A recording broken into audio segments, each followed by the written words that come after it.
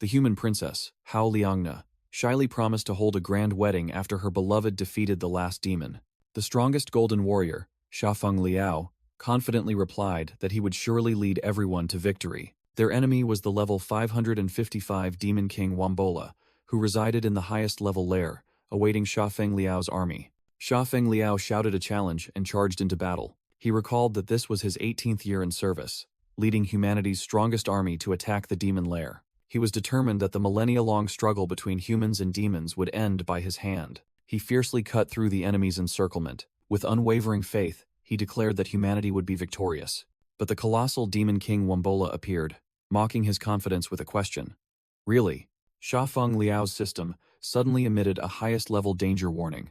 Wambola roared, deciding to self-destruct to take Shafeng Liao with him. In the desperate situation, Shafeng Liao could only stare in shock and curse. A terrifying explosion engulfed everything, and in his final moment, he realized he had died. A system screen appeared amidst the chaos, announcing he had only 2 minutes of life left. The system congratulated him for his immense contributions to humanity by leading the 511 army. Thanks to those contributions, he was granted an opportunity to be reborn. Without hesitation, Shafeng Liao accepted the offer. He woke up, realizing he had truly been reborn. Laughing arrogantly in his new body, he mocked the Demon King for failing to kill him. But then he froze, confused to find himself surrounded by a group of demon children.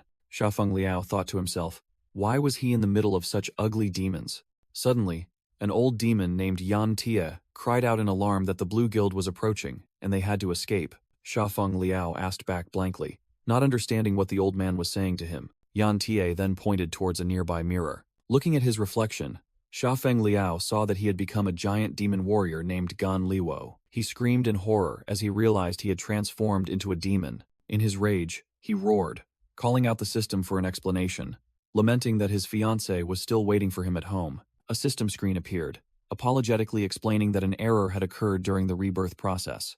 Shafeng Liao grabbed the system, demanding it fix the error, but it replied that it had prepared another rebirth opportunity. The system displayed a hint. If killed again, he would be reborn as a human, but suicide would not work. After the system disappeared, Shafeng Liao muttered that he needed to be killed again to return to being human. Meanwhile, other demons gossiped about Xiaogan's crazy behavior, while he was lost in worry about whether his fiancée would remarry. Suddenly, a demon sorceress named Lamer alerted that 12 members of the Blue Guild were within a kilometer. A scene showed other demon warriors being overwhelmed in battle against humans. Lamer frantically urged everyone to quickly escape through the emergency exit if they didn't want to be skinned alive. Shafeng Liao suddenly realized the ironic situation. Humans were nearby, and now he was a demon. An idea flashed, and he burst into maniacal laughter, realizing that if the humans killed him, he could be reborn. Without hesitation, he charged straight towards the path the humans were approaching. The other demons screamed in terror, trying to stop his reckless action.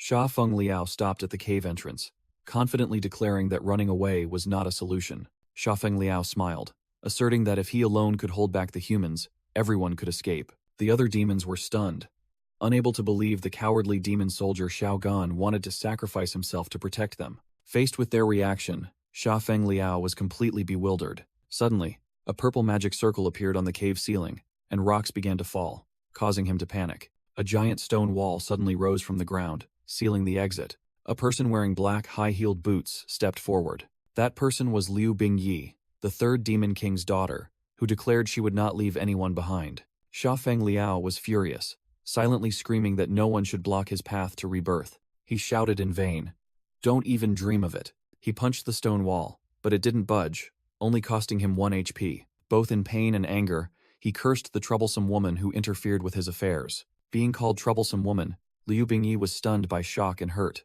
Yan Ti became angry, scolding Shafeng Liao for daring to be insolent to her highness. Shafeng Liao then braced himself, declaring not to underestimate a man's determination to sacrifice himself. Those words made Liu Bingyi blush in surprise, while 2 other little demons ignored it and left together. With a solemn expression, Shafeng Liao began a monologue about how he had always had to hide. He turned and walked away, grandly declaring that a brave demon had nothing to fear from humans. Then he turned back, begging the group not to stop him, to let him die with dignity. Hearing those words, Liu Bingyi's eyes welled up with tears. Yan Ti sighed, placed a hand on her shoulder, and advised, "Your Highness, let's go." Shafeng Liao eagerly rushed out, seeking a glorious death for reincarnation. He quickly found his target, a patrol of human soldiers. With a maniacal grin, he taunted, "Come here, my darlings, kill me." Seeing him as a lucrative experience pack, the entire troop immediately charged to attack. Shafeng Liao closed his eyes and savored the moment, thinking, "Reincarnation. I'm about to return to humanity." But suddenly, a purple energy arrow tore through the air. The soldiers were hit by a surprise ambush, while Shafeng Liao could only stare in bewilderment. On a high cliff, Yantie drew his bow, determined to protect his brave comrade. He lamented the years the demons had been oppressed since the Demon King's death. Then he placed his hand on Shafeng Liao's stunned shoulder, affirming, "This time, you were right." Immediately after, Liu Bingyi and other demon warriors appeared, declaring, "Today, the demons will fight back." The Blue Guild soldiers were completely stunned by the sudden turn of events. The mighty demon army had now gathered, ready to confront the enemy. Shafeng Liao was speechless, unable to believe that his suicide plan had turned into a full-scale counterattack. Liu Bingyi's power erupted, evolving to rank A, while her comrades chanted slogans of unity. The soldiers panicked, shouting, "Weren't their highest ranks only B? How can there be an A?" Liu Bingyi condensed a giant magic orb, ready to unleash the finishing blow. A massive, destructive energy beam shot out from the orb. In just a moment, the Blue Guild, once a glorious guild, was completely wiped out. Amidst the chilling silence, Shafeng Liao could only stand frozen, witnessing this unintended outcome. Shafeng Liao was speechless, unable to believe that not only did he not die, but he also leveled up. The system interface popped up, notifying him that he had received 10230 experience points and become a rank D demon, also suggesting he could still reincarnate as a human if killed again. Meanwhile, in the capital of the Yun Kingdom, another story was unfolding. Inside the magnificent Huo Manor, an important meeting was being held. Meidu Cao, one of the three great demon commanders, roared in anger upon hearing that the suspension bridge effect plan had failed miserably. A subordinate respectfully reported the entire incident. The original plan was for Her Highness Liu Bingyi to fall into a desperate situation, surrounded by the Blue Guild. Then, the young master Huo Wujun would heroically lead the demon soldiers to rescue her. This play was staged for Huo Wujun to showcase his masculinity in front of Her Highness. The ultimate goal was for him to win Liu Bingyi's heart after saving the damsel. But no one expected Her Highness to suddenly unleash her power and single-handedly destroy the entire Blue Guild, causing the mission to fail. The subordinate anxiously asked his superior what to do now. Having heard that, Her Highness had even awakened the Queen's power. Sitting on the main seat, General Huo An, another demon commander, declared that all military authority was in his hands. He asserted that with the status of the three great demon commanders, they would directly force Liu Bingyi to marry his son. Huo An ordered his son to be summoned back immediately so he could lead the troops to the court to propose tomorrow, while also dismissing the failed plan as useless. Contrary to Huo An's thoughts, Liu Bingyi was soaking in her bath, thinking that the young Gan Liwo was truly brave, indicating the suspension bridge effect had worked perfectly. She summoned her servant Lamer and ordered her to bring Gan Liwo to her so she could bestow a reward. Lamer became extremely excited at the word reward, her mind soaring with bold fantasies.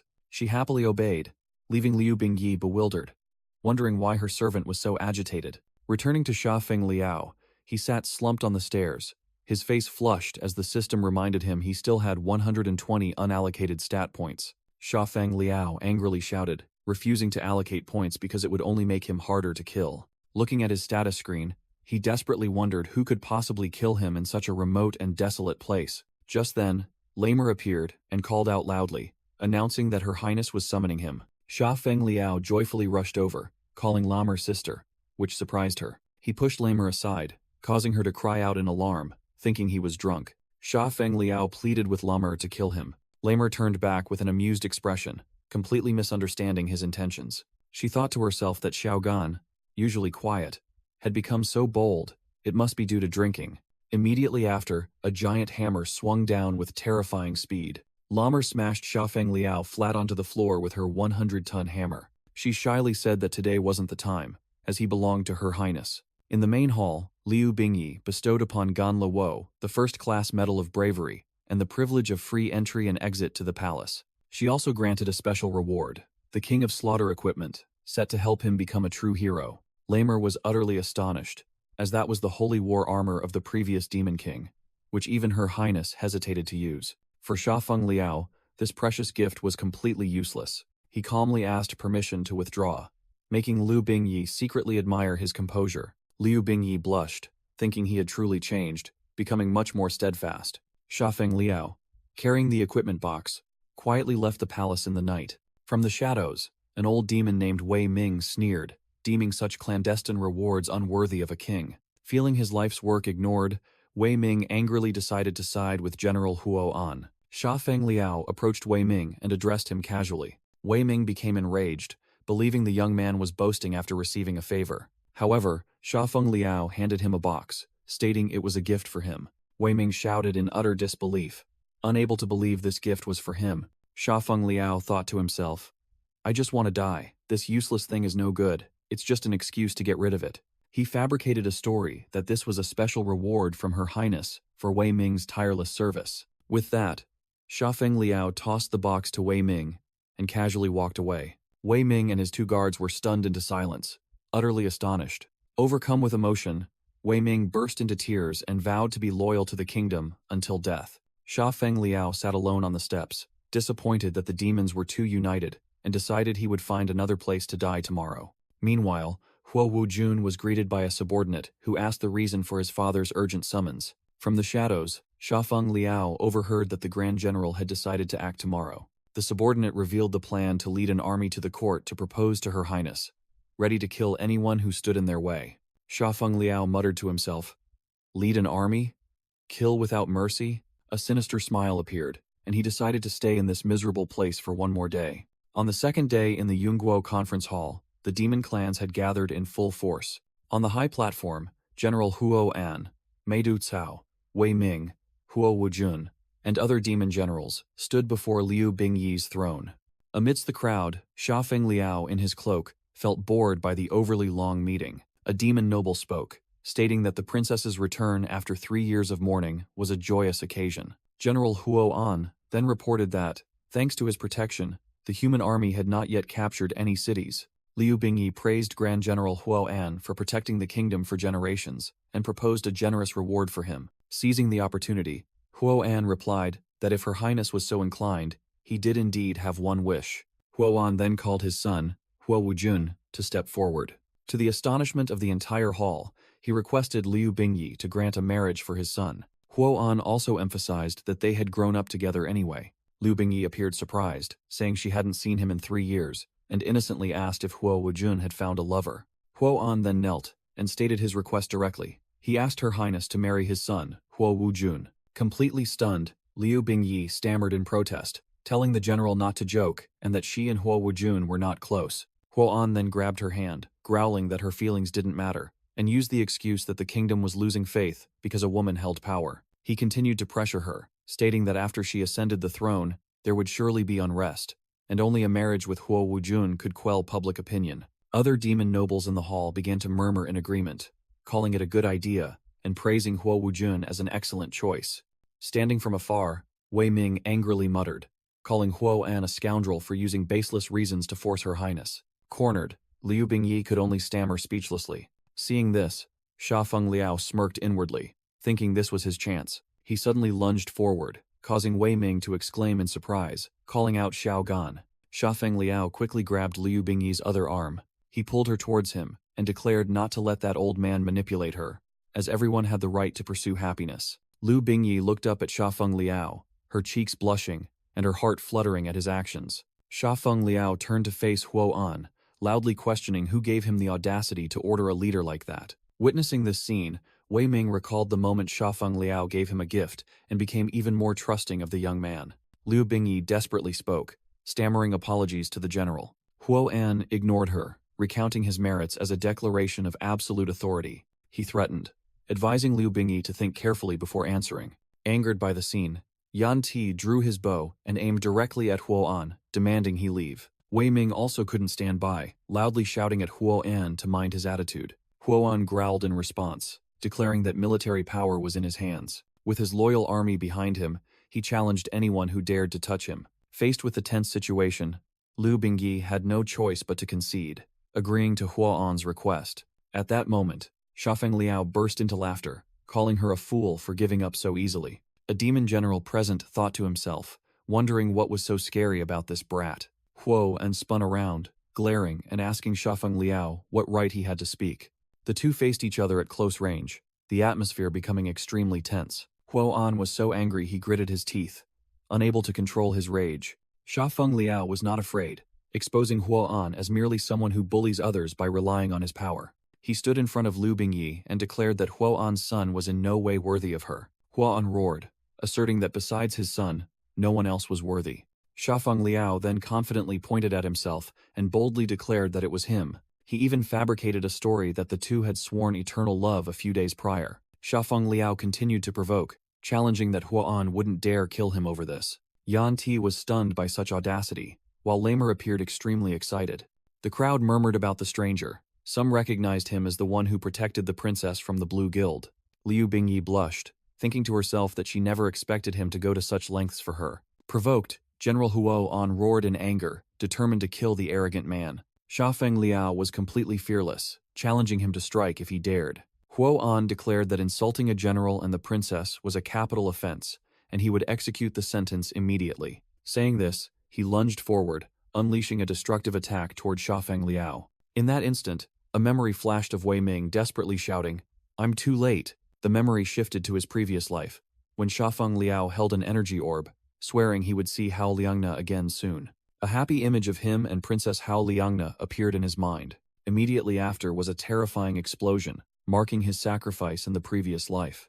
Back in the present, Huo's attack struck Shafeng Liao directly. A red-haired demon witnessed the scene with a confused expression. When the smoke and dust cleared, Shafeng Liao was still standing, without a scratch. The red-haired demon couldn't believe his eyes, astonished beyond words. A golden magic military order had been activated, blocking the fatal blow. The system announced that Shafeng Liao had leveled up, gaining 40 levels and becoming an A-rank demon. A subordinate of Liu Bingyi fearfully explained that the magic military order was a treasure that could only be used once in a lifetime.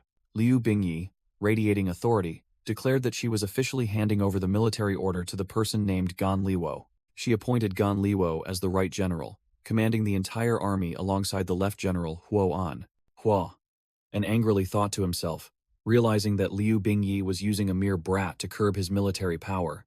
Huo loudly challenged, wanting to see who dared to acknowledge the new general. Despite the threat, Wei Ming was the first to speak up, congratulating Right General Gan Liwo. Yan Ti immediately followed suit, also bowing to the new general. Immediately after, all the soldiers bowed in unison, shouting congratulations to General Gan. Shafeng Liao secretly felt disgusted, comparing the feeling to having swallowed something awful. Huo reluctantly acknowledged the magic military order, but immediately questioned how someone who had never commanded troops could convince the battle-hardened demons. He set a condition. If Shafeng Liao passed the Ancestral Demon Cave, he would personally hand over the military seal. Wei Ming angrily exposed Huo's scheme, stating that nearly 100 years had passed since anyone survived returning from that place. Liu Bingyi also vehemently objected, asserting that it was a forbidden place and entering meant certain death. Shafeng Liao was stunned to hear that it was a life-or-death trial. Seeing everyone hesitate, Huo laughed loudly, mocking them as a bunch of cowards. Contrary to expectations, Shafeng Liao happily agreed, eagerly demanding to go to the demon cave immediately. Everyone, including Huo and Liu Bingyi, was dumbfounded by his reaction. The narration recounted that 200 years ago, the ancestral demon king of the Liu clan sacrificed himself to protect his people. He sealed his final energy within a cave, but for the past 100 years, no one has passed the trial. Huo added another condition. Entering the cave required a team of at least 2 people, then challenged anyone to dare accompany him. The crowd murmured and discussed. No one wanted to enter such a dangerous death trap. Huo contemptuously suggested that if he couldn't even find one companion, Shafeng Liao couldn't possibly command tens of thousands of troops. Amidst the silence, an arm decisively shot up, declaring readiness to go along. The volunteer was none other than Huo Wujun, an A-rank assassin and demon lieutenant. Huo angrily questioned his son, Huo Wujun, for acting on his own initiative. Huo roared, asserting that Huo Wujun was the future of the Yun Kingdom and could not be risked. Huo Wujun declared solemnly that if the Yun Kingdom needed a king, it must be someone acknowledged by the ancestors.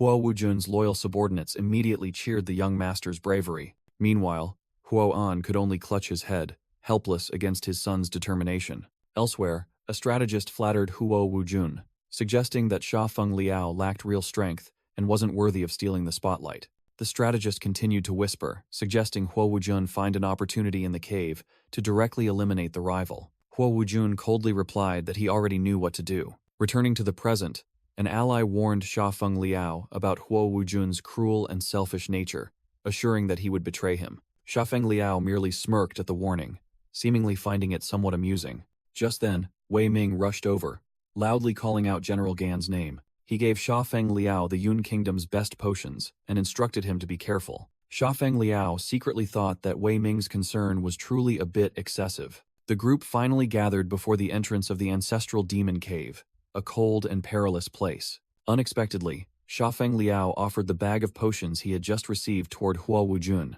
A blonde woman, who appeared to be the guide, asked both of them if they were truly ready. From afar, Lamer and the others watched anxiously, secretly praying for Xiaogan's safety. Huo Wujun shouted the order to depart, while the narration signaled that a demon king was about to be born. Sha Feng Liao responded with a wicked smile, ready for any scenario. The guide activated the magic circle, opening the path of destiny for both of them. The female commander activated a massive teleportation array, emitting a brilliant golden light. Sha Feng Liao and Huo Wujun entered the Ancestral Challenge dungeon, where D-Class by ghost souls were lurking. Huo Wujun appeared cautious, unsure what kind of monsters awaited them in the cave. Sha Feng Liao recalled the warning that Huo Wujun was arrogant, cruel, and would certainly stab him in the back. Suddenly, Sha Feng Liao feigned panic, complaining about his weak attire, which confused Huo Wujun. Huo Wujun secretly mocked Sha Feng Liao's careless action of exposing himself to invisible enemies. With a provocative smile, Sha Feng Liao turned his back and challenged Huo Wujun to strike. Huo Wujun did not hesitate, drawing a flaming blade from his armor. Just as expected, Sha Feng Liao thought to himself, preparing to unleash a skill called Flower. A glowing green flower suddenly appeared in front of him. An attack named Flower Strike shot past, astonishing Sha Feng Liao. That skill wasn't his, but belonged to a bi-ghost soul that had just materialized and snatched the flower. The demon immediately lunged to attack Huo Wujun. Sha Feng Liao was completely dumbfounded by this unexpected turn of events. Both stood in a suddenly transformed space, surrounded by sharp crystals. Huo Wujun yelled, and a similar flower formed in his hand. Two other bi-ghost souls were rapidly rushing toward them. A massive swarm of demons descended from above, obscuring the entire sky. In the midst of this, Sha Feng Liao raised his hand, showing delight at the perilous situation. Sha Feng Liao and Huo Wujun were surrounded by a massive blue energy net, an attack from the swarm of demons ambushing them from above. Huo Wujun confidently explained that he had seen through Sha Feng Liao's plan, deliberately acting weak to lure out the monsters, then letting him, the strongest one, clean up everything. He sneered, believing Sha Feng Liao shouldn't dream of catching up to him this way. Sha Feng Liao made a mocking face, sarcastically remarking that this was the first time he had seen Huo Wujun use his brain so well. Naturally, Huo Wujun replied, revealing a sharp blade in his hand. He yelled assassination and charged straight into the middle of the monster swarm. Huo Wujun's hand burst into fierce flames as he prepared to unleash his ultimate technique. With a shout of flower, Huo Wujun unleashed a fiery slash that swept through the enemies. Sha Feng Liao thought to himself that his original plan was just to let Huo Wujun stab him, but this idiot had imagined a scenario of cooperation. He realized that Huo Wujun's high-damage attack had created a taunt effect, causing all the monsters to now target him alone. With the current danger level at 0, Sha Feng Liao bitterly admitted that he had become the safest person here. He gritted his teeth, determined that he absolutely must lure all these monsters to kill him. Sha Feng Liao checked his status panel, wondering where to allocate his remaining 480 attribute points. The two proceeded deeper inside. Sha Feng Liao figured they had reached the deepest area of the map. Huo Wujun began to grow suspicious upon seeing that Sha Feng Liao still hadn't made a move. He concluded that perhaps Sha Feng Liao had no power at all, just a useless freeloader looking to gain experience. Suddenly, the system sounded a danger warning as Sha Feng Liao charged forward, triggering the Demon King's Messenger Defense Battle event. A massive demonic foot slammed down onto the ground, signaling the appearance of a formidable enemy. The system announced an A-rank mission. Survive the siege of the Demon King's Messenger for 20 minutes, an enemy with no weaknesses. Huo Wujun narrowed his eyes, focusing intently on the battle. He dodged a massive attack and shouted the name of his skill, Flower. A stream of green energy violently clashed with his fiery attack. Huo Wujun was stunned, realizing his attack wasn't as effective as expected. He looked up at the giant monster standing impervious in the flames. The Demon King's messenger retaliated by firing a destructive energy beam downwards. The explosion created a massive crater on the ground. However, Huo Wujun still stood firm, his body enveloped in a layer of black, spiky armor. He was surprised to see something charging out of the explosion. 2 thorny vines suddenly shot towards him.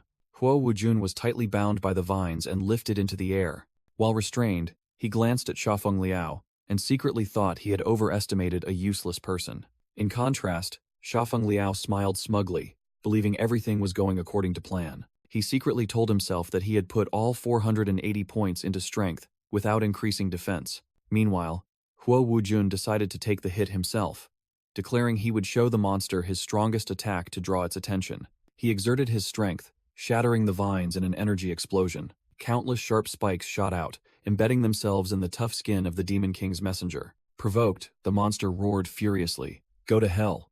Huo Wujun didn't flinch, shouting back a curse in response. Another fierce explosion erupted, signaling the intense clash between the two. At the epicenter of the explosion, Huo Wujun stood firm after unleashing a destructive attack. However, the Demon King's messenger still stood tall without a scratch. Possessing a 90% damage reduction ability, Huo Wujun realized in horror that his attack couldn't even break its armor. Sensing danger, he quickly jumped back to evade the monster's counterattack. At the same time, the other messengers also began to act, preparing to surround him. Huo Wujun was cornered, while Shafeng Liao, in the distance, casually turned his back and walked away. But that was just a feint. Shafeng Liao suddenly accelerated, charging towards the enemy. He targeted a fire messenger, approaching it from its blind spot behind its back. A powerful scale-armored punch was unleashed. With just a single blow, the fire messenger was shattered into dust. The 2 remaining messengers turned in shock to look at Shafeng Liao, completely surprised by his power. They immediately ignored Huo Wujun, who was on the ground, and redirected their attacks. Huo Wujun stared in astonishment as Shafeng Liao single-handedly faced 2 giant monsters. Shafeng Liao secretly thought he hadn't expected putting all his points into strength would yield such astonishing results. Huo Wujun suddenly realized that the weakness of these messengers was their backs. He smiled in admiration, understanding that Gan Liwo had calculated everything to lure the enemies into revealing their weaknesses. A system notification appeared, stating that Shafeng Liao had become the priority target for all monsters. But he just stood there, with his arms crossed, completely unfazed by the taunt effect that had just activated. Shafeng Liao smirked. His plan had succeeded. Now all of them were targeting him. He calmly analyzed that an A+ ranked demon with extremely high attack power could crush him with a single punch. Shafeng Liao provocatively yelled, "Come here!" Facing the charging Demon King's messenger, he feigned panic, secretly thinking he was about to turn back into a human. But immediately after, he flashed a cunning, self-satisfied smile. Meanwhile, Huo Wujun also made his move, shouting the name of his skill, Flower. He unleashed piercing poison thorn transformation directly at the Demon King's messenger. Shafeng Liao was astonished to see the attack seemingly have no effect. Indeed, the messenger's spiky armor had completely blocked Huo Wujun's attack. After the fire messenger was destroyed, only 3 Demon King's messengers remained on the battlefield. Shafeng Liao suddenly froze as he realized something. Huo Wujun turned back and told him, declaring he had figured out the strategy. Their weakness was their backs. One person taunts, the other attacks. He winked and confidently said that he understood, believing the taunt effect had shifted to Shafeng Liao. Shafeng Liao yelled in panic. Understood what? Contrary to expectations, the messengers shifted their targets to Huo Wujun, causing Shafeng Liao to furiously yell at them. He shouted loudly, demanding they turn back and attack him. Without hesitation, Shafeng Liao charged forward, piercing through the dark shadows to block the messenger's path. He successfully stood between the monsters and Huo Wujun. The system announced that the taunt effect had once again shifted. Shafeng Liao smirked, challenging the messengers. "Come and kill me." He confidently stood alone, facing 2 giant monsters poised to attack. While they were distracted, Huo Wujun delivered a precise kick to the head of the Demon King's messenger. Shafeng Liao roared, taunting the Demon King's messenger. Even as Huo Wujun frantically yelled at him not to run, he immediately struck down the monster and complained to himself that he had accidentally used too much force again. Facing the last Demon King's messenger, enveloped in lightning, Shafeng Liao realized this was his final chance. With a crazed smile, he rushed forward, challenging the Demon King's messenger to punch him. The monster responded with a swing of its arm, full of electrical energy, aimed directly at Shafeng Liao. He maintained his excited expression as he braced for the impending attack. After a single slash, Shafeng Liao stood before the disintegrating enemy and declared that the last one had been defeated. As the last messenger's body vanished, a notification appeared, confirming that all had been annihilated. Huo Wujun praised their unbeatable tactics in astonishment, and Shafeng Liao agreed about their perfect coordination. Immediately after, Shafeng Liao screamed again with a horrified expression, denying that they had coordinated at all. While Shafeng Liao was still panicking, Huo Wujun smiled and acknowledged him as a worthy opponent for the future. Suddenly, the ground shook violently as a mysterious voice echoed from deep within the cave. Blue energy erupted from the cracks, while the voice continued to comment that no one dared to challenge the status of a king. A colossal pillar of energy erupted from the ground, creating a blinding explosion of light. As the light faded, a gigantic figure gradually emerged. The demon dragon Liu Yun appeared, congratulating them both on passing the test. It immediately announced the final challenge. Within 10 minutes, only one of them was allowed to survive. Liu Yun stipulated that the survivor would receive the title of king, otherwise it would personally kill them both. Huo Wujun turned back with an enraged expression, unable to believe the cruel demand they had just heard. Huo Wujun screamed in horror. Kill each other? He secretly thought that he was the future of the Yun kingdom and could not die, but also admitted that the strength of the person before him was unfathomable. In stark contrast, Shafeng Liao broke into a delighted smile, seeing this as a heaven-sent opportunity. He realized this was the most direct chance to die, and began to take off his jacket. Seeing his opponent's nonchalance, Huo Wujun believed that Shafeng Liao was determined to win, and told himself he could not lose. Shafeng Liao finished taking off his jacket and challenged, "Since only one person can leave alive, make your move." As Shafeng Liao continued to take off his shoes, Huo Wujun became bewildered, wondering if this was a trap. Shafeng Liao stood up, shirtless, and asserted that he had no spatial bag, with only his pants remaining on him. He puffed out his chest, urging Huo Wujun to stab him to claim the title of king and become the sole new generation king. Huo Wujun cautiously asked, "What trick are you playing? You're about to succeed, yet you're giving up?" Losing patience, Shafeng Liao growled, "You're really annoying. Why are you still hesitating?" He grabbed Huo Wujun's hand, pulled the weapon towards himself, and listed the achievements his opponent had attained.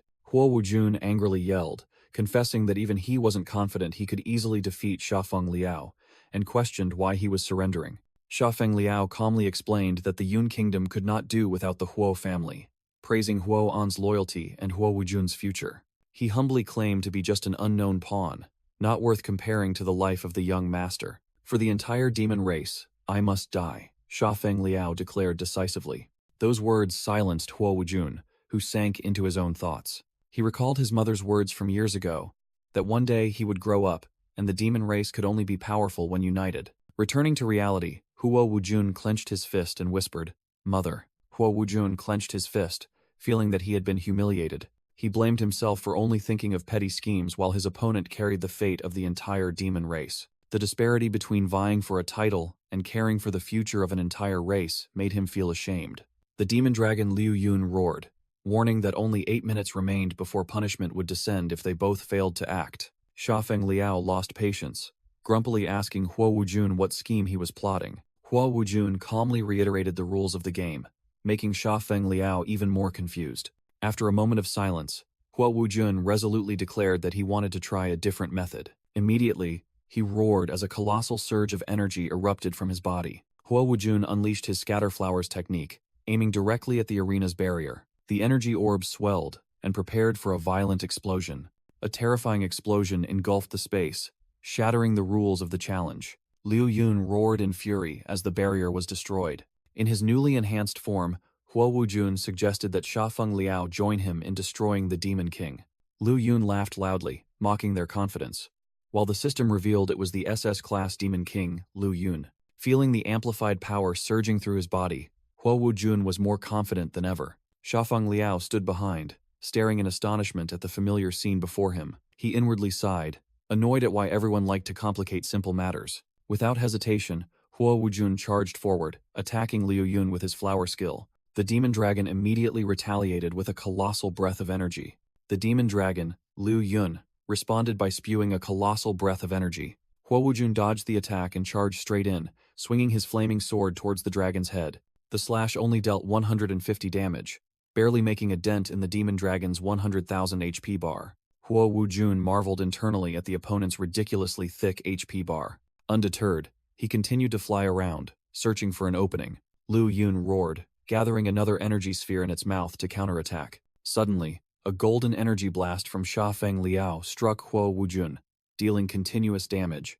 Huo Wujun turned around, completely bewildered by the unexpected attack from his ally. Sha Feng Liao had used the taunt skill, forcing the Demon King to switch its target to him.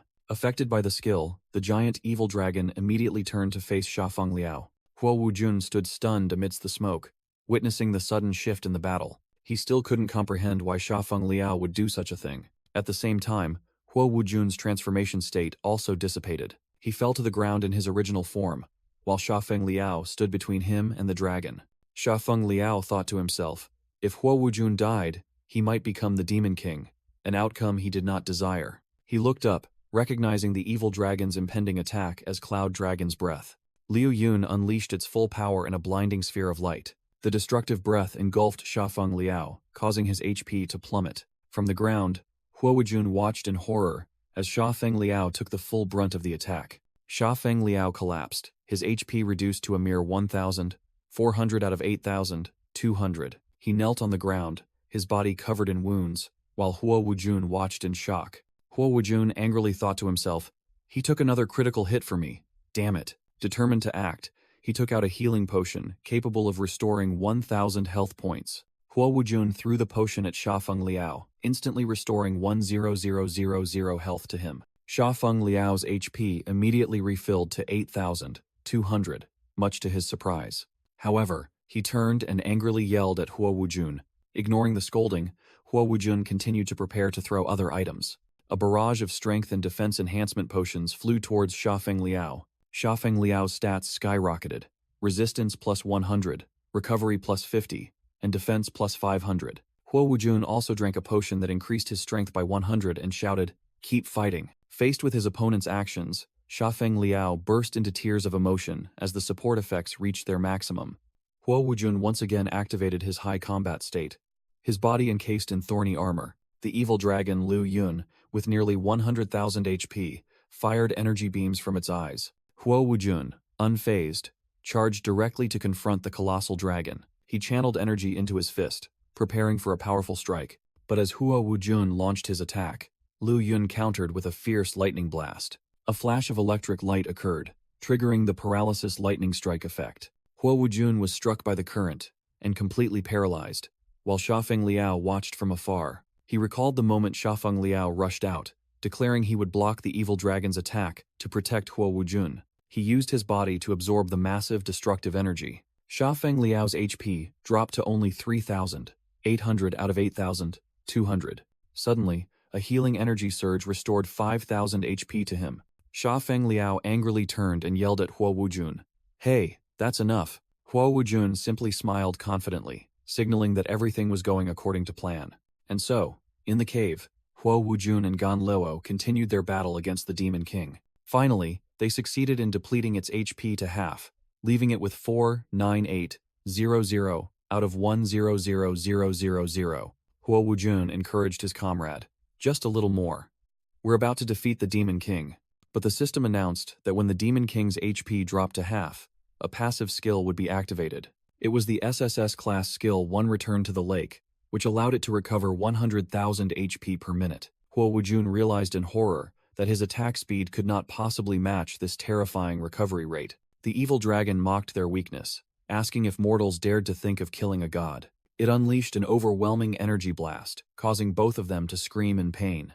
Against absolute power, courage became meaningless as they were poisoned, weakened, stripped of buffs, and had their defense reduced. Both Sha Feng Liao and Huo Wujun collapsed, continuously losing health. Sha Feng Liao lay face down on the ground, unable to move. Huo Wujun's system activated its near-death protection function, blocking a fatal blow. He sat up, despairingly admitting that he had used up all his healing potions. The evil dragon roared, preparing to unleash its final attack.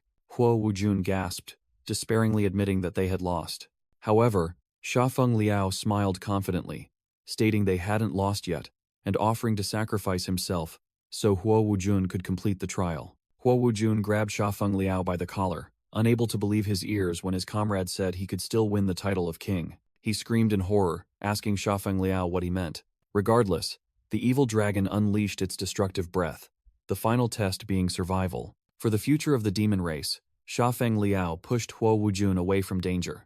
Engulfed by the light, Shafeng Liao thought to himself that even as a demon, Huo Wujun wasn't too troublesome. Huo Wujun desperately screamed his comrade's real name, Gan Liwo, as he vanished into the light. The destructive energy engulfed everything, ending the battle. The flashback ended, and Huo Wujun sat alone amidst the dissipating smoke. He numbly recalled Shafeng Liao's sacrifice. Suddenly, the evil dragon's spirit appeared, congratulating him for finally passing the ancestors' trial. It explained that a past king had hidden his most precious skill within the demon cave, awaiting a strong, recognized individual. The system announced Huo Wujun received countless rewards, while the evil dragon revealed that for 200 years, those who passed had slaughtered each other. Huo Wujun realized that even if he survived, he was not qualified. The evil dragon declared that only the two of them had supported each other, showing faith in protecting the demon race without fear.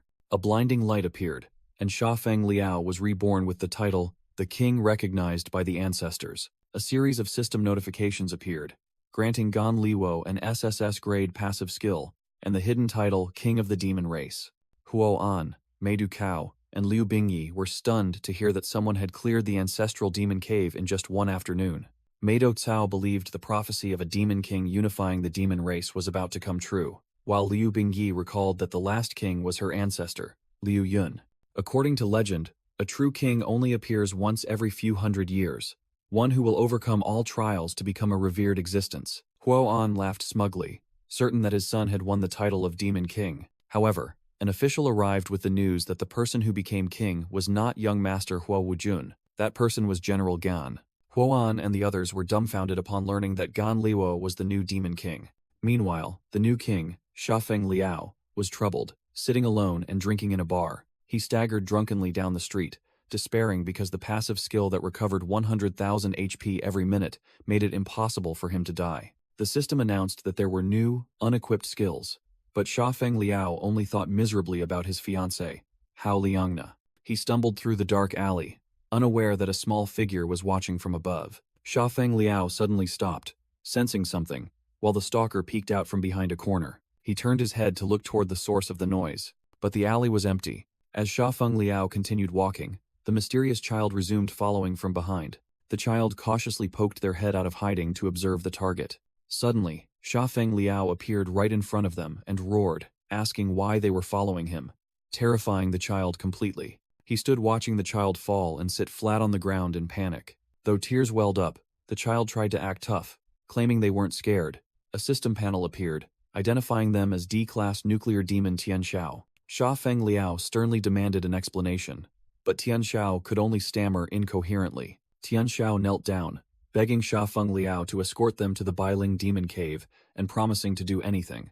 Shafeng Liao took the letter, while an old, raggedly dressed man stealthily approached from behind. He read the letter promising 3 wishes at the Bailing demon cave and wondered about the place. Tianxiao explained that they had been rejected for being underage and believed Shafeng Liao could help them get inside. The strange man yelled, claiming this was clearly a scam message and that no one should believe it. Shafeng Liao, however, became excited, asking if it was true that all wishes would be granted, stunning the other man. He blushed excitedly, recalling that he had once heard about a legendary fountain of wishes in demon lore. Shafeng Liao grabbed Tianxiao's hand, believing this opportunity was real after hearing the child paid 50,000 coins to obtain it. The old man became even more certain that this was a scam. He sarcastically mocked Shafeng Liao's luck, and the latter proudly agreed. Tianxiao sadly revealed that they had spent all their savings to buy this ticket because their mother was gravely ill and only had 1 month left. Shafeng Liao suddenly declared he would go along, on the condition that he be given 1 wish. He smirked, thinking to himself that simply wishing to be reborn as a human would be enough. Tianxiao generously offered him 2 wishes, as long as their mother was saved. The old man praised Tianxiao's filial piety and told the child not to worry, their mother would be saved. Suddenly, he realized that the Bai Ling Demon Cave was the name of a black market scam group operating recently. Shafeng Liao and Tianxiao arrived in front of a cave with a large metal gate, and he excitedly stepped forward. He placed the letter on the gate's scanner, and the authentication process was completed. The door slowly opened, and Tianxiao joyfully exclaimed that the door was open. From a surveillance screen, a mysterious voice echoed. Another fish has taken the bait. From above, a ringleader ordered the door to be closed, and the newcomers trapped. He instructed his subordinates not to hit too hard, because if they died, they wouldn't be able to work. Immediately, a massive iron door slammed shut, blocking the retreat of Xiaofeng Liao and Tian Xiao. Suddenly, a muscular demon with orange hair rushed forward, delivering an energy-charged punch. Seeing Xiaofeng Liao in danger, Tian Xiao frantically screamed, "Watch out, big brother!" However, Xiaofeng Liao merely glanced sideways, seemingly unconcerned about the attack. The powerful punch landed directly on his face, dealing 5 points of damage. But the passive skill, Rewind, immediately recovered the lost HP. And Xiaofeng Liao smiled, asking if this was the Bailing Demon Cave. The orange-haired demon, a D-class demon, was stunned to see his opponent completely unharmed after his full-power strike. Facing a group of 4 demons, Xiaofeng Liao calmly stated that they were there to make a wish. He started to feel confused, wondering if he had come to the wrong place. The orange-haired demon burst out laughing, mocking Xiaofeng Liao's naivety and revealing that it was just a trap. He continued to call Xiaofeng Liao an idiot, but the latter persistently pressed him about the Fountain of Wishes. The entire group of demons roared with laughter, saying the story of the fountain was just a fairy tale used to trick children. The truth was revealed. This was the lair of the largest human trafficking organization in the Yun Kingdom, specializing in luring fools to capture them for forced labor. The demon wearing the cowboy hat cruelly threatened to chop off the limbs and sell the organs of anyone who disobeyed, sneering that no one would notice if lowlifes like them disappeared. He continued to size up Xiaofeng Liao, judging that his skinny physique was only suitable for military assembly work. With that, he abruptly grabbed Xiaofeng Liao by the collar, demanding that he know his place like a good dog. But before he could finish speaking, the cowboy demon was sent flying backward by an extremely powerful blow. Xiaofeng Liao stood there with an energy-radiating fist, leaving the 2 remaining demons terrified and confused about what had just happened. The cowboy demon was struck down, his body hanging lifelessly. Xiaofeng Liao pondered, wondering how many times this had happened. He thought that ever since his reincarnation, he had continuously experienced these shattering illusions. The orange-haired demon roared angrily because Xiaofeng Liao dared to resist and ordered his comrades to put on their armor. Immediately, parts of the high-tech armor flew toward the 3 demons. The pink-haired female demon was quickly encased in the battle armor. All 3 shouted, activating their ultimate combat mode. The system confirmed they were equipped with B++ military-grade armor. The leader was confident that this was the perfect opportunity to test the new armor and teach Xiaofeng Liao a lesson. Following the command, all 3 charged toward Xiaofeng, Liao, and Tian Xiao. Due to the alcohol, Xiaofeng Liao's emotions surged, and he decided to fight with everything he had. His rage erupted, and he activated Drunken Mode, Rage skill. Roaring in anger, Xiaofeng Liao unleashed a powerful armor-breaking kick. The attack generated a massive surge of energy that swept across the battlefield. In just a moment, 2 sets of B++ armor were completely destroyed. Xiaofeng Liao gritted his teeth, his face revealing extreme fury. The 2 defeated demons quickly knelt, begging for their lives, while Tian Xiao was astonished by his big brother's power. The remaining demon tearfully explained that they were only forced into this and could not escape the powerful force behind them. Hearing that, Xiaofeng Liao immediately sobered up and placed his foot on the orange-haired demon to interrogate him. He screamed that the one behind them held the highest position in the Yun Kingdom, and a general would soon arrive to destroy him. Xiaofeng Liao angrily calculated that the mastermind of this deception must be among the 3 newcomers. Suddenly, a massive metal door was blasted open by a powerful surge of energy. The restrained orange-haired demon burst into a triumphant laugh, declaring that the general had arrived and Xiaofeng Liao was about to die. Xiaofeng Liao and Tian Xiao both looked up toward the newcomer. A massive figure stood amidst the rubble, asking who was causing trouble here. It was a large, fat demon with giant blue horns, accompanied by a hooded, blonde-haired subordinate. Xiaofeng Liao recognized the leader, which angered one of the leader's skinny subordinates because his master had been insulted. The system confirmed the newcomer was Meido Pang, an A-class warrior and the younger brother of Meido Cao. The defeated subordinates quickly begged Meido Pang for mercy, denying that they had revealed anything. Without warning, Meido Pang acted ruthlessly, exploding the head of one of the subordinates. Tian Xiao screamed in horror at his brutality. Meido Pang contemptuously called the subordinates useless trash for failing to deal with an unknown nobody. Meanwhile, the blonde-haired assistant was trying to recall where he had previously met Xiaofeng Liao. Meido Pang turned and threatened Xiaofeng Liao, saying he must die for knowing too much. Xiaofeng Liao calmly replied, calling him fatty and admitting he had a bit of strength. He smirked provocatively, challenging Mei Dopang to try and attack him. Sha Feng Liao set a condition. He had 10 minutes to kill him. With glowing eyes, he warned that if Mei Dopang failed, he shouldn't blame Sha Feng Liao for being cruel. Everyone present, from the assistant and Tian Xiao to Mei Dopang himself, was stunned into silence. Mei Dopang looked down at Sha Feng Liao's small figure, unable to comprehend the 10-minute challenge. Mei Dopang scoffed, threatening to take Sha Feng Liao's head in 1 second. While the hooded assistant was excited by the general's attack, Tian Xiao screamed in terror. Mei Dopang charged forward at terrifying speed, unleashing a devastating punch. The punch landed, reducing Sha Feng Liao's HP bar by 500 points. Although knocked away, Sha Feng Liao immediately recovered 800 HP. Mei Dopang landed, looking back in confusion, because his opponent had not fallen. Sha Feng Liao stood up, his HP bar full again, and commented that his opponent seemed stronger than the others. With a provocative smile, he challenged Mei Dopang to unleash his strongest ultimate move. Mei Dopang frowned, not expecting a weak nobody to have such guts. Sha Feng Liao shouted, reminding him that 10 minutes would pass very quickly. Enraged, Mei Dopang roared for daring to look down on him and began channeling his power. He rushed forward like a whirlwind, his eyes burning with hatred. A critical strike consisting of 5 consecutive whips rained down on Sha Feng Liao. Sha Feng Liao was knocked away, tumbling across the ruined ground. Mei Dopang continued to unleash a fierce 8-hit combo. Witnessing the scene, the hooded assistant exclaimed in shock as he suddenly remembered who that person was. After the barrage of attacks, Mei Dopang panted from exhaustion, standing over Sha Feng Liao's motionless body. But Sha Feng Liao's HP bar recovered at a rate of 1,666 points per second, and he demanded that his opponent not stop. Mei Dopang broke out in a cold sweat, horrified by the unbelievable sight. He gathered all his remaining strength, bracing himself for the strongest whip, a final explosive blow.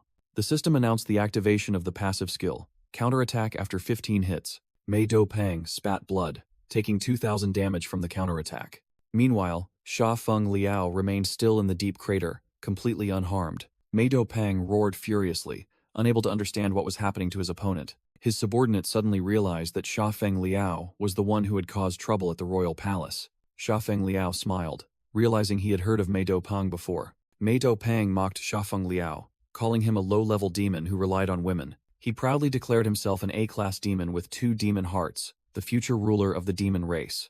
Mei Dopang began channeling his power, summoning his hidden strength. An A-class cloud ice battle armor enveloped his massive body. Seeing this, Sha Feng Liao merely spread his arms, challenging the transformed enemy. Mei Dopang roared in anger, his eyes glowing brightly inside the armor. He poured all his energy into preparing for an ultimate combo attack. With terrifying speed, Mei Dopang charged forward, unleashing his final assault. Sha Feng Liao endured a flurry of blows, with countless small damage numbers appearing. The continuous combo attack generated a massive energy explosion.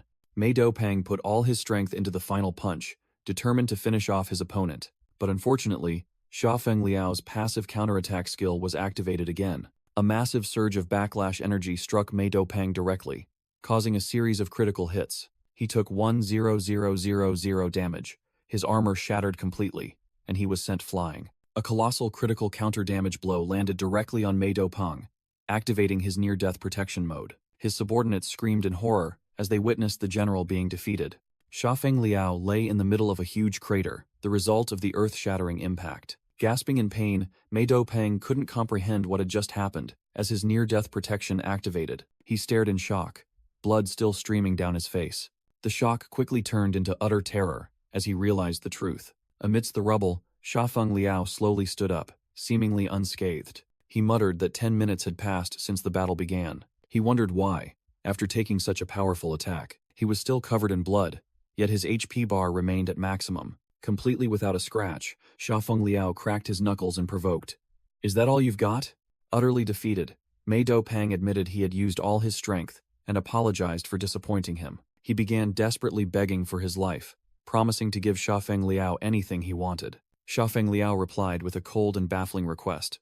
"I want you to let me die." Overwhelmed by fear, Mei Dopang clung to his leg, wailing, "Big brother, stop joking. Who exactly are you?" Just then, a powerful figure appeared, referred to as the right-wing general. Mei Dopang's subordinate quickly begged the newcomer to save his younger brother, but Meidu Cao coldly refused and addressed Shafeng Liao as General Gan. Meidu Cao respectfully informed General Gan that this was the former Demon King's weapons factory, while Tian Xiao looked on in awe. Meidu Cao bowed and apologized for the misunderstanding, but Shafeng Liao indifferently stated he didn't care about Meidu Pang's life. As Shafeng Liao turned to leave, he secretly felt disappointed by the strongest weapon the demons boasted about. Shafeng Liao suddenly stopped, remembering something he still needed to do. He turned back with a sinister smile, asking Meidu Pang if he was still willing to give him anything he wanted. Shafeng Liao repeated Meidu Pang's boast about having 2 demon hearts, causing the fat demon extreme terror. In despair, Meidu Pang screamed for his brother to save him. As the operating room door slammed shut, tied tightly to the operating table, he pleaded for mercy while the demon doctors prepared their instruments. A doctor reassured him that he wouldn't die from losing 1 heart, then prepared to administer the anesthetic. While Meidu Pang's screams echoed, Tian Xiao outside bowed, thanking Shafeng Liao for saving his mother. Shafeng Liao mused, wondering when his own wish would come true. He quietly wondered how his fiancée, Hao Liangna, was doing now. Elsewhere, Meidu Cao anxiously asked his subordinate if Shafeng Liao had discovered the energy storage device. Both affirmed that they must protect the demon essence, the strongest energy weapon of the Yun Kingdom, at all costs. Suddenly, Meidu Cao sensed something, and announced that the human army was approaching. A fleet of human combat airships aggressively tore through the night sky. A blonde commander stood before the ranks of soldiers, ordering the entire army to prepare for battle. The airships began to land, preparing for a large-scale assault. In a luxurious room, Hao Liangna whispered that this battle should have been commanded by Xiao Feng. She sat beside Shafeng Liao's preserved body, saying she missed him dearly. Hao Liangna gently stroked his face and promised that they would meet again soon. Shafeng Liao's body from his human life lay there, peaceful, as if asleep. In a chaotic dream, a voice echoed, ordering the assassins to kill Shafeng Liao. 2 blades pressed against his neck, causing negligible damage. Shafeng Liao screamed a frantic challenge. His HP instantly recovered. The attackers were stunned by the target's unbelievable reaction. He tore at his hair, desperately yelling that they were all trash and wondering if anyone was strong enough to kill him. Shafeng Liao woke up from the nightmare, drenched in sweat. He sat up in bed, realizing it was yet another dream. An attendant entered, announcing that Her Highness had summoned an emergency military meeting and invited General Gan to attend. Shafeng Liao was secretly surprised by the sudden summons. He arrived at the meeting room door, where 2 masked guards were strictly standing watch. In the meeting room, Liu Bingyi informed the generals that the human army had undergone a leadership change and seemed to be preparing to attack sooner than expected. She revealed a worrying piece of information. This time, the humans had mobilized an army of over 10,000 warriors. Therefore, she had summoned the most important generals of the Yun Kingdom to discuss strategy together. Huo An recalled the large-scale battle 10 years ago, when they had to use all their strength, even resorting to assassination plots, just to hold on to the kingdom. He stressed that back then, the humans only sent 5,000 troops, but now the enemy was twice as strong while their own forces had not improved. Huo An proposed a strategy of defensive resistance and ordered his son, Huo Wujun, to lead a vanguard to request aid from the alliance. Huo Wujun immediately obeyed his father's command.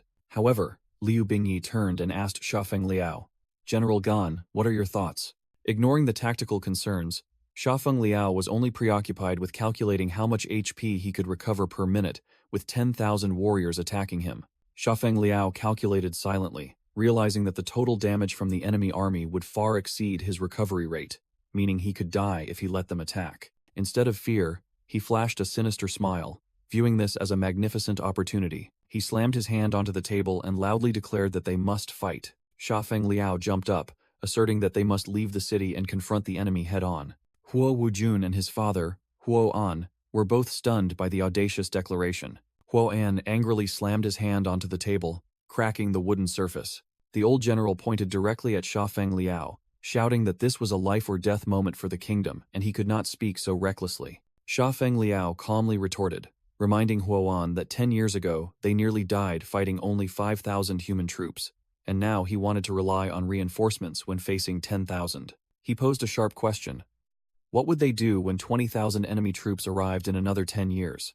He pointed toward them, questioning whose hands they would place their fate in then. Shafeng Liao loudly asked the entire council if they dared to seize their own destiny, causing Huo Wujun to exclaim his name in astonishment. He continued his rebuttal, asking who dared to say that the demon race's military strength had not improved. A golden emblem certifying the king, recognized by the demon ancestors, appeared behind him as he proudly pointed to himself and asked, "Who am I?" With a confident smile, Shafeng Liao declared that he was the greatest change in their military power. Liu Bingyi looked at him with admiration, emotionally calling out Gan. Two officials in red robes realized he was the true demon king of prophecy, who would unite and lead the demon race toward the light. Huo An roared in anger, accusing Shafeng Liao of trying to push millions of demon soldiers to their deaths. He continued to yell, arguing that someone who had never been on a battlefield like Shafeng Liao could not understand its brutality. Shafeng Liao turned his back, coldly asking if victory was free and if the enemy would give them a second chance after a successful ambush. Shafeng Liao pointed at Huo An, challenging him. "Do you think you can win with that defeatist attitude?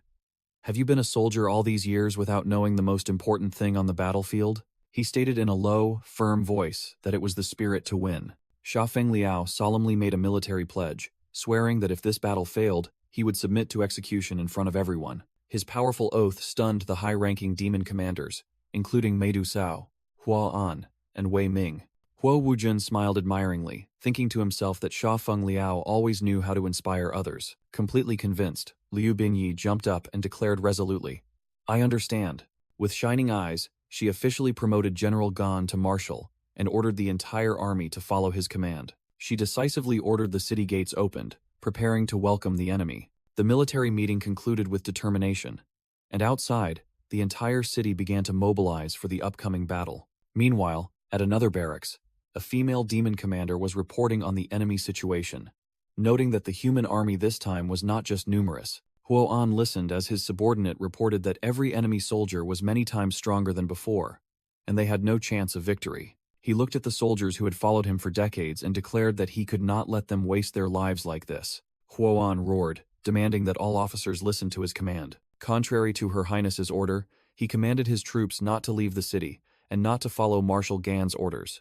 Huo An clenched his fist, asserting that if there was any blame, he alone would bear the entire responsibility. A few days later, the human army arrived at the border city of the Yun Kingdom. The entirety of the Holy Nation's 21st Legion deployed its formidable forces. From a distance, a human commander with a scar across his face was observing the situation through binoculars. That person smirked, confidently declaring that the end of Yundu was near. The human commander with the scar across his face ordered, "Begin the siege." Another soldier joyfully relayed General Shin's order, shouting that no demon should be spared. Immediately, the humans' heavy artillery opened fire, launching massive shells toward Yundu.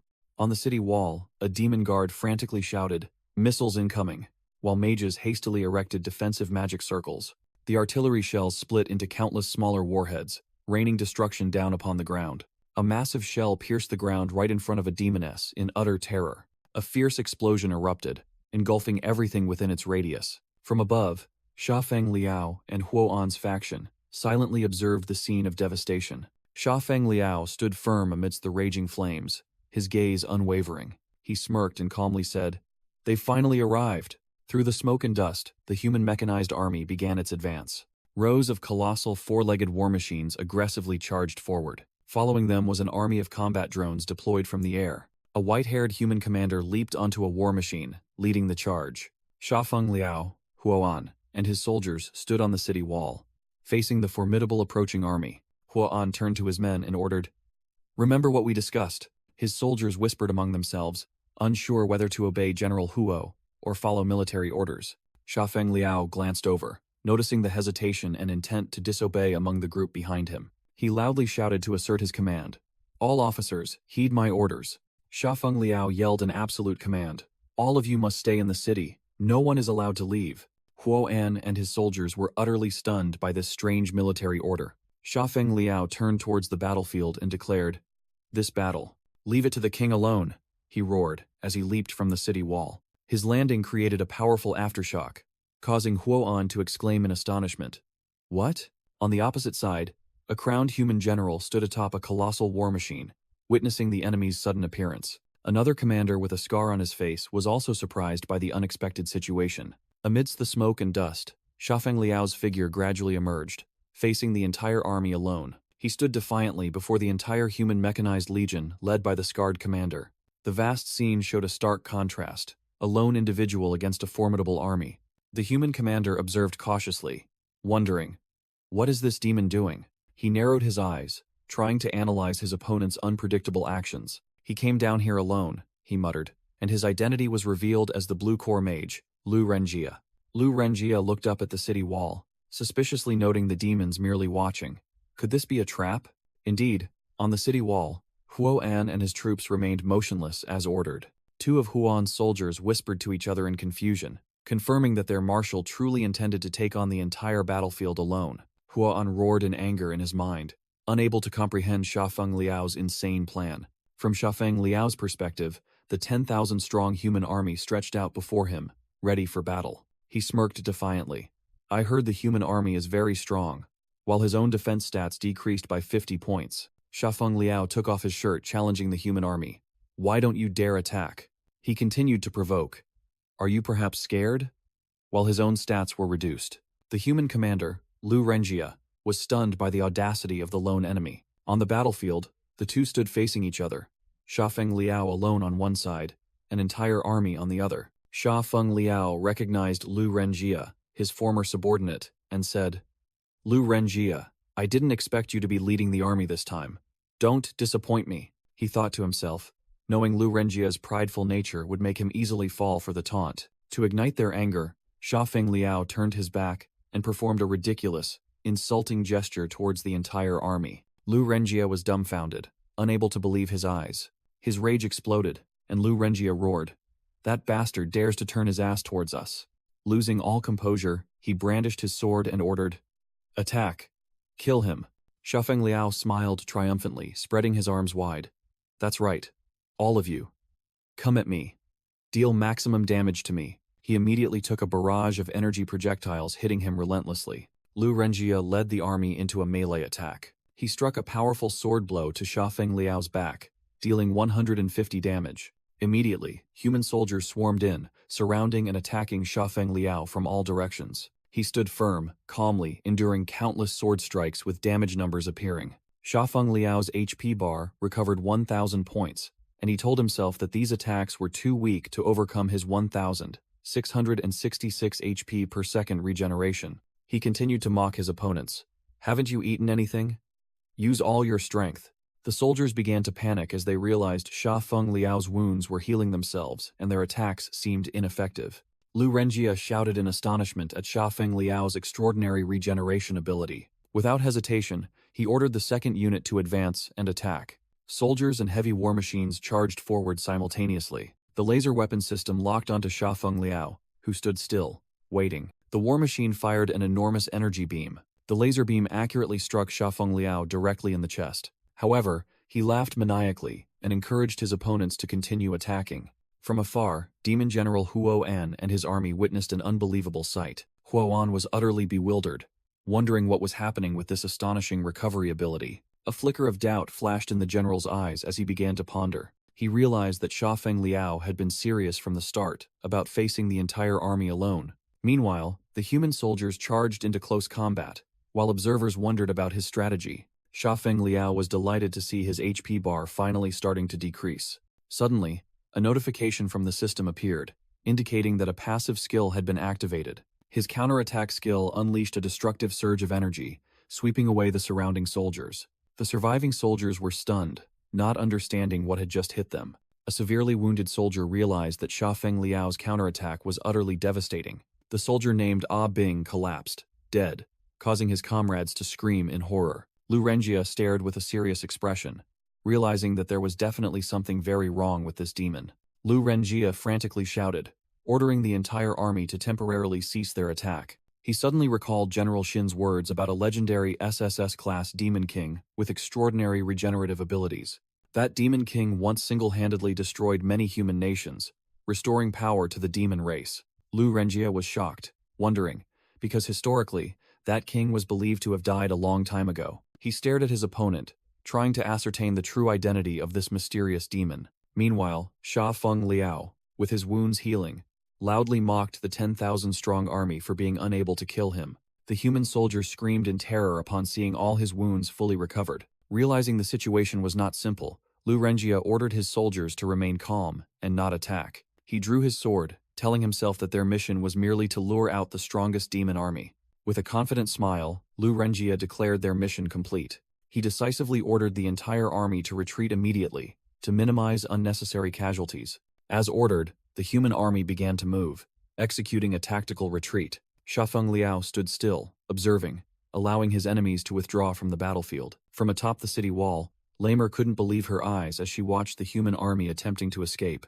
Enraged, she leaped onto a dragon demon, calling for the royal guard to charge and pursue the enemy. Lamer led the flying cavalry, charging directly towards the retreating human formation. Seeing this, Huo Wujun also seized the opportunity, ordering his entire army to sortie. A warlike smile appeared on Huo Wujun's lips as he prepared to join the pursuit. One of his masked subordinates immediately responded, riding a dragon demon into battle. Shafeng Liao was surprised to see the human army suddenly retreating. Lu Renjia was also stunned when an army of dragon-riding demons unexpectedly appeared in the sky. He frantically realized that his ultimate skill had not yet cooled down. The commander of the newly arrived demon army declared that they would punish the invaders. From afar, Huowen secretly admired the courage and cunning of the younger generation, admitting that he had grown old. He let out a breath, accepting reality. Immediately, Huo'an activated his A+ class demon state, ordering his entire army to henceforth obey Shafeng Liao's commands. He swore that this time, he would not allow those human insects a path to return. His soldiers unanimously echoed the command. Huo'an stood firm, ready for the upcoming battle. But suddenly, a frantic scream rang out, signaling that something was amiss. Huo'an turned around, not understanding what was happening. A messenger soldier rushed over, reporting that the human army had set a trap and another powerful army was attacking the west gate of the Yun Kingdom. The soldier desperately reported that all the generals at the west gate had been massacred. At the same time, inside the kingdom, the populace was enduring a brutal massacre. Even Tianxiao was being stomped on the head by a human soldier. Another soldier laughed savagely, enjoying the scene of death. Huo'an was stunned, speechless upon hearing that the enemy's main force had advanced directly to the capital, targeting the Demon King. In the capital, a human general in white armor stood amidst piles of demon corpses and uttered words of contempt. In the demon capital, a female demon lord and her advisor had been defeated, helpless before a human general. The female demon lord gasped, admitting that this human was unimaginably strong. The old advisor frantically urged his mistress to find a way to retreat immediately. The human general sat on the advisor's corpse, declaring that the Demon Kingdom's defense system had been completely destroyed.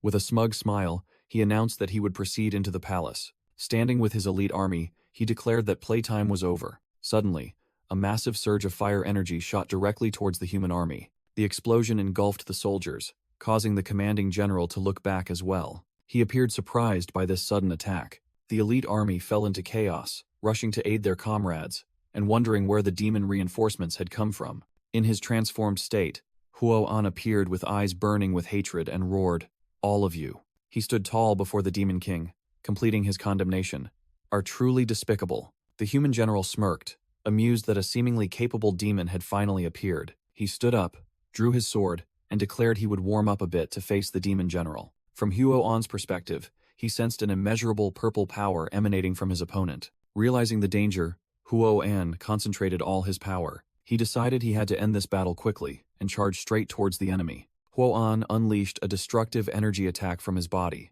The system announced that Huo'an had entered berserk mode, transforming into a gigantic demon dragon to confront the human general. Minutes ago, at the south gate of the Yun Kingdom, the clanging of metal rang out piercingly. A chaotic battle erupted between the human army and the demon warriors riding flying beasts. Standing in the shadows, Shafeng Liao whispered, "Very good." He challenged, "Come play with me. Keep challenging me like this." Suddenly, he collapsed, bitterly thinking that ever since his reincarnation, he felt like he was cheating because he couldn't die no matter how hard he tried. Shafeng Liao began to laugh maniacally. He threw his head back and laughed loudly at the sky, a single tear rolling down his cheek. In despair, he screamed, "What exactly do you want from me? Do you want me to become the Demon King?" He wailed through his tears. A massive pillar of energy shot up into the sky, tearing through the night. Shafeng Liao stood amidst the ruins, astonished by the destructive power that had just been unleashed. He stared blankly at the scene before him. Amidst the devastated city, human soldiers lay scattered dead, making him wonder why they weren't fighting the demons outside. Shafeng Liao realized in horror. Since when did they infiltrate the city? Amidst the chaos, a desperate voice cried out, begging for his daughter's life. He witnessed a human soldier mocking the demon father beneath his feet, while another dragged away the daughter, who was crying out for her father. The wicked soldier grinned maliciously, declaring that he would enjoy himself first. The demon father lay on the ground, desperately screaming, demanding his daughter be released. The cruel soldier stomped on the father's outstretched hand. With a smug smile, he declared, "The winner takes all, and the loser gets." Instantly, a devastating punch landed on the wicked soldier's face. The tremendous impact sent him flying backward. Shafeng Liao landed firmly on the ground, his gaze icy. He felt that something was fundamentally wrong with this entire situation. The remaining soldier wearing the fedora sneered, "Ha, another demon coming to throw its life away." But before they could act, Shafeng Liao swiftly cut the ropes binding the child. "Get him," the fedora-wearing soldier ordered, and both charged forward to attack. Shafeng Liao recalled, "No matter how brutal the war is, no matter if the victor takes everything, the human army strictly forbids actions like this." He struck, and in just a moment, both soldiers were severely wounded, their HP bars dropping to critical levels. The first soldier collapsed to the ground, spitting blood from the overwhelming blow. Shafeng Liao grabbed the neck of the fedora-wearing soldier. The power disparity was obvious. The soldier thought in terror, "Damn it. Just a normal attack drained both our health bars?" He trembled, looking at Shafeng Liao's figure. "What kind of glitch is this naked demon?" Shafeng Liao demanded in a low voice. "Speak.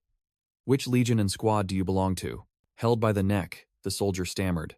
"We both belong to the 21st Legion, Squad 511. Shafeng Liao froze upon hearing those familiar numbers. 21.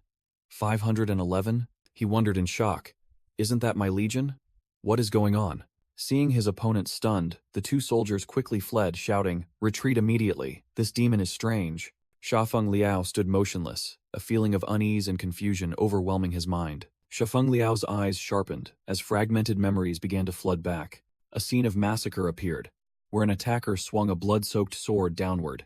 He recognized the city scene engulfed in flames, whispering that he had been here before. The memory continued with the image of a wounded demon collapsing amidst the desolate ruins. Human battleships appeared in the sky, confirming who caused this destruction. He uttered the name of the place in shock, realizing this was the Yun Kingdom. Amidst the chaos, a child's cry echoed in his mind, screaming that its mother had been tortured to death.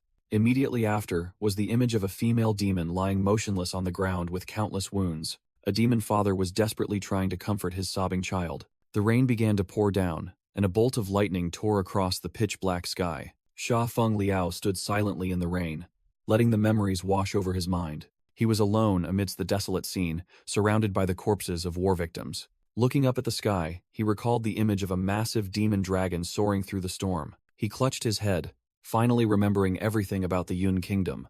The most terrifying memory rushed back.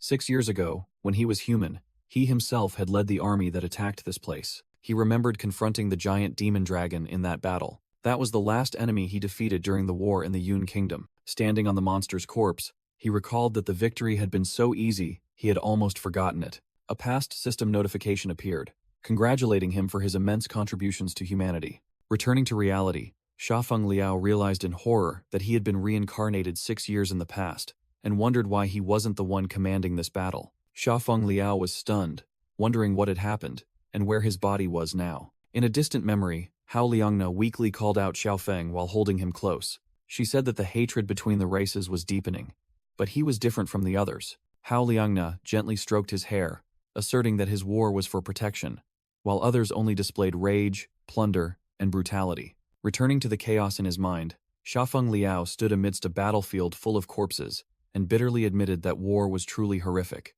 He recalled his former 511 unit, an army with unwavering conviction and strict discipline. However, the memory surfaced of his soldiers starting an uncontrolled massacre after defeating the demon dragon. A demon child named Tian Xiao trembled, holding a knife, desperately crying out for his mother while being threatened by a human soldier. Tian Xiao's mother lay slumped on the ground, telling her child not to worry about her. She screamed, urging her son to run fast as another soldier cruelly pressed her head into the ground. That mother screamed in ultimate agony as she was finished off. Another memory rushed in, showing a wounded red-haired female demon, her hands bound, being captured by a soldier. That soldier was Bao Li, the deputy commander of the 511 unit, whom Shafeng Liao himself had once imprisoned, now mocking the captured female demon.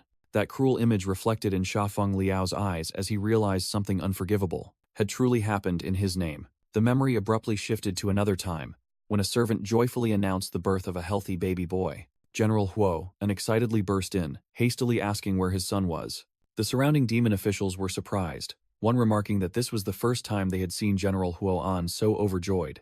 Huo unaffectionately held his tiny child in his arms. He gently looked at the newborn, wishing his child would grow up safe and sound. In a distant memory, Huo gently held his newborn son, swearing to use his life to protect the child and the Yun kingdom. The happy scene took place in the bedroom, where his wife was resting on the sickbed along with the maids. The memory suddenly shifted to a blinding flash of light, signaling a fierce battle. A gigantic demon dragon roared fiercely, appearing in the darkness. Facing it was Shafeng Liao in his human life, as the monster declared it would not let people like him destroy the kingdom. Shafeng Liao merely commented coldly that it was just an ordinary A+ class dragon. He declared the time had come and drew his massive sword. With terrifying speed, he charged straight toward the demon dragon. Shafeng Liao leaped into the air, the sword in his hand accumulating lightning energy. The brightly glowing blade plunged straight down onto the gigantic monster's head. The destructive blow was reflected in the dragon's horrified eye. The sword sliced deep into the monster's head, severely wounding it. The force of the strike caused the demon dragon's massive body to completely disintegrate. The heroic memory vanished, and Shafeng Liao returned to reality, slumped on the ground and groaning in pain. He realized in horror how strong his current enemy was, and that the enemy had only been toying with him the entire time. Powerless, he conceded his opponent's unmatched strength, to which the enemy responded with a contemptuous scoff. The human general looked down, appearing disappointed that the battle was too easy. He raised his sword, growling an order for Shafeng Liao to die. But just before the blade struck, a mysterious force suddenly appeared and blocked the attack. The general was stunned, not understanding what had just happened. Wei Ming was astonished, wondering what was happening as a hand lunged forward. He blocked Huo Wujun's blade, shouting, "What are you doing here? Are you insane?" Huo Wujun replied coldly, "To kill him, of course." Wei Ming grabbed the wounded Huo Wujun, scolding him that he was no match for that enemy and had always been reckless since childhood. Wei Ming's words, "Idiot, reckless, stop it," echoed in the desperate Huo Wujun's mind. Huo Wujun screamed back in agony, "Is that how you've judged me since I was a child? Am I truly that useless in your eyes?" A memory flooded back, starting with his father, Huo An's question, "Who do you admire the most?" Young Huo Wujun answered proudly, "You, of course, the great general who leads the army into battle." The young Huo Wujun happily ran off, shouting, "Number one! Number one!" He excitedly showed his father his first-place military achievement report. However, Huo An merely replied coldly, I see." Huo Wujun's smile faded as he looked at his S++ score sheet with a total of 1,134,220 points. The boy stood there, alone in the vast room. Years later, the teenage Huo Wujun once again confidently reported, "Father, I ranked first in the military assessment again." Huo and only said indifferently, "I was the same when I was young." Huo Wujun was once again speechless at his father's apathy. When he was grown, he announced his promotion to lieutenant general, causing a nearby subordinate to exclaim in astonishment. Huo An read the decree, and still only replied with the familiar two words, "I see." Returning to reality, Huo Wujun screamed in despair, "No matter what I do, I'll never receive your approval, will I?" Facing them, the human general merely smirked, thinking, how interesting. Despite the warnings, Huo Wujun roared, demanding the human army withdraw immediately. He declared that regardless of who the enemy was, demon, god, or Buddha, anyone who dared set foot in the Yun kingdom would be executed. Wei Ming rushed to restrain Huo Wujun, yelling that this crazy kid had no idea what he was up against. He warned about humanity's true power as Huo Wujun stared intently at the blonde general and his elite troops. But in Huo Wujun's blazing eyes, there was only unyielding determination. He charged into battle, cutting down two of the enemy's elite soldiers with a single sword stroke. The human general was stunned when a crack appeared on his armor. Wei Ming and another comrade exclaimed in astonishment that Huo Wujun had defeated two of the enemy's subordinates in a single strike. Huo Wujun, in his demon form, confronted the human general head-on. The general realized this demon seemed different from the rest. Suddenly, Huo Wujun unfurled his fiery wings and shot up into the air. An excited smile spread across the general's face as he prepared for a true battle. Huo Wujun gathered energy, preparing to unleash a demon king's skill. A massive energy vortex was unleashed, engulfing everything. Memories flooded back, beginning with the image of a colossal dragon eye. In the past, A group of demons once wondered in astonishment when this power first manifested. That was when Huo Wujun first unleashed the Demon King's dragon breath, and a voice admitted that he had surpassed even them. The memory shifted back to a small Huo Wujun with a sorrowful expression. He stood alone, watching his father, Huo An, who was engrossed in his work and paid no mind to his son. Huo An thought to himself, "He is truly my son. There isn't a single inferior gene in him." In the past, a small Huo Wujun timidly called out to his father from the doorway. Huo An replied coldly from his desk. "What is it?" The boy lowered his head and presented his test results. Huo An secretly agonized. "I named him Wujun, hoping for an ordinary life. Why is he so obsessed with the military?" An aide joyfully reported that the young master had topped the military examination. Huo An couldn't hide his pride, exclaiming that he knew his son was destined for success. But then, he grew pensive, admitting that all of this had strayed too far from his original plan. The aide quietly observed his superior's internal conflict. He thought to himself, whenever Wujun's military career is mentioned, the general's emotions become elusive. The memory shifted, showing Huo An sitting alone by his wife's grave. He wondered why Wujun also chose to pursue the most dangerous military path. Nevertheless, he had to admit his son was a genius who always came out on top, just as he had expected. He whispered to his deceased wife, recalling how she had trusted him to handle the battlefield while she managed everything at home. "But why did you leave so soon?" he asked painfully, confessing he didn't know how to face Wujun, who deserved a safe and happy life. The image of a small, radiantly smiling Huo Wujun flashed through his mind. The flashback ended, and the present Huo Wujun roared, "It seems I was wrong," before unleashing the dragon's breath. The human general faced the attack, his expression tense yet resolute. The green energy stream of the dragon's breath violently collided with a massive purple energy stream. A blinding explosion swallowed the entire battlefield, a white light engulfing everything. From the epicenter of the blast, a dazzling stream of light radiated outward. When the smoke and dust cleared, Huo Wujun emerged with blazing wings, completely transformed. He calmly observed his opponent, a red mark clearly visible on his face. Facing him, the human general stood tall, the great sword in his hand flashing with golden lightning. He curled his lips into a delighted smirk. "Now this is worthwhile," he roared. "Finally, a proper demon." He hoisted the colossal sword onto his shoulder and declared, "It's time to give you a show. Let's have some fun," he yelled, then charged forward, dragging the sparking weapon across the ground. Huo Wujun's eyes widened in astonishment at that surge of power. He suddenly realized, this weapon, I've seen it in the schematics. Despite the disparity, Huo Wujun still roared a challenge. "Come at me." Both warriors faced each other, ready for a death match. "This sword!" Huo Wujun yelled in fury as he sensed its power. The human general lightly swung the sword, unleashing a halo of golden energy. Huo Wujun was stunned, sweat dripping down his temple as he witnessed the attack. The energy stream flew past him, heading straight for a tower, making him realize it could slice through anything. The tower was sliced in half and exploded in a fierce fireball. Huo Wujun was speechless before the unimaginable destructive power. From afar, Wei Ming and the pink-haired female commander screamed the young master's name in terror. "That attack just now. Hurry, go see what happened," Wei Ming urged hastily. Huo Wujun gasped, exhausted after the battle, with a glowing red wound on his chest. Facing his father, Huo Wujun was stunned when Huo An admitted, "Wujun, I was wrong." In a fit of emotion, Huo Wujun stammered father and heard his dying words, which he had never spoken before.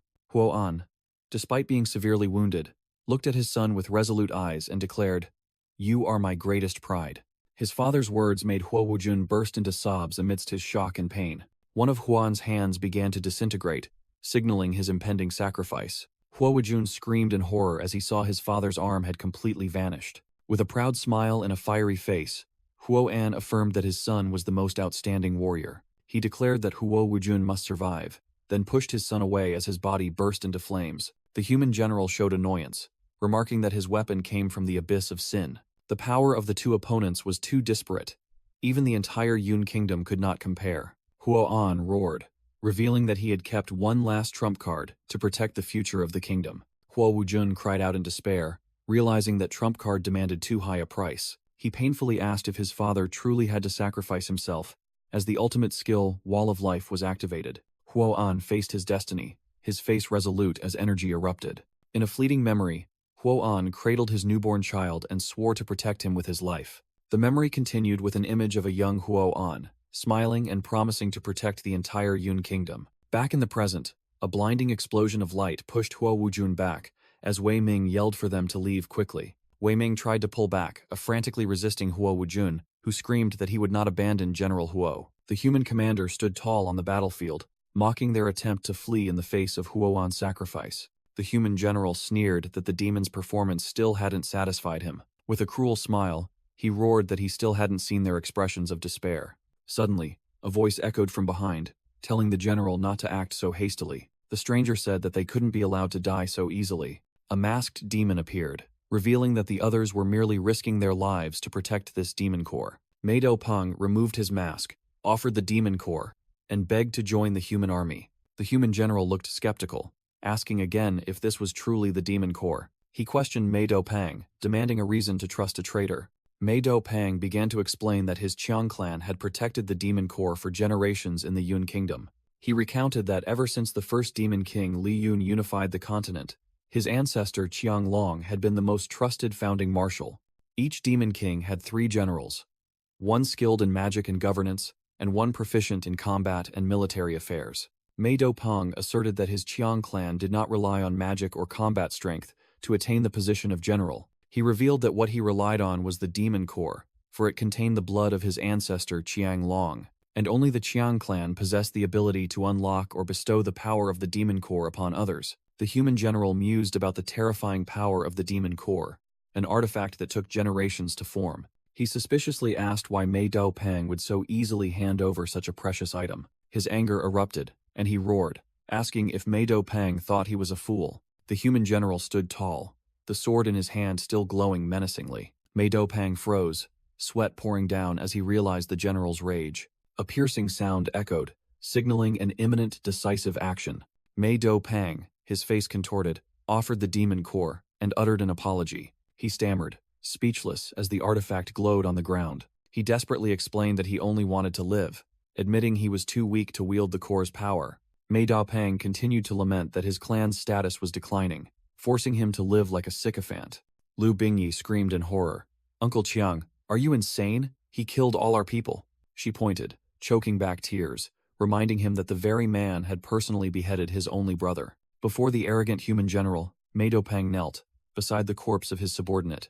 The general merely smirked coldly. He indifferently asked if the fat man he had killed was Meido Peng's brother. Then, without warning, he stomped on the head of the fallen subordinate. The demon soldier's skull shattered beneath the general's heel. Meido Peng gave a sick smile, saying that the man deserved to die for daring to provoke a stronger opponent. He continued to blame, suggesting that the demons shouldn't have started this war, knowing they were no match for humans. With a crazed expression, he sought approval from his enemy. The general burst into hearty laughter at the despicable display. He sarcastically remarked that entrusting such an important item to someone like Meido Peng was truly a wise decision. "Then I shall gladly accept it," the general said, picking up the demon core. In that instant, Meido Peng's eyes were streaked with blood, full of resentment. He gritted his teeth and ordered, "Get ready, protect the demon king."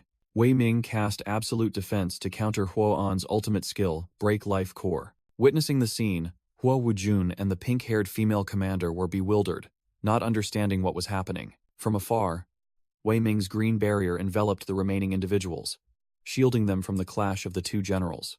Meanwhile, Meido Peng thought to himself about the demon core within his body. With a determined expression, he shouted, "Activate," unleashing the energy from the core. The human general was stunned, as fragments of red energy embedded themselves directly into the device containing the core in his hand. The device immediately overloaded, emitting a blinding red light, signaling an imminent explosion. The general could only utter a cry of horror before being consumed by the energy. A catastrophic explosion erupted from the demon core. Standing amidst the inferno, Meido Peng revealed that his Qiang clan had long awaited this moment. He declared this was a mission only he could fulfill. This was how he repaid the favor the demon race had bestowed upon his clan for generations. The massive explosion from the demon core collided with the human general's energy. Shockwaves from the blast spread outwards with unstoppable force. Wei Ming's defensive barrier struggled to withstand the destructive energy. The entire city was engulfed in flames, and the devastation of the explosion. Below, human soldiers looked up in horror at the disaster descending upon them. They were completely annihilated by the deadly wave of energy. Elsewhere, Lamer and Yan Tie watched the explosion in terror, wondering what was happening inside. From a distance, Lamer and Yan Tie witnessed a cataclysmic explosion with dread. The sky was torn apart by violent lightning strikes amidst a torrential downpour. The destructive shockwave obliterated everything in its path. A beam of pure energy shot upwards from the epicenter of the explosion. The two could only watch in utter helplessness. Amidst the flames, Huo-an knelt, his body burning as he used his own life as a shield. He gritted his teeth, enduring, channeling all his remaining strength. But he despaired, realizing that with his strength, he could only unleash a fraction of the Demon Core's power. Behind him, other generals like Wei Ming and his son, Huo Wujun, watched the scene with heavy expressions. "How irritating," Huo-an whispered, as his body began to disintegrate. Memories flashed back to a past battle, where an absolute defense skill was activated against a thunder dragon. It was when Sha Feng Liao, in his human life, single-handedly faced a colossal demon dragon. He coldly declared to the monster, "You've made the worst possible choice." Returning to the present, the blonde human general stood tall, sneering. Using all your trump cards without knowing your opponent's strength is a foolish tactic. He easily unleashed a thunder dragon-like attack, shattering Huo-an's last resistance. Huo-an collapsed, and the demon core, now sealed in a cube, fell before him. The general did not hesitate to reach out and claim the artifact. Huo-an lay motionless on the ground, utterly defeated. Holding the demon core, the human general asked menacingly, "Are you ready to face the consequences?" The human general stood over Huo-an's inert body, sneering that he hadn't expected to find the demon core in such a remote place. He stood on the back of a colossal demon dragon and remarked that this place was indeed worthy of being the birthplace of a demon king. The general inserted the demon core into a device on his belt. With a smug grin, he declared it was time for the main event. He threw Huo Wujun towards the dragon and ordered it to attack. The dragon hesitated, unwilling to obey. The general taunted, asking if it couldn't kill its own kind. A mechanical device attached to the dragon's neck began to activate. It emitted a blinding light, forcing the dragon to comply. Subdued, the dragon let out a pained roar. It turned its head, aiming at Huo Wujun and the others standing below. As the dragon attacked, Wei Ming immediately created a green defensive barrier. Inside the barrier, Wei Ming and the pink-haired commander shouted, determined to protect the young master. The human general observed from afar, muttering that dealing with demons was truly troublesome. A massive, destructive energy beam from the dragon collided with the barrier.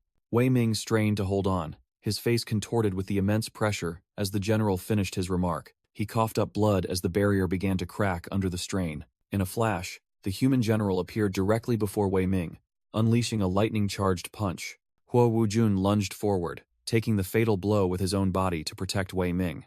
Huo Wujun was shocked to find himself impaled through the chest, taking the attack for his comrade. The human general activated his S-rank skill, Eye of Judgment, allowing him to see through his opponent's attributes. He recalled analyzing Huo-an's stats, an elite warrior of A+ rank. With a smug smile, he mocked Huo-an's strength of 1,484 and stamina of 1,456, considering them his most prideful stats. "Then let me destroy your power," he coldly declared in the flashback. The general's hand tightened, crushing Huo-an's arm amidst a scream of pain. Huo-an could only scream in despair against the enemy's brutal strength. Back in the present, the general looked down at Huo Wujun with cold, triumphant eyes. Suddenly, he sensed something unusual as green energy flowers began to appear. As Huo Wujun's body slowly collapsed, the general looked up. Unexpectedly, a brilliant golden light flashed from Huo Wujun's eyes. A source of golden lightning energy erupted, and Huo Wujun roared, transforming into a powerful new form. Now, the general himself became the target of analysis by an unknown power. His system displayed Huo Wujun's new stats, an A+ Demon King, Assassination Specialist, with a speed reaching 2,853. The general sneered. "I didn't expect you had the potential to become a Demon King. What a waste. As an assassin-type demon, your highest stat must be speed." He continued to comment, while Huo Wujun ground his teeth in fury. "Over 2,000 is truly impressive. You might be the fastest demon in this Yun kingdom," the general said, his arm glowing with light again. He lunged forward at terrifying speed, a streak of golden light tearing through the air. The general's attack was too fast to dodge, slicing a deep wound into Huo Wujun and sending him flying. Huo Wujun was thrown back, blood spraying after the lightning-fast strike. He crashed heavily to the ground, lying motionless amidst the residual golden lightning. The human general stepped onto his back and declared, "Then let me strip you of your speed." Huo Wujun screamed in pain beneath the heel of his cruelly smiling enemy. "Do you really think an ant can shake a tree?"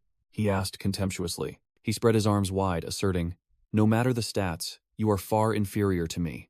The general stood towering over Huo Wujun's fallen body, witnessed by the horrified eyes of his comrades. Lying on the ground, Huo Wujun wondered, and what if there were many like me? A sudden shadow of lightning rose from his body, causing him to exclaim, "What is happening?" Wei Ming could only kneel in despair and whisper, "No." The pink-haired female commander suddenly recalled a question that had always troubled her. "Since you are so weak, why do you exist?" she wondered, as the image of a small cat appeared. She stood firm, facing the enemy, seemingly having found the answer. Later, I understood, she thought, recalling the image of the general as a child holding that cat. A brutal memory rushed back, showing the cat being strangled to death. The boy's savage smile from years ago appeared, matching the general's current words. Your value of existence. He activated the S-rank skill Thunder Shadow Master, creating an army of shadow clones. Your existence is merely for my amusement, his voice echoed, terrifying the female commander. Completely overwhelmed, she collapsed in despair, surrounded by countless clones of the general. The demon female commander knelt in despair, whispering that all hope was lost. One of the shadow clones lunged forward, preparing to finish her off. Amidst the ruined battlefield, only Huoan remained standing, bitterly acknowledging defeat. Even so, he thought they were lucky. He was determined to face death alongside his comrades. The human general appeared, mocking that even in this situation, Huoan maintained the spirit of a kingdom's protector. He said that surrendering now would spoil the fun.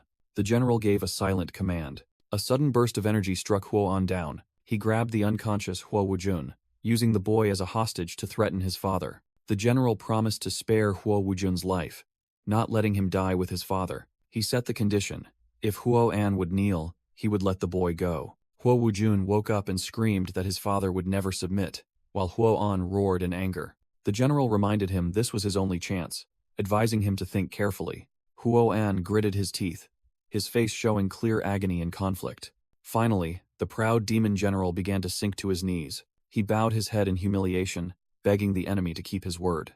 Witnessing the scene, Huo Wujun called out his father's name in shock. The general turned back to Huo Wujun, asking if he wanted to save his father, as he had a similar chance. Huo Wujun roared in fury, lunging toward the enemy and shouting, "Get lost." The human general merely smirked arrogantly. He easily blocked Huo Wujun's attack, while the son fearfully called out to his father. Right in front of Huo Wujun, a spear of light pierced Huoan's shoulder. Blood poured out, but the demon general gritted his teeth and endured as the countdown reached 9. The general stood coldly above, looking down at the kneeling Huoan. With tears welling up, Huo Wujun could only watch helplessly as his father was tortured. The torture continued as time relentlessly passed. Unable to bear it any longer, Huo Wujun collapsed, his knees hitting the ground. He sobbed and pleaded, "Please, stop hitting him." Amidst the desolate battlefield, both proud demon generals were now kneeling. Lu Bingyi and the other survivors could only watch the scene in despair. The general sneered, "Oh, both father and son are kneeling now. Who should I spare?" Huoan's eyes flared with a final burst of hatred and resolve. A vortex of dark energy began to form in his chest. With all his remaining strength, Huoan lunged to attack the general. Huo Wujun screamed in horror as he realized his father's intention. "Father!" Huoan grabbed hold of his enemy, growling, "Let Wujun go." Held captive, the human general roared in fury. "Who gave you permission to charge forward on your own?" The human general stabbed through Huoan, coldly declaring, "You broke the rules." He stood over Huoan's collapsing body and said he had decided to retract his promise. With a cruel expression, he began his pronouncement of judgment. Huo Wujun roared in anger and charged, but was blocked by an invisible energy barrier. The general easily deflected the attack and announced, "The next game begins." The female demon commander watched the scene in terror, helplessly calling Huo Wujun's name. On the battlefield, Wei Ming and Lu Bingyi could only weep in despair. Huoan's transformed body began to disintegrate under the pouring rain. A gruesome illusion appeared, showing countless demons in chains and being tortured. The memory flashed back to the general's childhood, when he stood before a wall covered with the corpses of murdered animals. Returning to reality, he delivered another fatal stab to Huoan's abdomen. Huoan coughed up blood, collapsing exhausted onto his enemy. The general mocked him, saying he would avoid vital points to see how many blows Huoan could endure. Then, he turned and called forth a massive, chained shadow demon dragon. The demon dragon bowed its head, revealing an energy-emitting control device clamped tightly around its neck. He placed his foot on the dragon's head, hoisted his weapon onto his shoulder, and announced preparations for the final celebration. Sitting atop the monster, he contacted Deputy Bao Li, asking if he was done playing around. With a wicked smile, he ordered the entire army to commence action. Suddenly, he showed surprise at Huo'an's final act of defiance, thinking, "You dare to rebel?" The human general, confused, asked the identity of the stranger, while also calling out for his subordinate Bao Li. A voice echoed from the shadows, claiming to be Bao Li himself. The general turned around, looking cautiously toward the speaker. Sha Feng Liao, in the attire of assassin King Gan Liwo, appeared and declared that he understood the situation. He scorned the general's despicable actions, the one who disregarded all means to seize power. Looking back at the devastated battlefield littered with countless fallen demon soldiers, he felt immense pain. Sha Feng Liao blamed himself for allowing this tragedy to happen to them.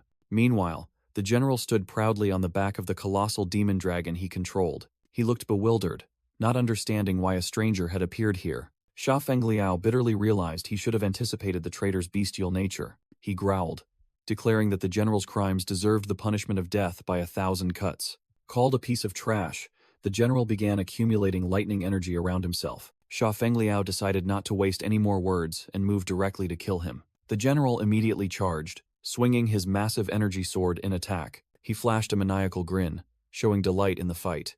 But Sha Feng Liao blocked the attack with a devastating punch, delivered with power the system could not measure. The punch sent the general flying, slamming him hard into the ground. Grabbed by the neck and lifted by Sha Feng Liao, the general was terrified by his opponent's unimaginable strength. Looking down at his utterly defeated enemy, Sha Feng Liao coldly contemplated how to begin his torture. With eyes blazing with fury, Sha Feng Liao listed the enemy's war crimes: coup d'état, rebellion, rape, prisoner abuse, slaughtering comrades, then wondered which crime he should execute first. The defeated human general gritted his teeth in pain, unable to understand what Sha Feng Liao was talking about. On the devastated battlefield, the general and a subordinate lay slumped in a pool of blood. A surviving human soldier was stunned, realizing something was deeply wrong with this demon, who had been overly concerned with human affairs since they met. Not long before, in a combat zone within the Yun Kingdom, a voice commanded the ice golem not to kill the child being protected by Sha Feng Liao.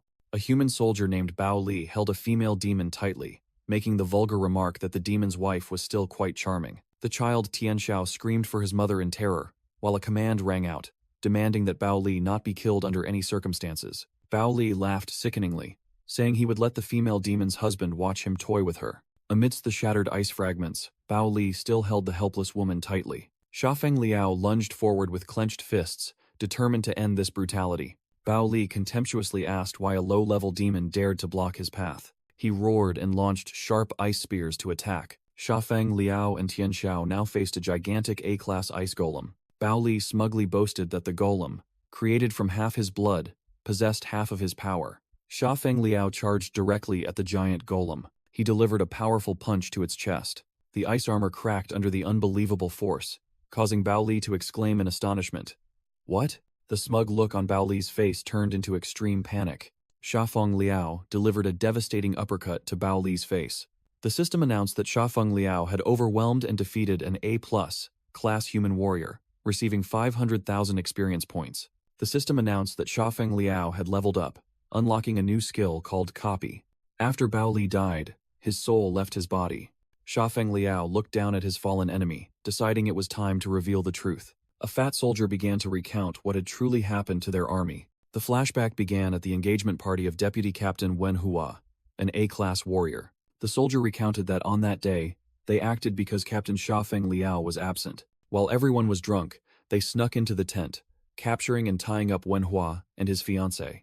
The blonde mastermind offered Wenhua rank and glory in exchange for framing the captain. Wenhua angrily refused, calling their actions a crazy coup. An accomplice approached and threatened the fiancé, who was tied up on the bed. The mastermind grabbed the girl's hair, forcing Wenhua to choose right there on his engagement night. Cornered, Wenhua roared in desperation that he would kill all of them, but he quickly collapsed, as they had previously drugged his wine. One of the group mocked Wenhua's futile resistance. The blonde mastermind held a blade to Wenhua's neck, asking one last time if he would cooperate. Wenhua remained defiant, screaming, "Go to hell." The fat soldier recounted with a savage smile that they tortured both of them. But until the very end, Wenhua never spoke a single bad word about Sha Feng Liao. They murdered both of them, and left Sha Feng Liao's dagger at the scene to frame him. The mastermind then deceived the entire army, placing all the blame on Captain Sha Feng Liao. The mastermind, Xin Jibiao, ordered the army to attack Sha Feng Liao's base directly. However, when they arrived, Sha Feng Liao had long since left the camp and escaped. Xin Jibiao claimed that Sha Feng Liao had fled in haste to escape punishment, even abandoning his gear and weapons. He then used the pretext that Sha Feng Liao's rebellion had been discovered, falsely accusing him of rape and murdering a comrade's wife to demand the highest-level warrant. With Sha Feng Liao branded a war criminal, Xin Jibiao gleefully seized his weapons. The army was forced to change leadership before the battle, and with his father's recommendation, Xin Jibiao became the supreme commander. Returning to the present, the hanging prisoner asked Sha Feng Liao why he cared about human affairs. Sha Feng Liao angrily questioned the fate of those who doubted the story. The prisoner sneered, revealing that all dissenters had been eliminated by Captain Xin. He couldn't believe there were still blindly loyal fools, claiming that truth and justice no longer mattered in the military. After finishing his story, he tried to bargain, promising to convince Xin Jibiao to spare Sha Feng Liao's life if he was released. Without a word, Sha Feng Liao stabbed the prisoner through the chest, making him scream in agony. Just then, a female demon ran up, shouting the name General Gan. Through tears, she explained that this was the battle armor he had gifted General Wei Ming, and that the general had instructed her to wait for him here. She relayed Wei Ming's message, advising him to take the gear and leave the Yun Kingdom, because he was the last hope of the demon race. She sobbed, saying she had just received General Wei's final magic message, believing that something terrible had happened to them. Sha Feng Liao silently opened the box. A suit of dark armor began to envelop his body. He equipped the S-Class God-Slaying King armor, which offered superior strength and defense. The armor immediately transformed into a perfectly fitted suit, demonstrating its shape-shifting ability. The flashback begins.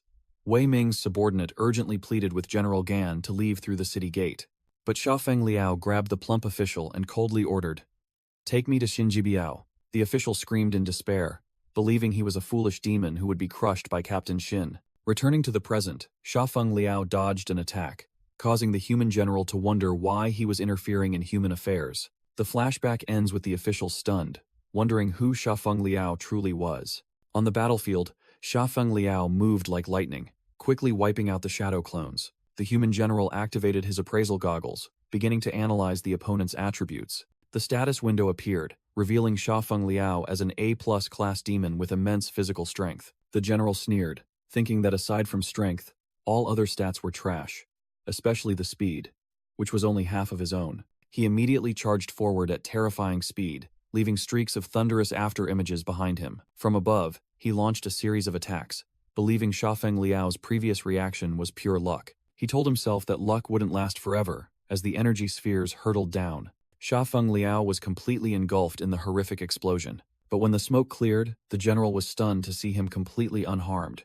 Realizing the opponent's speed far exceeded expectations, his confidence shattered, replaced by extreme confusion regarding this mysterious demon. Sha Feng Liao calmly adjusted his clothes and coldly declared, "It's my turn." Facing him was the general's entire force, 2 shadow clones and a gigantic chained demon dragon. The general tried to maintain his confidence, thinking that, based on the strength stats, there was no way he could lose. He trusted his clones, as they possessed power nearly equivalent to his original body. However, the system revealed a harsh truth.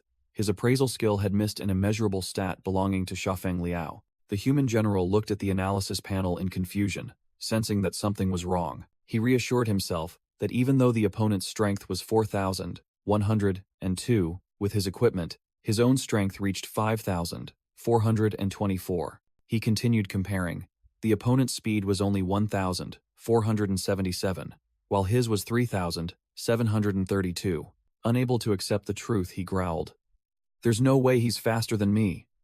I'll try again." The general channeled energy.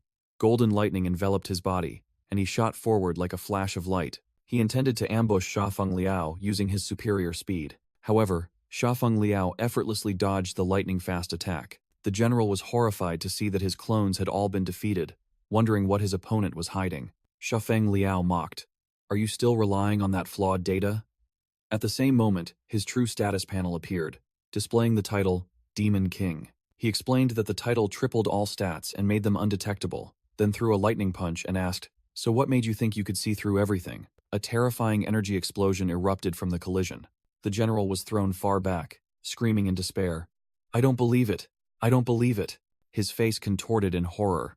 Unable to accept the brutal truth, Xiafeng Liao moved at unimaginable speed, easily gliding past every attack. He delivered a powerful kick, shattering the incoming energy stream.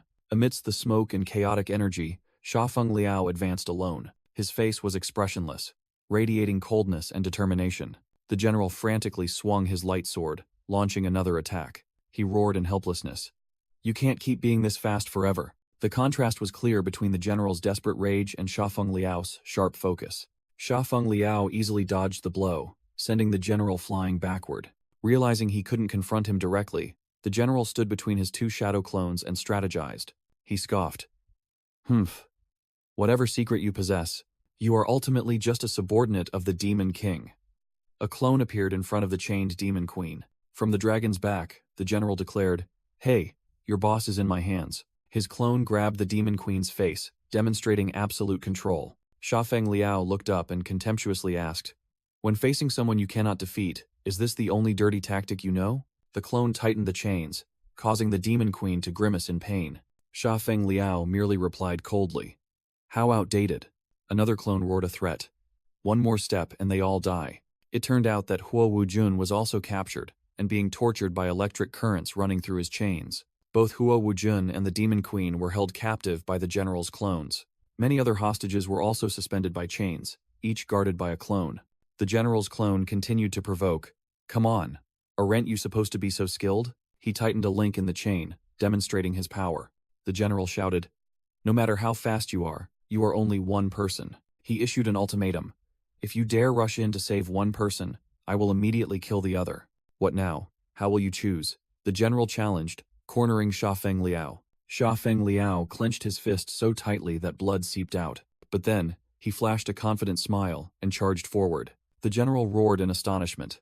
Damn it, he really dared to charge. Meanwhile, Huo Wujun desperately shouted, "Go save the Demon King."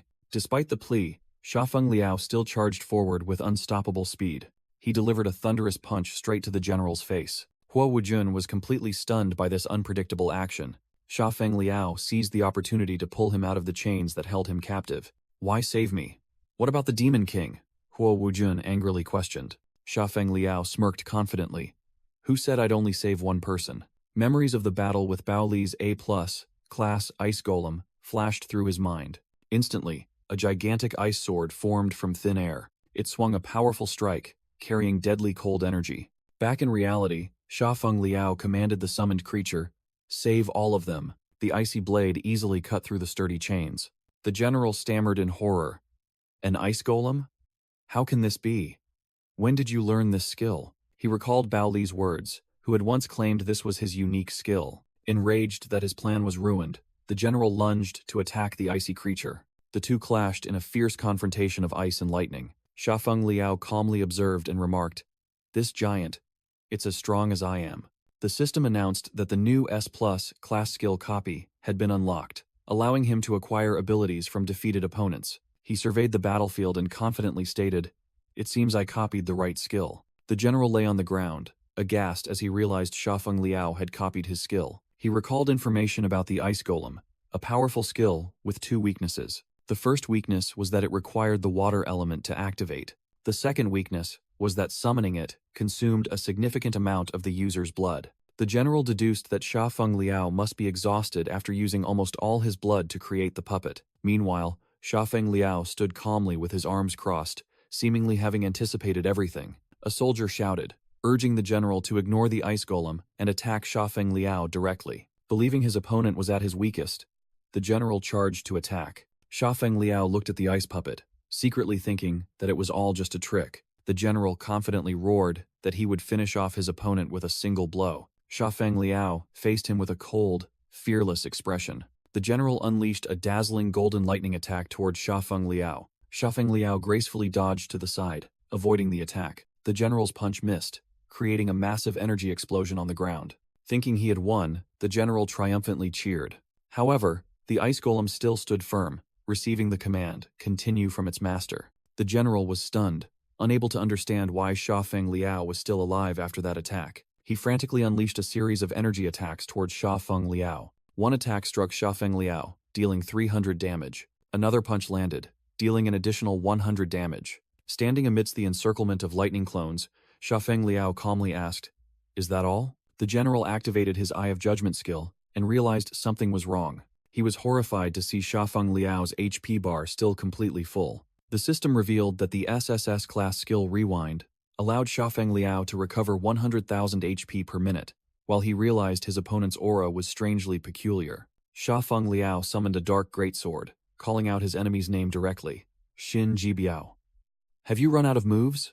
Xin Jibiao panicked, secretly thinking that he was about to be torn to shreds. A bolt of lightning struck the ground, signaling the approaching storm.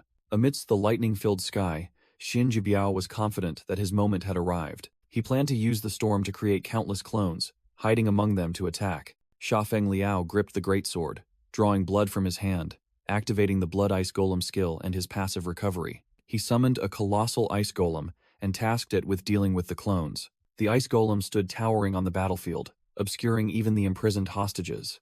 One of Xin Jibiao's soldiers began to deduce, realizing their opponent seemed very concerned with human affairs. He continued to ponder, astonished by Xiafeng Liao's profound understanding of Captain Xin's skills. The soldier concluded that the enemy's comprehension surpassed even their own. Finally, the soldier came to a shocking realization. He's not a demon at all. The ice golem tore apart the lightning clones, while Xiafeng Liao explained that the storm also brought an endless supply of water. He asserted that all the clones' stats were inferior to his own. Xiafeng Liao flashed a confident smile, asking, "But what if?" A formidable army of ice golems appeared behind him, ready to sweep the battlefield. An ice golem appeared, its glowing eyes signaling battle. Immediately, the icy army plunged into the melee with Xin Jibiao's countless thunder clones. One of the clones roared furiously at the motionless Xiafeng Liao.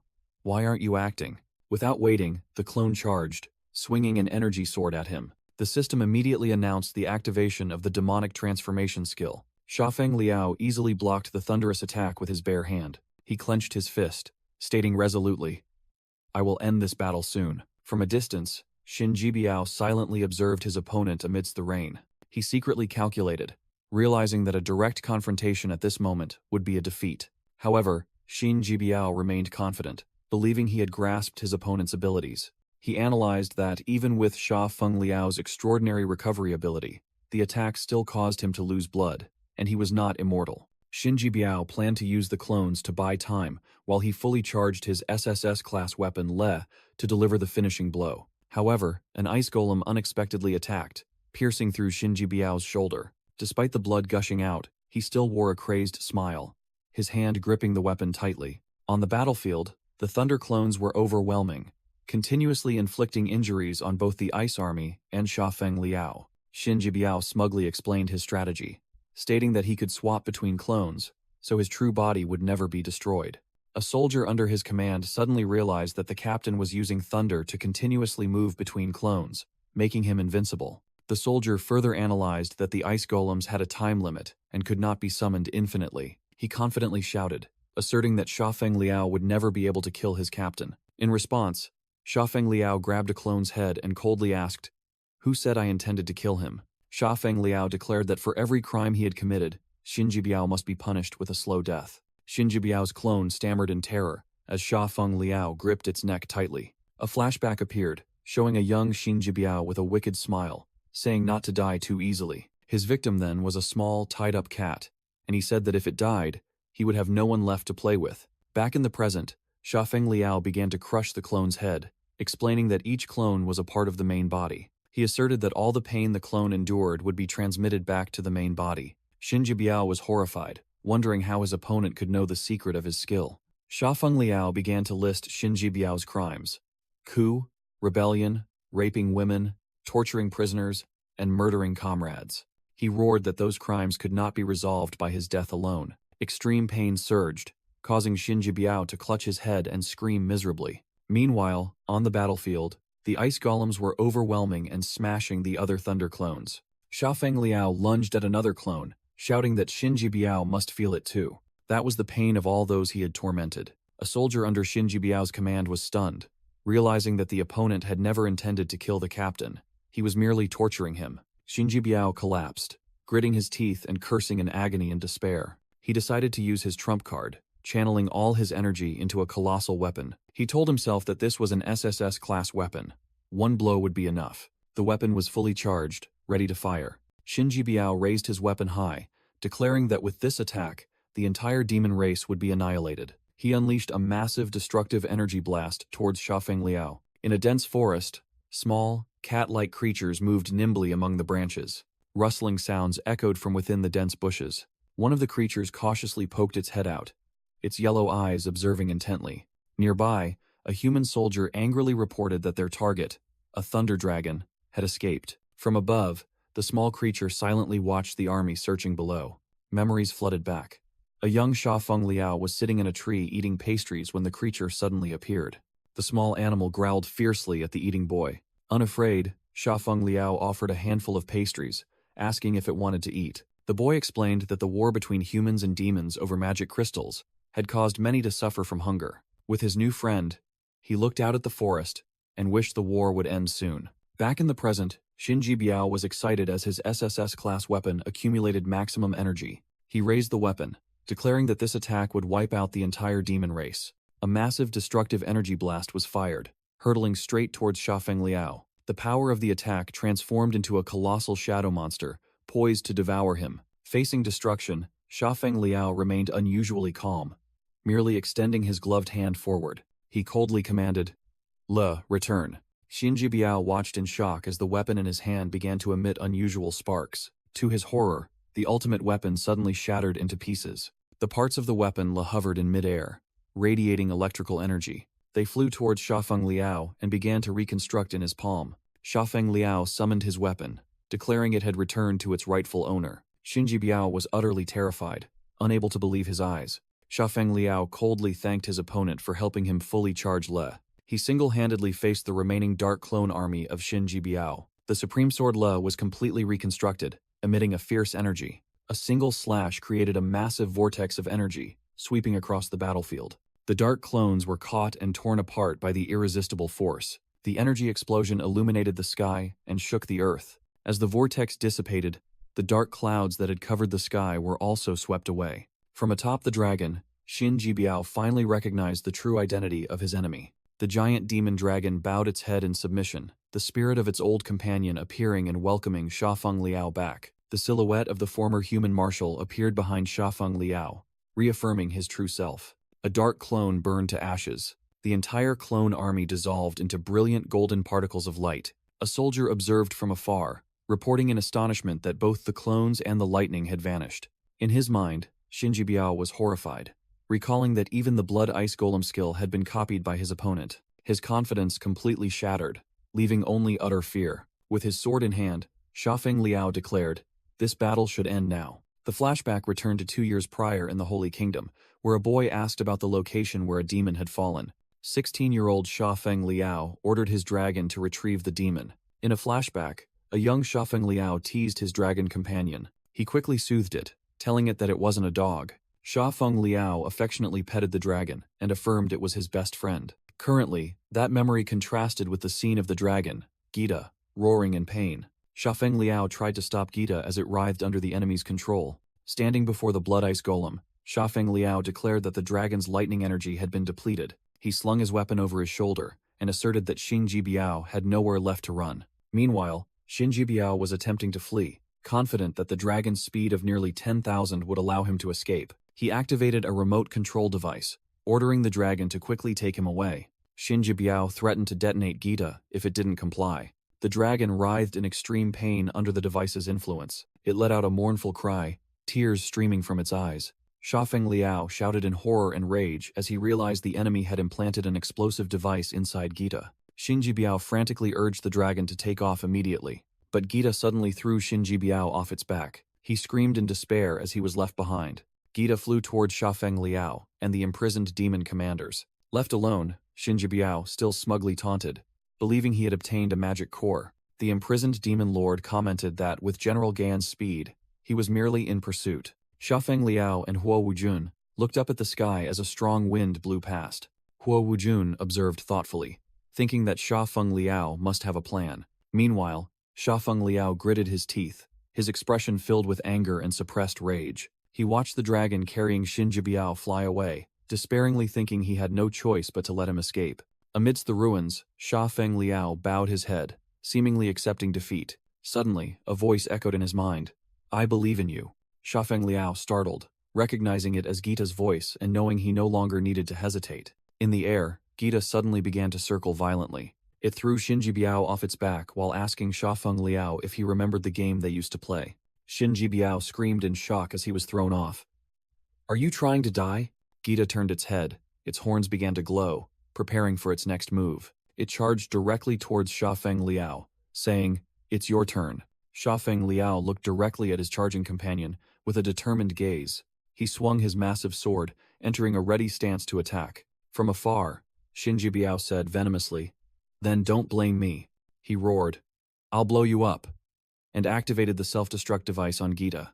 The dragon's body was immediately engulfed in destructive energy, its self-destruction progress skyrocketing. Sha Feng Liao's gaze remained unwavering, reflecting the image of the impending explosion. He swung his sword and charged, facing Gita head-on as the self-destruction process reached 97%. The blade of Le collided with Gita's head in a blinding flash. His sword had struck the self-destruct device, shattering it into pieces. A crack sound echoed as the self-destruct device on Gita's head shattered into pieces. From afar, Huo Wujun's group was stunned by the sudden turn of events. The human soldier muttered in horror, recognizing this terrifyingly familiar surge of power. Gita, now safe, stood imposingly over the fallen Xinji Biao. The human general spat out blood, completely helpless. Sha Feng Liao walked over coldly, while the enemy weakly begged for mercy. Lying in a pool of blood, Xinji Biao desperately pleaded for his life, not understanding how he ended up like this. Without a word, Sha Feng Liao pressed down hard on his chest with his hand, causing the ground to crack. Xinji Biao screamed in pain. Why must you destroy me? Sha Feng Liao's face remained expressionless at the plea. He coldly declared, The moment you betrayed me, you should have foreseen this outcome. Xinji Biao was stunned, stammering back. Betrayed? Who did I betray? A past image flashed. Sha Feng Liao, in his human form, standing with Gita. He recalled the final message for his enemy. When you meet Manhwa, make sure you kneel and apologize. Finally, Xinji Biao realized, his eyes widening in horror. It's you, Sha Feng Liao. The sword Le was pressed against the traitor's head. Sha Feng Liao accused, rebellion and treason. A flash of the sword, decisive and ruthless. In his mind, another crime surfaced. Insulting women. Abuse of prisoners. Memories of past atrocities continued to surface. Xinji Biao was utterly terrified as he was attacked by invisible slashes. Framing a comrade. The image of Wenhua's corpse appeared as an accusation.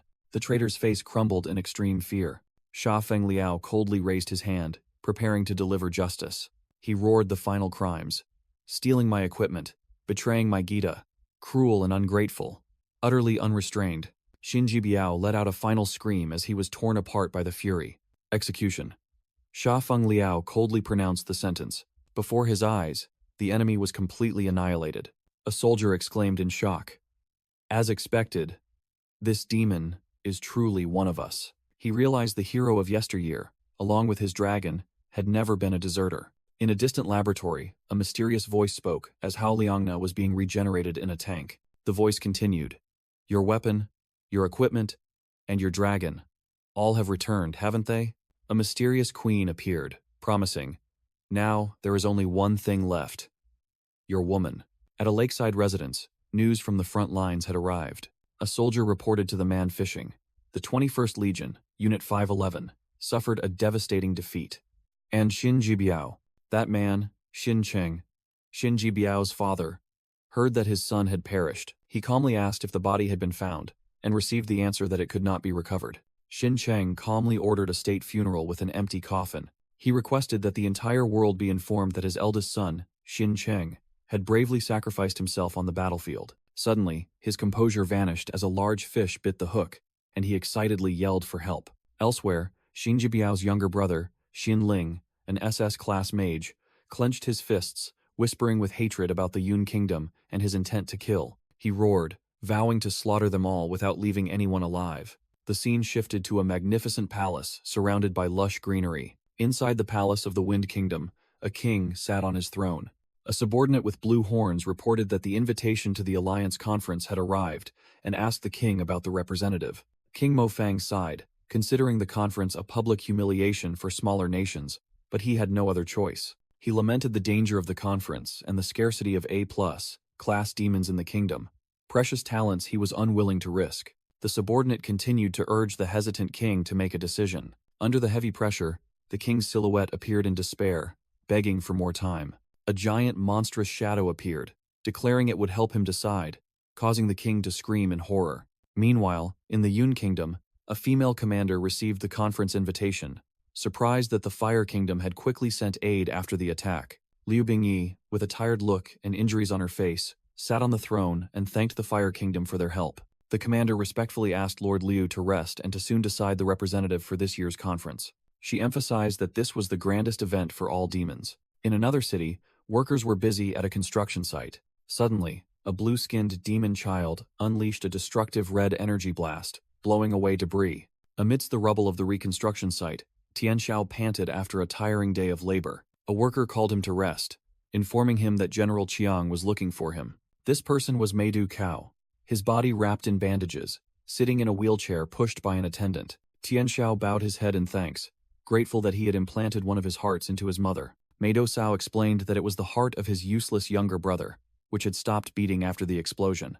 Amidst the scene of workers cleaning up, Meidu Cao philosophized that both humans and demons have good and bad people. He believed that those who do evil will eventually face retribution, as depicted by a terrified human soldier begging for mercy. The soldier screamed in despair as a purple-skinned monster lunged at him. The monster pounced and brutally tore him to shreds. Meidu Cao stated that only those who do good deeds will have a good ending, and since his brother violated that tenet, there was no reason to pity him. "That's not true," Tianxiao suddenly retorted, stunning Meidu Cao. The boy began to recount, admitting that Meidu Cao's brother used to be a fearsome person, but when humans suddenly invaded, despite having just undergone surgery, he still acted. In a flashback, Meidu Pang hurriedly urged Tianxiao to hurry. The boy recalled that Meidu Pang had taken him and his mother to safety, determined not to let his heart be wasted. Unfortunately, they encountered the human general Xin Jibiao. Meidu Pang resolutely handed the box containing his heart to Tianxiao and told him to take his mother and go first. With a determined expression, Meidu Pang turned back and declared he would hold off the enemy alone. Returning to the present, Tianxiao yelled at the stunned Meidu Cao, asserting that Meidu Pang had died to protect him and his mother, and was their savior. Amidst the ruins of a city, a figure wrapped in white bandages silently gazes into the distance. The figure seems lost in a deep reverie. Tears streaming down, the figure sobs, "I don't understand you at all." In an illusion, a large demon looks at the figure in a wheelchair and says they are just like they were as a child. Memories flash back to when Shafeng Liao was hailed as the greatest hope of the entire demon race. At that time, Wei Ming, on behalf of the leaders, presented General Gan with a powerful artifact. This artifact was said to help him break through to S rank and gain extraordinary skills. However, Shafeng Liao refused, stating that the energy should be used to rebuild the kingdom. He abruptly announced his departure from the Yun kingdom, leaving everyone stunned. He explained that if he kept getting stronger, no one would be able to kill him anymore. Deep down, he only wished to find a way to become human again, and worried about Hao Liangna's safety. He told himself he was human, while they were just demons. Therefore, he couldn't have any emotional attachments, as they would never understand his desires. Suddenly, a voice echoed in his mind, reassuring him that Princess Hao was safe. Gita, his companion dragon, promised to stay by his side as well. Sha Feng Liao smiled in response, happy to have a companion. Gita then asked where he had decided to go. Returning to reality, Wei Ming cried out in panic, asking where General Gan intended to go. Sha Feng Liao had already climbed onto Gita's back, ready to depart. The dragon took flight, soaring into the sky, leaving Wei Ming desperately calling out General Gan's name. In another room, Huo Wujun was carefully tending to a leg wound. He sat on the bed, gazing thoughtfully out the window. His eyes held a deep, contemplative look. Huo Wujun turned to his father, lying in bed, and asked, "Did they say when the other prosthetic leg will arrive?"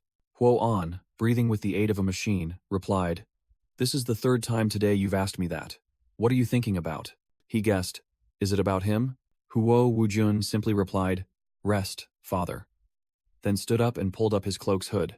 As he walked, he recalled, "Ever since the first time I saw him in court, and what he did in the demon cave." Looking back at the images of Sha Feng Liao's battles, Huo Wujun thought to himself, "I should have realized sooner.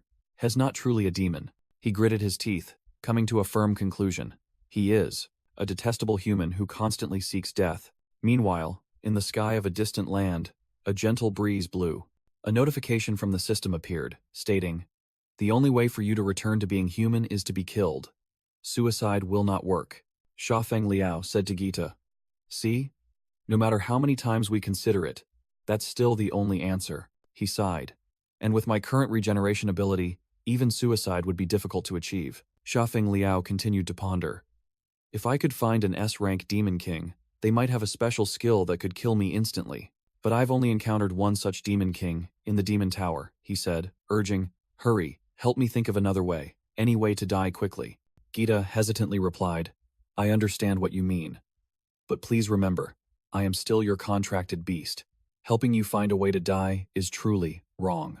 Hearing this, Sha Feng Liao simply clenched his fist in silence. A massive boulder suddenly fell. It hurtled directly towards Sha Feng Liao. Instantly, Gita, in its armored dragon form, lunged out, smashing the boulder and protecting its master. Sha Feng Liao yelled in anger, demanding Gita restrain its instincts and stop protecting him. Gita stood silently, seemingly trying to process the contradictory command. When a bear-like monster charged, Gita once again couldn't resist, and lunged to block the attack. The dragon unleashed a destructive energy blast, instantly finishing off the monster. Sha Feng Liao sighed, softening his tone, and telling Gita to take its time learning to let him go. As night fell, they stopped to rest in the forest. They roasted the meat of the monster they had just defeated over a campfire. After eating their fill, Gita lay by the fire and let out a satisfied burp. Sha Feng Liao stood up, picked up his weapon, and told Gita to recharge its energy as well. He activated the dimensional space ability from his weapon. The two of them entered the safe space to rest. Inside, Sha Feng Liao outlined his plan. At dawn, they would head west to search for a demon tower. He mused that this objective was rather vague, unsure if he could find an S-rank demon king. To Gita's confusion, he revealed that the west was also where humans resided, making it their only option. Suddenly, Sha Feng Liao sensed an intruder approaching. He turned, his sharp gaze meeting the intruder's. "Leaving without a word, that's rather rude, isn't it?" Huo Wujun blocked Sha Feng Liao's path, questioning why the hero of Yun Kingdom would leave the victory celebration. Sha Feng Liao casually retorted, asking why Huo Wujun wasn't celebrating instead of looking for him. "Speak!" Huo Wujun growled, anger clearly visible on his face. He continued to press him regarding Sha Feng Liao's true identity and his purpose for coming to the Yun Kingdom. Sha Feng Liao thought to himself that even though Huo Wujun was furious, he harbored no killing intent. Huo Wujun changed the subject, questioning his relationship with humans, and why he knew so much about them. He listed a series of suspicions, from the demon dragon Gita following him to the weapon finding its way into its master's hands. Facing the barrage of questions, Sha Feng Liao answered bluntly, "Because I am human." Huo Wujun was completely stunned by the unbelievable confession. Sha Feng Liao calmly pushed Huo Wujun's hand away and said it was a shame he couldn't kill him right now. While Huo Wujun retracted his transformed arm, Sha Feng Liao added that dying by his hand wouldn't be a bad option. Huo Wujun realized in shock. "You want to die? You have always been seeking death." He grabbed Sha Feng Liao by the collar, recounted all the times he risked his life, and screamed for an explanation. Sha Feng Liao explained that he was originally a human trapped in a demon's body, and only death could help him return.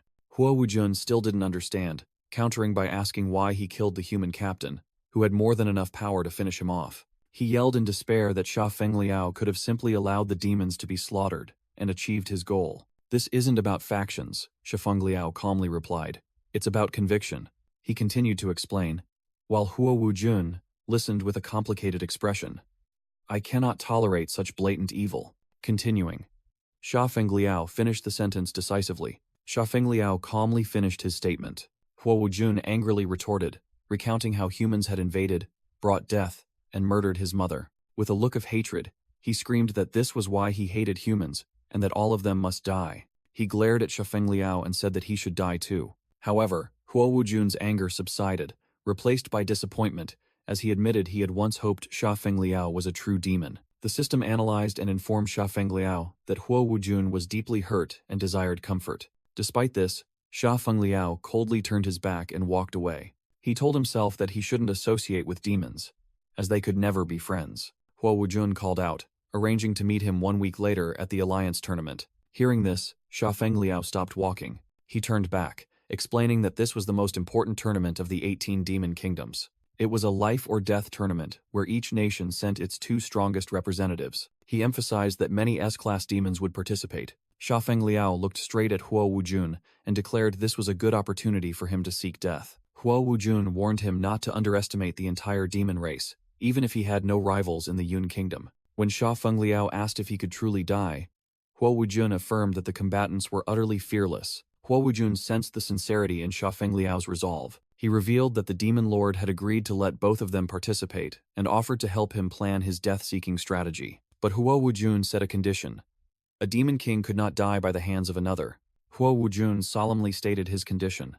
The finishing blow must be delivered by me. Sha Fengliao listened in silence. With a radiant smile, Sha Fengliao agreed to the deal and shook Huo Wujun's hand. The narration explained that the Demon Alliance was a unified empire, consisting of 18 large and small kingdoms. Legend has it that all mysterious power in the world originates from 10 mystical zones, and the demon race currently controls Zone 2. Wei Ming explained the first purpose of the tournament: to gather the leaders to discuss the strategy for unifying the remaining kingdoms.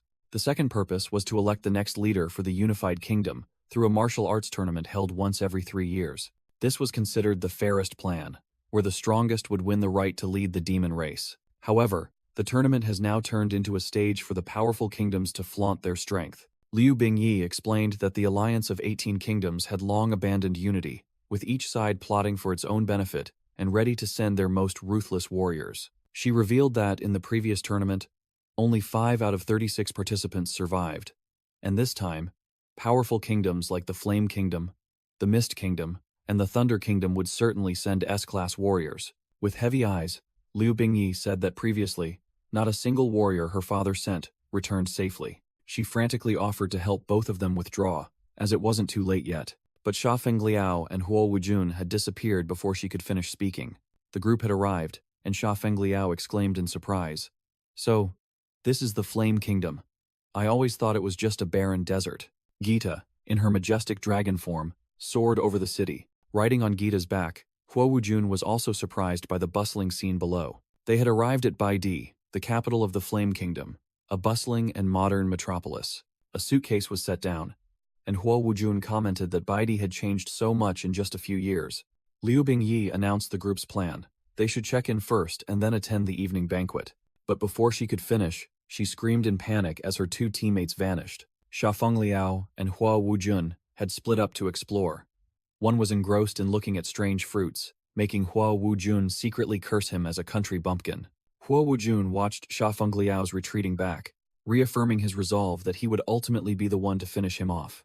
While Sha Fengliao was drawn to the food, Huo Wujun sought out a weapons shop. At the fruit stall, Sha Fengliao was surprised to recognize the legendary green-striped watermelon, causing the vendor to tease that he must be from the distant east. The vendor proudly cut the melon, explaining that it was grown in the demon fields and had the effect of instant physical recovery. Meanwhile, Huo Wujun was stunned to see A-class weapons being mass-produced and sold like ordinary merchandise at a roadside shop. He compared this to his Yun kingdom, where such specialized weapons required a secret facility to manufacture. The weapon shop owner, a short, chubby, green-haired demon, approached and recognized that Huo Wujun was from the Yun kingdom. The shop owner smugly declared that the Yun kingdom could not possibly compare to the Great Flame Kingdom in any aspect, from national power and resources to economy. When the shop owner asked if he had come to watch the tournament, Huo Wujun was about to answer, but was interrupted. A young girl with blonde hair tied in pigtails entered the store, causing the shop owner to exclaim in surprise. A status screen appeared showing she was Xiang Lin, a contestant from the Yu kingdom, but the shop owner mistakenly thought she was from Yun and mocked that the kingdom had no talent left. Huo Wujun narrowed his eyes at the newcomer, seemingly recognizing her slightly. Xiang Lin didn't pay attention. She asked the shop owner to wrap up the S-class items and deliver them to the Shambhala Hotel. While paying, she sneered and said that the Yun kingdom was always so weak, perhaps they would become an opponent for them. Suddenly, Xiang Lin emitted a powerful pink energy, contemptuously declaring that her only opponents were those from the Yu kingdom itself. Her eyes glowed brightly, showing absolute determination and focus on the internal struggle within the Yu kingdom. Huo Wujun felt the extremely powerful magical energy emanating from Xiang Lin, secretly wondering if it was S-class power. Sha Fengliao's group arrived in the capital, standing on an overpass, gazing at the modern city beneath the starry sky. Liu Bingyi commented that everyone here seemed quite arrogant, while Huo Wujun suggested that it was understandable with the tournament about to begin. She explained that the alliance of 18 kingdoms was now dominated alternately by only 3 kingdoms: Flame, Lei, and Yu. The winner of the tournament will receive the Atonement Stone, the fastest path to evolving into an S-class demon. Simultaneously, the winning kingdom will have the right to command the 18 legions of the Alliance and receive the key to the Apocalypse. They will also gain command over the military and even the right to exploit a special territory. A member of the group surprisingly asked about that territory. Finally, the group arrived in front of a magnificent skyscraper, considered the highest honor for the entire demon race. They entered the main lobby, overwhelmed by the luxury inside. Here, they encountered another group, including a girl in a wheelchair asking if this was the Shambhala Hotel. Xiang Lin, who was also in that group, glanced at them with contempt. She uttered a mocking remark, bringing up the matter of them buying watermelon. Huo Wujun grew angry, wanting to strike Xiang Lin, but Sha Feng Liao mentally restrained him, reminding him that violent behavior would get them disqualified. Sha Feng Liao cheerfully approached the other group, greeted them, and confirmed they were also there for the tournament. The girl in the wheelchair replied that they were from the Mist Kingdom. He excitedly said that if they met in the tournament, he hoped their opponents wouldn't hold back, which made the girl's companion slightly worried. Liu Bingyi then urged the group to go check in. Suddenly, she felt something was wrong. Liu Bingyi's bag was snatched from her hand and flew away at breakneck speed. She frantically screamed that the invitation and registration documents were inside. Shafeng Liao and Huo Wujun were bewildered, wondering if someone with invisibility powers had just acted. Unexpectedly, a young man wearing a beret appeared with his sister in a wheelchair, asking everyone to look after her. The young man closed his eyes, concentrating his energy, causing blue electrical currents to flash around him. He dashed away at terrifying speed to pursue the invisible thief. Energy continued to gather in his hands as he glided through the hotel lobby. He landed on the polished floor, creating ripples of spreading energy. Standing firm amidst the energy vortex, he had pinpointed the enemy's location. His blue eyes opened, reflecting sharp shards of ice as he locked onto the target. "There it is," he shouted, and lunged forward. He delivered a kick, generating countless sharp ice spikes that attacked the thief. The thief, a muscular, bald-headed demon, materialized with an expression of extreme horror. He was completely frozen, unable to believe how he had been discovered. Suddenly, the frozen thief noticed green flower petals hovering around him. Huo Wujun appeared before him with cold, murderous eyes. He grabbed the thief and threatened him, causing the thief to beg fearfully and confess that he was a contestant from the Fallen Kingdom. Sha Feng Liao happily complimented the stranger's skill to his sister, and the girl proudly confirmed it. The group gathered, and Sha Feng Liao curiously asked if the young man was an S-class demon. The young man humbly replied that he had not reached that class and introduced himself as Lacey, from the Mist Kingdom. As the group walked through the grand hall, a mysterious figure with spiky blonde hair silently observed them from behind. A security staff member announced that contestants from all kingdoms had almost fully gathered. Meanwhile, the mysterious blonde man sipped a cup of tea and smirked, thinking that the prelude was about to begin. Sha Feng Liao's group walked down the corridor, and Liu Bingyi commented on how crowded the hotel was today. She nervously looked at her watch, afraid that if they delayed too long, they might miss the party. Sha Feng Liao suddenly glanced back, seemingly sensing something. He secretly thought about how the people around them failed to prioritize those with disabilities when he saw Lacey's group. Finally, after a wait, it was Sha Feng Liao's group's turn to check in. However, Liu Bingyi kindly let Lacey and his sister in the wheelchair go ahead of them. The stern female receptionist requested that they prepare their documents in advance so as not to waste time. Lacey awkwardly presented his kingdom's documents, forcing the receptionist to remind him that he needed an invitation letter. Suddenly, the crowd became agitated as an important figure arrived in the main lobby. The mysterious blonde man sarcastically remarked that every time that person appeared, it was a grand spectacle. The most famous and powerful super idol in the 18 kingdoms, Lin Li of the Lei Kingdom, had arrived. Accompanying him was an elderly woman with a stern expression, completely unaffected by the commotion. Flashes of light erupted incessantly, surrounding Lin Li and his entourage. A large bodyguard began aggressively clearing the way, demanding that everyone move aside. Lacey turned back with annoyance when he was shoved by the crowd from behind. The bodyguard unhesitatingly raised his hand and shoved directly toward Lacey. He cruelly pushed Lacey down, causing him to stumble and nearly crash into his sister's wheelchair. The girl in the wheelchair screamed, "Brother," in panic upon seeing Lacey shoved. Immediately, a hand was placed on her shoulder, stopping her. Sha Feng Liao stood shielding the girl, his resolute gaze confronting the troublemaker. Meanwhile, Lin Li and his mother were prioritized by the staff and allowed to pass, citing the mother's poor health. Lin Li instructed someone else to take his mother ahead while he handled the registration.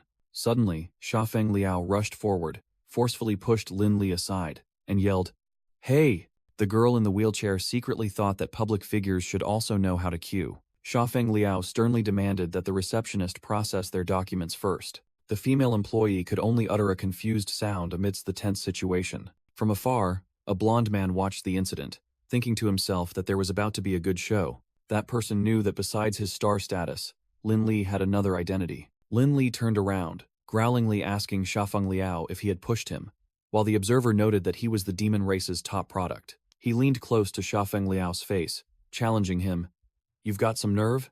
Daring to push me?" Xiafeng Liao turned to question the receptionist about the documents, and she stammered, admitting there was a problem. Just then, Lin Li provocatively grabbed Xiafeng Liao's shoulder from behind. "Didn't you hear me?" he snarled, while Huo Wujun stood right behind them. Lin Li tightened his grip on Xiafeng Liao's shoulder, his eyes filled with malice. Huo Wujun immediately spoke up in a cold voice, demanding that he remove his hand. Hearing this, Lin Li turned around and flashed a sinister smile. A tense atmosphere enveloped them as Xiafeng Liao, Huo Wujun, and Lin Li prepared to clash. Huo Wujun narrowed his eyes, thinking, "Such strong energy." Lin Li laughed gleefully, provoking them. "You've got guts. I like it. Your strength is quite interesting too. Come test your skills against me." Suddenly, a voice rang out, intervening. "Mr. Lin, if you start a fight before the match, you will be disqualified." A short man, seemingly the hotel manager, appeared and invited Lin Li's group. "You are super VIPs. No need to wait. Please use this express lane." The manager continued to flatter them, pointing toward the luxurious area. "You should have been in the luxury suite. There's no need to crowd with these people." He pointed out the window, toward the distant buildings, and said, "The smaller kingdoms are all staying in those houses over there." Lin Li looked annoyed but still scoffed and agreed. "Fine." Before leaving with his entourage, Lin Li turned back and issued a challenge. "Then I'll see you at the competition. I'll be waiting for you." Once Lin Li's group had left, Huo Wujun impatiently asked the manager and the confused receptionist, "How much longer do we have to wait?" The manager signaled to the female employee, "Let me handle this."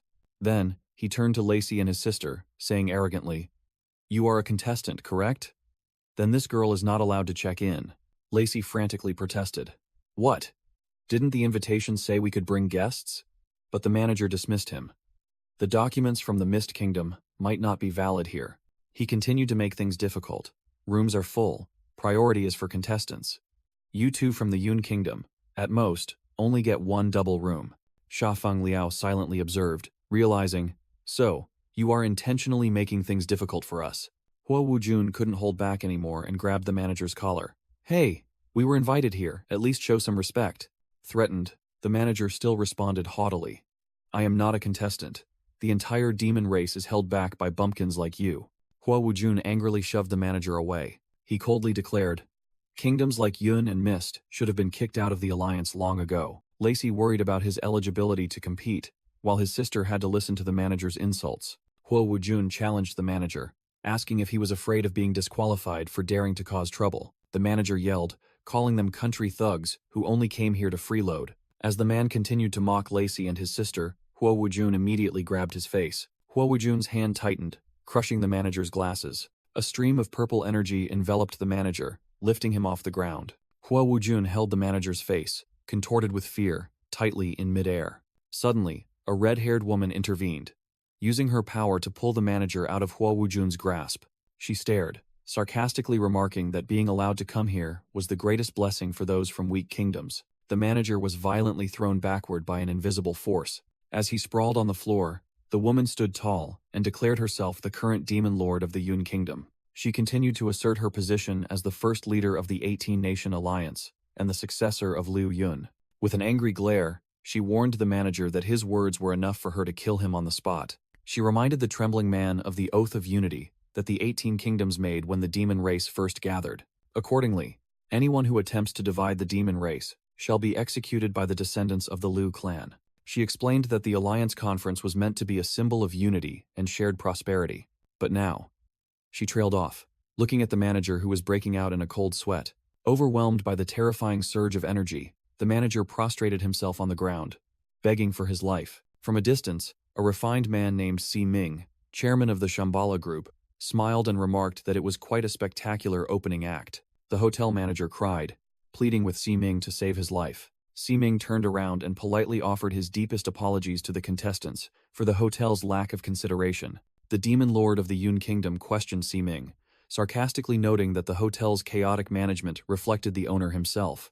Si Ming calmly explained that the luxury rooms had been reserved in advance to avoid trouble from powerful guests. To show his sincerity, he offered to transfer the only remaining presidential suite to their group. He then turned to the two siblings from the Mist Kingdom and courteously invited them to stay in his private penthouse. The Lacey siblings were astonished to hear that it was the highest point in the Flame Kingdom, offering a view of the entire demon realm. Si Ming bowed once more, taking the blame upon himself and hoping the contestants would accept his apology. He announced the evening banquet and advised Sha Feng Liao to rest and cool his temper. Sha Feng Liao coldly pointed at the manager and asked Si Ming how he intended to deal with the man. While the manager continued to beg, Sha Feng Liao questioned whether they intended to let him off so easily. Si Ming smiled and replied that the matter was quite simple, then pulled out a revolver. He loaded 5 bullets into the cylinder, leaving one chamber empty, and said that the manager's future would be left to fate. Si Ming pressed the gun against the trembling manager's temple, explaining that he only had a 1 in 6 chance of survival.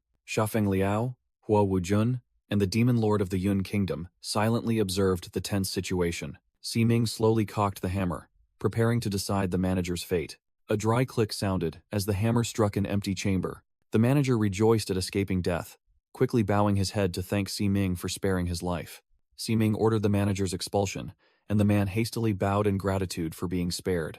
The elevator doors opened with a ding. After the other contestant groups had left, Sha Feng Liao's group remained standing in the lobby. The female receptionist sighed in relief, while Si Ming maintained a calm, meaningful expression. Si Ming thought to himself about the only person who hadn't flinched at the provocative spectacle he had staged. The image focused on Sha Feng Liao from behind, implying he was the one Si Ming was watching. Sha Feng Liao also recognized the absurdity of the manager's actions, and Gita confirmed that it was merely an act. He analyzed Si Ming's motives, dismissing the possibility of it being a simple trap because it was too contradictory. Sha Feng Liao deduced Si Ming's true purpose, a test to assess the strength of the contestants. Elsewhere, Si Ming smirked, seemingly confirming that Sha Feng Liao's suspicions were correct. A silent challenge was issued, signaling the inevitable confrontation between the two during the tournament. In a cafe, an attendant asked a white-haired woman with pink horns if she would like another drink. The woman declined and silently wished Xiao Feng good fortune, revealing her relationship with Sha Feng Liao. Meanwhile, the tournament format was announced across the vast arena.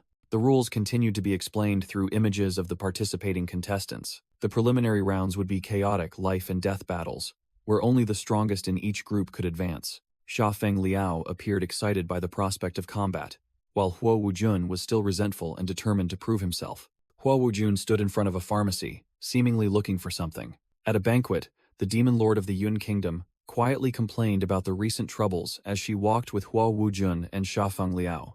At the banquet, a guard stopped Sha Feng Liao's group and announced that the VIP area was not for them. The demon lord of the Yun Kingdom tried to explain, but the guard replied that this entrance was only for the Flame Kingdom, Yu Kingdom, and Lei Kingdom. The guard coldly asserted that the major kingdoms always received priority. Hua Wujun angrily recalled the recent instances of being looked down upon, secretly resolving not to let anyone underestimate him again.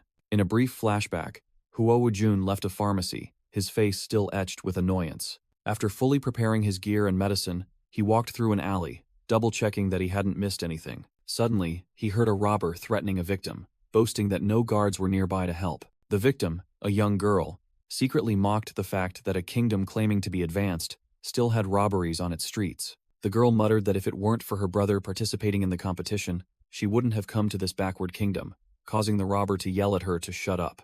The robber, a member of the Black Gold Gang, threatened to do more than just take her money if she didn't hurry up.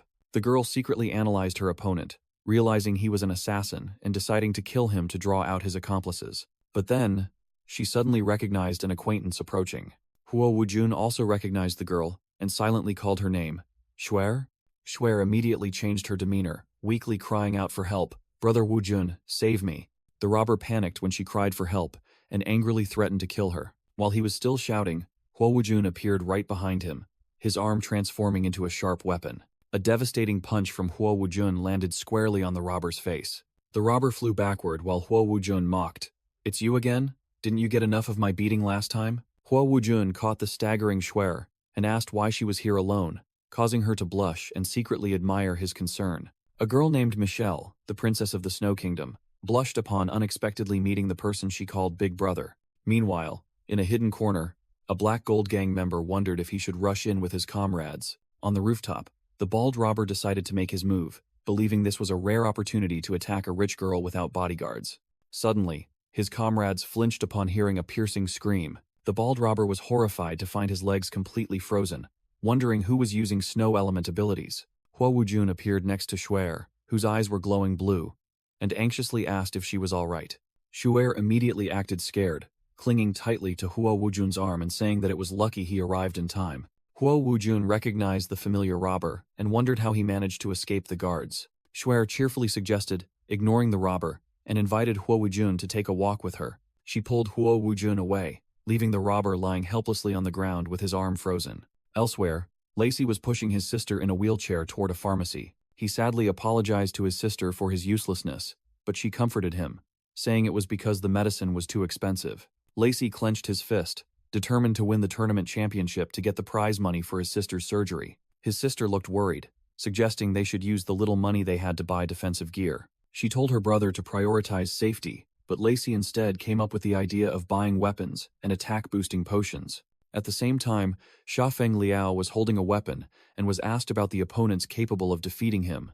Gita, in its small form, replied that the previous champion had not yet appeared. In its thoughts, images of two powerful female warriors from the Yu Kingdom appeared, one of whom was Xiang Lin. Gita continued its analysis, suggesting that Hotel Chairman Si Ming and young master Lin Li of the Lei Kingdom were also formidable opponents. Xiafeng Liao sighed on the bed, finding the task of searching for each opponent individually troublesome and unsure who could actually defeat him. Suddenly, an idea flashed in his mind, and he jumped up. He confidently stated that there was no need to search for them one by one, making Gita wonder about his crazy plan. Meanwhile, as time passed, Shuer was excitedly buying a series of S-class items for Huo Wujun, despite his protests. Another blonde contestant was meditating, concentrating energy within a purple magical vortex. A black-haired contestant was physically training by doing one-handed push-ups in the gym. Finally, the Alliance tournament officially began in a magnificent arena, broadcast live to all 18 demon kingdoms.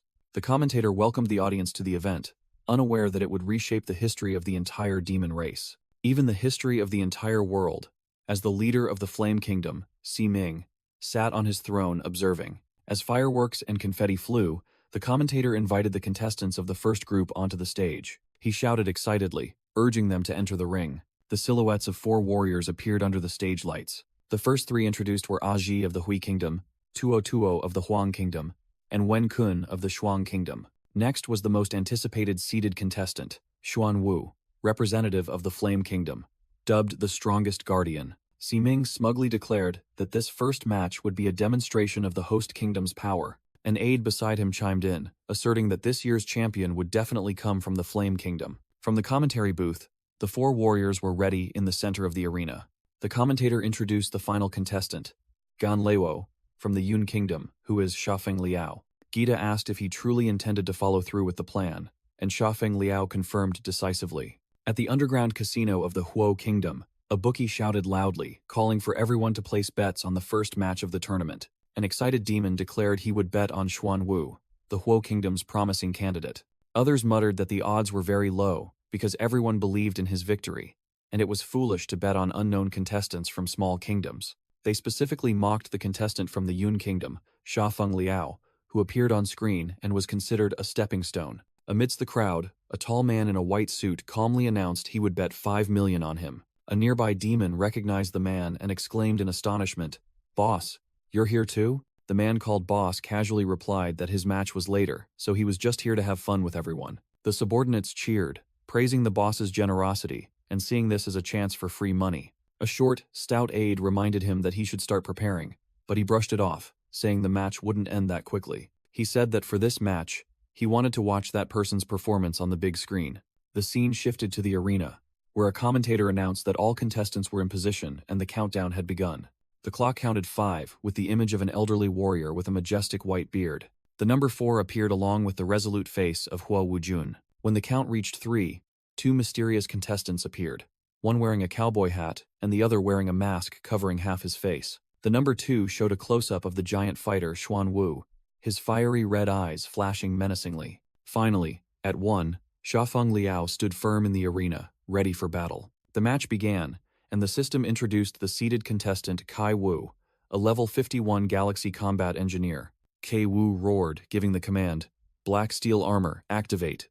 He transformed, donning the star black steel armor in Xuan Wu mode and activating the defense system. Immediately, the blue-haired masked warrior rushed forward, swinging a pair of blades radiating green energy. In the arena, Aji delivered a devastating punch. A barrage of attacks rained down on Xuan Wu, but his armor remained as solid as a rock. The commentator yelled, announcing that contestants from multiple kingdoms were joining forces to attack Xuan Wu. When the dust settled, Xuan Wu stood there without a scratch and let out a sneer. The attackers, including Tuo, Aji, and the masked warrior, exclaimed in horror that he was unharmed and urged each other to continue. From elsewhere, Lin Li calmly remarked that this was a typical qualifying round tactic, the weak combining forces to eliminate the strongest. He added that without armor-piercing techniques, they were just wasting their strength in vain. Lin Li's gaze suddenly shifted, wondering what someone else was plotting. Meanwhile, Xiafeng Liao had finished warming up and asked Gita if it was ready. Gita, in its compact form on his shoulder, confirmed that its energy had been full for a long time. In the observation room, Hua Wujun anxiously asked if Xiafeng Liao was planning another crazy stunt. Xiafeng Liao smiled meaningfully, declaring he would give everyone a show. He shouted loudly, demanding that everyone, including the cameras, watch closely. Instantly, Gita transformed into a giant dragon, soaring past a camera. The other contestants, including Xuan Wu, stared dumbfounded at the creature that had just appeared. From above, Xiafeng Liao pointed directly at Xuan Wu, ordering him to activate his strongest defense layer. Xuan Wu roared furiously, asserting that someone like Xiafeng Liao had no right to order him around. Xiafeng Liao simply replied with a smile and yelled, "Take this." A massive penetrating energy blast was fired, and the system announced a critical hit. The powerful attack struck Xuan Wu directly, pushing him back and shattering the surrounding ground. From the stands, Lin Li's eyes widened in shock. Even a figure of Ximing's stature was stunned by the sight. The destructive power of that attack was so immense that it cracked the arena wall in half. Hua Wujun and his teammates were also dumbfounded, but he seemed to have anticipated the outcome. The wide shot showed a massive crack running across the arena, while Gita soared into the air. Amidst the rubble, Tuo lay motionless, completely defeated. Wen Kun suffered the same fate, lying supine on the ravaged battlefield, and Aji, the third member of the alliance, was also defeated. Xuan Wu stood frozen, covered in injuries, his armor shattered, muttering in disbelief. The commentator screamed excitedly, announcing that the Yun Kingdom contestant had defeated 3 opponents with a single blow. Xiafeng Liao coldly declared that only 2 people remained in the arena, and the next blow would be full power. Facing that threat, Xuan Wu frantically yelled for a stop and accepted surrender. In the casino, the betting crowd was stunned by the unexpected turn of events. An elderly spectator angrily roared, deeming Xuan Wu's actions a disgrace. Others started murmuring, astonished that the attack had split the entire arena in 2. Xuan Wu realized that his opponent's weapon could penetrate any defense, and that blow wasn't even full power. He thought in horror that if it had been an all-out attack, the entire arena might have been pulverized into dust. As Xiafeng Liao raised his fist, the commentator declared that the first qualifying match was over. The referee raised his hand, announcing the first winner was Gan Luo of the Yun Kingdom. Defeated, Xuan Wu questioned Gan Luo, unable to believe that an A-class warrior possessed such overwhelming power. Having just been declared the winner, Xiafeng Liao snatched the microphone from the bewildered announcer. He stared at the terrified announcer and sarcastically asked if his performance was over. Standing in the center of the stage, Xiafeng Liao cleared his throat and shouted to capture the attention of the entire arena. With a menacing gaze obscured, he looked down at the crowd from the stage. He roared into the microphone, declaring that all the mighty kingdoms and S-class demons were weaklings. Other contestants and powerful leaders like Ximing and Lin Li were visibly annoyed by the arrogant declaration. While Hua Wujun covered his face in exasperation, his companion was utterly shocked. Xiafeng Liao continued to bellow, asserting his #1 position and proclaiming himself the strongest demon. His bold statement echoed throughout the vast arena, leaving the audience stunned. With a smug grin, He challenged anyone with opposing opinions to step up and fight. Meanwhile, in the Yoon Kingdom, the citizens watching on the giant screen erupted in cheers for General Gon. They rejoiced, believing that it was thanks to him that their kingdom could survive. On a rooftop, Meidu Cao and Huo An also quietly acknowledged the immense changes his presence had brought. The announcer declared that after Gan Luo's impressive performance, the next match would be Lin Li from the Lei Kingdom. On the arena floor, Lin Li displayed his formidable power, easily defeating opponents with bolts of lightning. He also shouted with determination that no one could take his #1 spot from him. In the stands, a crowd of fervent fans cheered for their idol. Back in the Yoon Kingdom, Wei Ming and Huo An watched the match, acknowledging that the existence of such powerful tribes made them dare not hope. But Wei Ming said that now, with General Gan and Wu Jun, they had hope for their kingdom to return to its peak. He excitedly announced that the third round was about to begin, and it was Wu Jun's turn.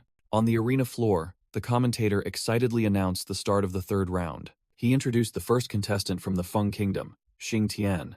Next were Dao Lang from the Zai Kingdom, Na Yin from the Snow Kingdom, and Wang Huafeng from the Hua Kingdom. Finally, the winner of the first round and representative of the Yoon Kingdom, Huo Wujun, was introduced separately. From the stands, Liu Bingyi commented that Sha Feng Liao's performance had drawn special attention to the Yoon Kingdom, and she worried that Huo Wujun would become a common target. Sha Feng Liao reassured her that as long as they kept an eye on Dao Lang, who had the highest rank, there would be no problem. Liu Bingyi analyzed that there were no S-class demon tribe members in this round, and at A-plus class, no one was Huo Wujun's opponent except herself. Meanwhile, a girl named Xuer was enthusiastically cheering for Huo Wujun, hoping he would win first place. Another spectator recognized her as possibly the princess of the Snow Kingdom and wondered why she would support an opposing kingdom. The match officially began, with Huo Wujun lunging into a ready stance. Immediately, the other contestants shouted to eliminate the one from the Yoon Kingdom first, and then all charged towards him. Huo Wujun merely smirked, thinking to himself that the hatred everyone felt for Gan Luo had worked exactly as planned. In a flash, Huo Wujun quickly took down two opponents simultaneously, astonishing the audience. In another development, Dao Lang was also brutally attacking Xing Tian. The commentator screamed in horror as Dao Lang decapitated Xing Tian with a single sword strike. Now, only two people remained on the field, Dao Lang standing over Xing Tian's corpse.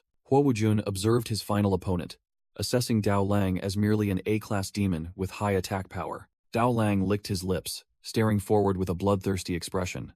Huo Wujun charged forward, confident in his enhanced strength after the demon cave battle and the confrontation with humans. Huo Wujun, confident in his strength, appeared directly in front of Xing Tian. Surprised by his opponent's speed, Xing Tian unleashed a poison strike, but it was too late, a fatal blow piercing his chest. Huo Wujun completed his slash, blood splattering across the arena. With a single blow, Huo Wujun cleaved his opponent in two, prompting the commentator to hastily declare the match over. He believed everything was finished, even thinking he could now handle an S-class demon. However, an unexpected development on the arena floor made Huo Wujun look back. The commentator shrieked in panic, correcting that the match was still ongoing. It turned out that Xing Tian, who had just been nearly decapitated, was still alive. To Huo Wujun's astonishment, Xing Tian's headless body stood up and continued to fight. From the stands, Liu Bingyi couldn't believe her eyes, wondering how someone could fight when their head was almost gone. Sha Feng Liao also narrowed his eyes, realizing something was very wrong with Xing Tian. On the arena floor, Huo Wujun leaped into the air to prepare for another attack. He focused all his strength, determined to finish his opponent, once and for all. With an unyielding will, Huo Wujun unleashed a powerful surge of energy. He launched a devastating attack that engulfed Xing Tian's body. Unexpectedly, dark tendrils emerged from Xing Tian's body, initiating a bizarre transformation. Huo Wujun landed on the ground, exhausted but believing he had finally won. But then, a horrifying sight made him exclaim in shock. Xing Tian's body had completely regenerated, all wounds vanishing as if they had never existed. Huo Wujun stared in amazement at the massive dark energy before him, wondering if it was his own skill. In another match, Dao Lang unleashed a fierce attack, shattering Xing Tian's energy defense. Dao Lang nimbly dodged his opponent's sharp counterattacks. Returning to his fight, Huo Wujun realized the enemy's attack power wasn't just undiminished, it was increasing. From the stands, Sha Feng Liao intently watched the intense confrontation on the arena floor. He suddenly panicked, sensing a sinister and suspicious aura emanating from Xing Tian. Despite the shouts to give up, Huo Wujun remained resolute with a bloodied face. he faced Xing Tian, who had now transformed with dark tendrils and a colossal blade arm. Huo Wujun declared he didn't step onto this battlefield just to surrender. Memories of past helplessness resurfaced, and he vowed not to let anyone harm his father and people again. With eyes blazing, Huo Wujun proclaimed he would be the protector of Yun Kingdom's future. A halo of light erupted around him as he resolved to become stronger and claim the first-place position. A black and red armor began to form, ready to pay any price to obtain the Ascension Stone and become an S-class demon. On the opposite side, Xing Tian also roared that he would never yield to anyone again. Xing Tian lunged forward to attack, confronting Huo Wujun, who was radiating a powerful green aura. Huo Wujun poured all his strength into it, roaring the name of his ultimate skill, Demon King's Dragon Breath. A massive green energy blast shattered the ground, hurtling directly towards Xing Tian. A spectator in a stylish suit calmly remarked that the people of Yun Kingdom seemed to enjoy blowing up the arena. Amidst the dust and smoke from the explosion, a voice commented that the attack had hit its mark. The commentator announced that over half of Xing Tian's body had been blown away and prepared to declare the winner. However, the commentator frantically yelled to stop, as the situation suddenly changed. From the fatal wound, dark tendrils emerged and completely regenerated Xing Tian's upper body. He opened his pitch-black eyes, staring forward menacingly. Huo Wujun stared in shock at the sight, while a system notification appeared indicating he was exhausted. In the stands, Xiafeng Liao realized the situation was dire and exclaimed in worry. Another announcement confirmed Xing Tian had fully recovered. Immediately after, Xing Tian raised his hand, using a mimicry technique to copy the Demon King's Dragon Breath itself. A massive, destructive black and red energy blast was unleashed, sweeping across the entire arena. Huo Wujun was unable to resist and was completely engulfed in the terrifying explosion. In an instant, memories of past failures and the desperate image of his father flooded his mind. Xuer in the stands screamed in horror. Liu Bingyi also couldn't hide her shock and fear. As Huo Wujun collapsed, his teammates rushed to his side, with Xuer frantically asking if he was going to die. Xiafeng Liao quickly checked and reassured them that thanks to instinct, Huo Wujun had avoided the fatal blow and was merely unconscious. He immediately ordered the others to take Huo Wujun to the infirmary. Standing alone, Xiafeng Liao looked at Xing Tian with suspicion, finding the contestant highly questionable. The main commentator officially declared Xing Tian of the Feng Kingdom the final victor. Elsewhere, King Medan of the Feng Kingdom smiled triumphantly, stating they had secured their advancement. In a dark corner, headless corpses lay scattered on the ground. A grotesque, giant, centipede-like creature crawled over a corpse.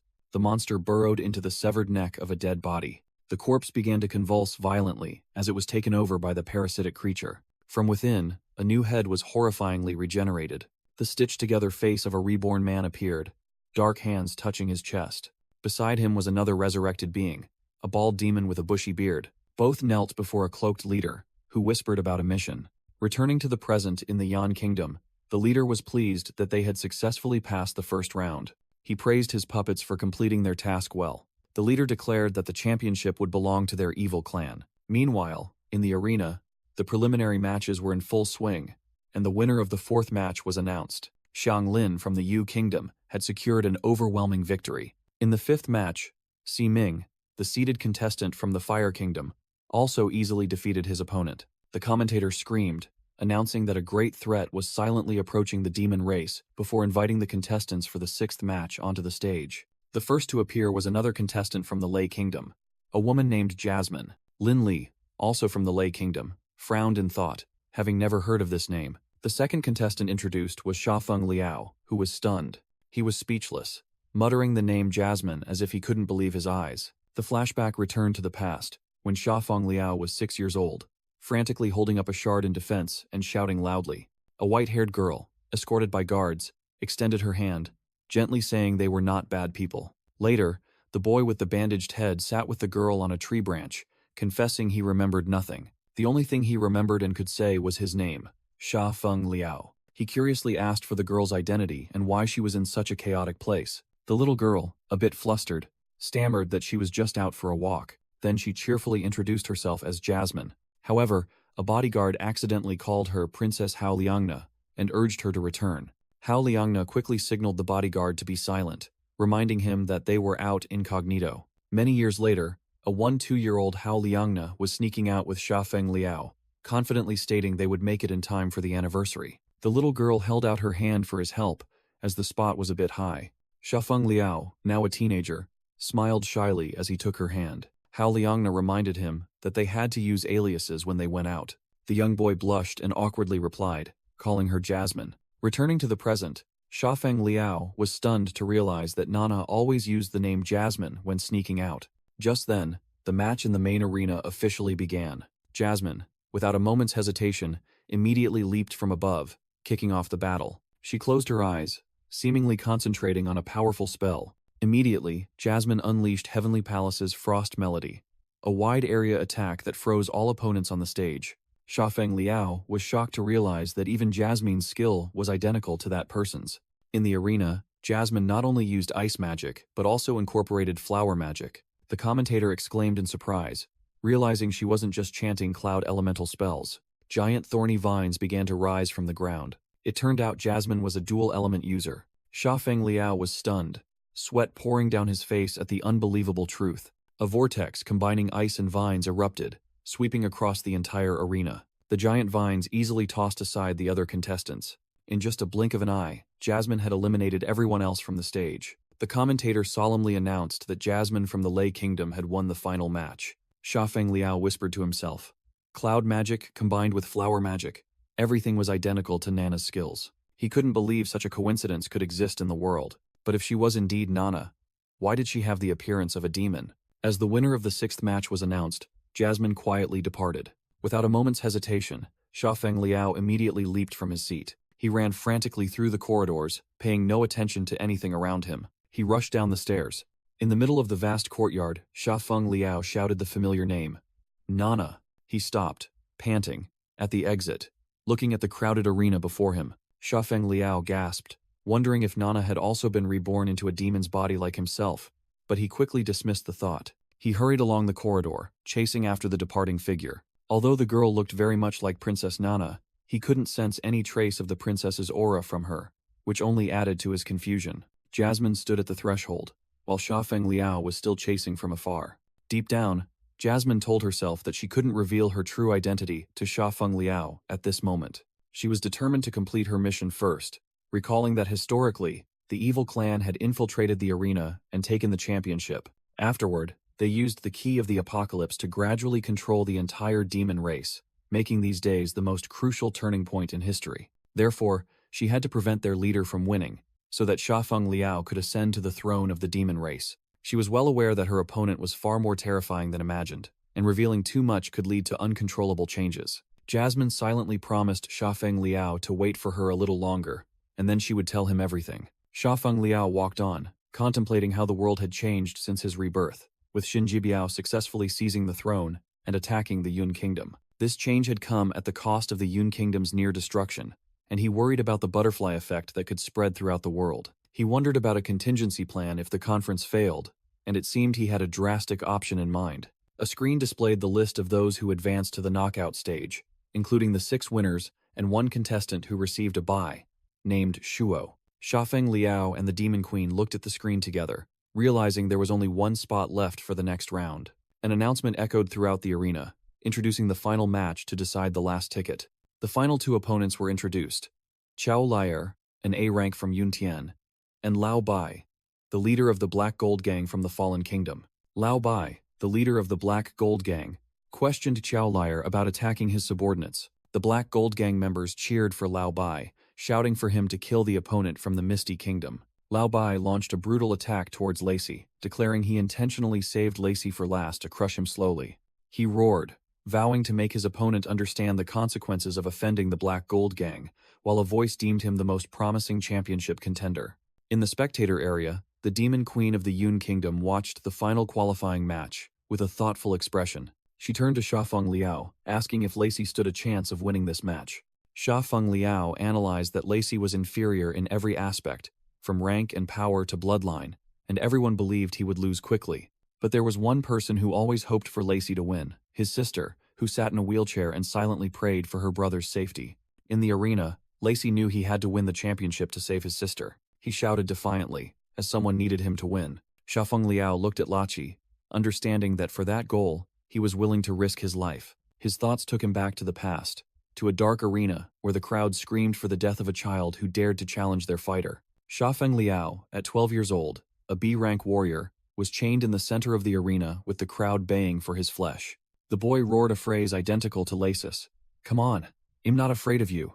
His opponent was Mammoth, the most brutal fighter in the Empire, who craved the taste of children's flesh. High above, Hao Liangna, at 12 years old, locked in a cage, sobbed, asking why Xiafeng Liao had returned to save her. The boy explained that he had made a bet with the arena. If he won, they would both be free. With a promise to definitely take her back, Xiafeng Liao faced the fury of the crowd. Mammoth scoffed at the boy's arrogance and swung his weapon, making Xiafeng Liao wonder when humans could surpass their limits. The image of young Xiafeng Liao blocking Mammoth's attack with his sword and Lachi blocking Lao Bai's attack in the present overlapped for a moment. Returning to reality, Lao Bai mocked Lachi's agility before shattering his ice weapon with absolute power. Lao Bai unleashed a lightning strike, paralyzing Lachi on the spot. He roared, mocking the opponent's speed as utterly useless. Xiafeng Liao's memories flooded back. The image of him as a child being sent flying by a giant spiked mace. Young Xiafeng Liao lay defeated on the arena floor, blood gushing from his wounds. His colossal opponent, Mammoth, stood high above, listening to the crowd's bloodthirsty cries. Back in the present, Lao Bai also stood over Lachi amidst the same savage cheers. In the past, young Hao Liangna cried heartbrokenly behind bars, calling out Xiao Feng. In the present, Lachi's sister also cried out, "Brother," in despair. Because when someone has an unshakable reason to win, both Lao Bai and Mammoth sneered. "A piece of trash like you dares to challenge me to a one-on-one fight?" Despite their injuries, both Lacey in the present and Xiafeng Liao in the past rose with determined eyes. Lao Bai raised his fist, preparing to deliver the finishing blow. Lao Bai's punch and Mammoth's mace descended simultaneously, but Lacey managed to create a new ice weapon, crossing his arms to block the attack. He roared, "I never will." In the past, Xiafeng Liao had also dodged Mammoth's fatal blow. The eyes of the two warriors from different eras merged, sharing a single will: lose here. The flashback concluded with young Xiafeng Liao piercing his giant foe with his sword. Inspired, Lacey lunged at Lao Bai, shouting, "I have to save her, because when someone has to move forward, they will do anything, even risk their lives."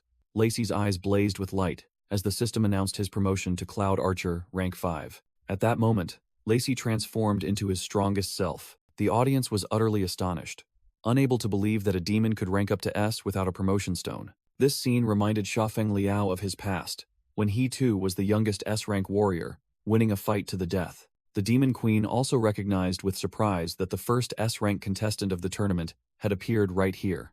Xiafeng Liao smiled in understanding, for he knew that every king had to rise from weakness. The commentator declared Lassie from the Misty Kingdom had achieved the impossible and secured the final victory. After the match, the large screen displayed the portraits of the 8 contestants who had successfully advanced to the knockout rounds. The final round would consist of 3 stages, each a series of one-on-one death matches. An announcement echoed, calling all contestants to the backstage for the draw for the upcoming matches. The 8 strongest warriors entered a long corridor together, preparing for the decisive round.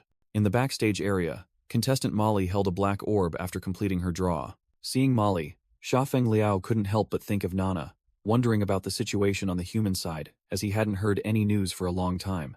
A voice echoed in his mind, reminding him that the greatest threats were Lin Li and Si Ming, while he was determined to return to his own body soon. The mysterious voice continued its analysis, suggesting that Shuo's strength was still an unknown, but certainly not weak. After receiving the information, Xiafeng Liao stepped forward, preparing to draw for his own match. He drew orb number 1, meaning he would be the first to enter the arena, facing the holder of number 2. His opponent was none other than Lacey, who had just ranked up and would certainly not be easily defeated immediately. As Xiafeng Liao walked, another powerful contestant held orb number 5. The person smirked, showing little interest in the match pairings. Si Ming chuckled smugly. He activated a magical device, deciding to choose a different option. Meanwhile, Xiafeng Liao realized he had drawn orb number 1, meaning his opponent would be the one with number 2. Xiafeng Liao held orb number 1, facing Si Ming, who was waiting. Si Ming approached and asked provocatively, "So, are you satisfied with this arrangement?" He held up orb number 2, taunting, "Aren't you looking for someone who can kill you?" Xiafeng Liao simply looked at his opponent in silence. Si Ming confidently declared, "Soon, I will fulfill your wish." After the draw concluded, an announcement boomed throughout the arena that the preliminary round would have 2 simultaneous matches. The tournament organizer, Si Qing, leader of the Flame Army, appeared. From above, Si Qing looked down at the 4 fighters, ready for the first 2 matches. The first match is a showdown between Yun Kingdom's dark horse Ganliwo and the undefeated champion since birth, Si Ming of the Fire Kingdom. The second match will be a contest between the famous beauty Xianggun of the Yu Kingdom and the standout qualifier, Xing Tian of the Feng Kingdom. Si Qing explains that because the qualifiers are very dangerous, they will proceed in a special way. Purple magical energy began to surge from beneath his feet. Xiafeng Liao intently observed the transformation. Si Qing soared into the sky, announcing that the matches would take place in special locations. Immediately, Xiafeng Liao and Si Ming were teleported to a giant stone platform, where the first match would take place. It turned out that the location was the peak of a colossal goddess statue, situated amidst the clouds. Xiafeng Liao questioned his opponent. "You used your ability to ensure you would fight me, didn't you?" The blonde opponent admitted. "Ever since we first met, you have always been using your power." In a flashback, he recalled easily manipulating probability, from choosing the correct empty chamber in Russian roulette to drawing the desired lot. Xiafeng Liao continued his analysis, realizing the opponent wasn't aiming for the championship, but was merely seeking an equal match. He asked directly, "If you only wanted victory, you had many other choices. Why did you choose me?" The blonde opponent burst into delighted laughter. He exclaimed in surprise, "So you're not just an ordinary demon, you can even see through my ability." He explained that his life was too boring because he always knew the outcome of the victory, always knew the future. But upon looking at Xiafeng Liao, he declared, "With you, I see uncertainty." He was extremely excited, not knowing how big I'll win or how I'll win. "That's what's interesting, isn't it?" Xiafeng Liao coldly retorted. "If you want to defeat me, there is only one way. Kill me in front of everyone." He provoked. "Otherwise, your first crushing defeat will be broadcast live to the entire world." The blonde opponent confidently declared, "Don't worry, I will never lose, because I will never choose a future where I fail." But then, his expression suddenly froze. "Wait. You," Xiafeng Liao calmly urged.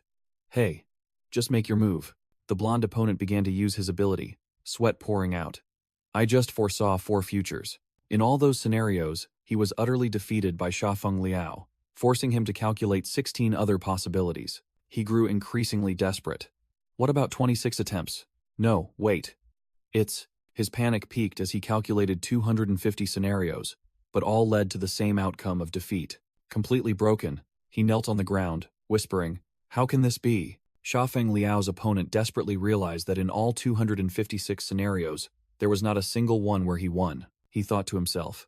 Xiafeng Liao defeated him every time, without fail thanks to his astonishing recovery ability. He compared Xiafeng Liao's ability to Legends of Immortality, an unresolvable system error. In another match, Xianggun gasped for breath after being defeated. She bitterly admitted that even if she gave her all, she couldn't kill her opponent because he could recover instantly. Her opponent, Xing Tian, roared as he lunged to attack. A terrifying explosion threw Xianggun backward. She fell helplessly, completely overwhelmed. Amidst the smoke and dust, Xing Tian's figure gradually emerged. He muttered that there was simply no way to win. As he approached Xianggun, his injured arm began to regenerate strangely. Muscle fibers and blood vessels intertwined, healing the wound in the blink of an eye. Xianggun recalled in horror that the person from the Yun Kingdom possessed a similar ability. Xing Tian reminisced about facing an immortal enemy in the past. Even knowing he couldn't win, he fought until the end. Returning to reality, Xing Tian stood towering over the fallen Xianggun.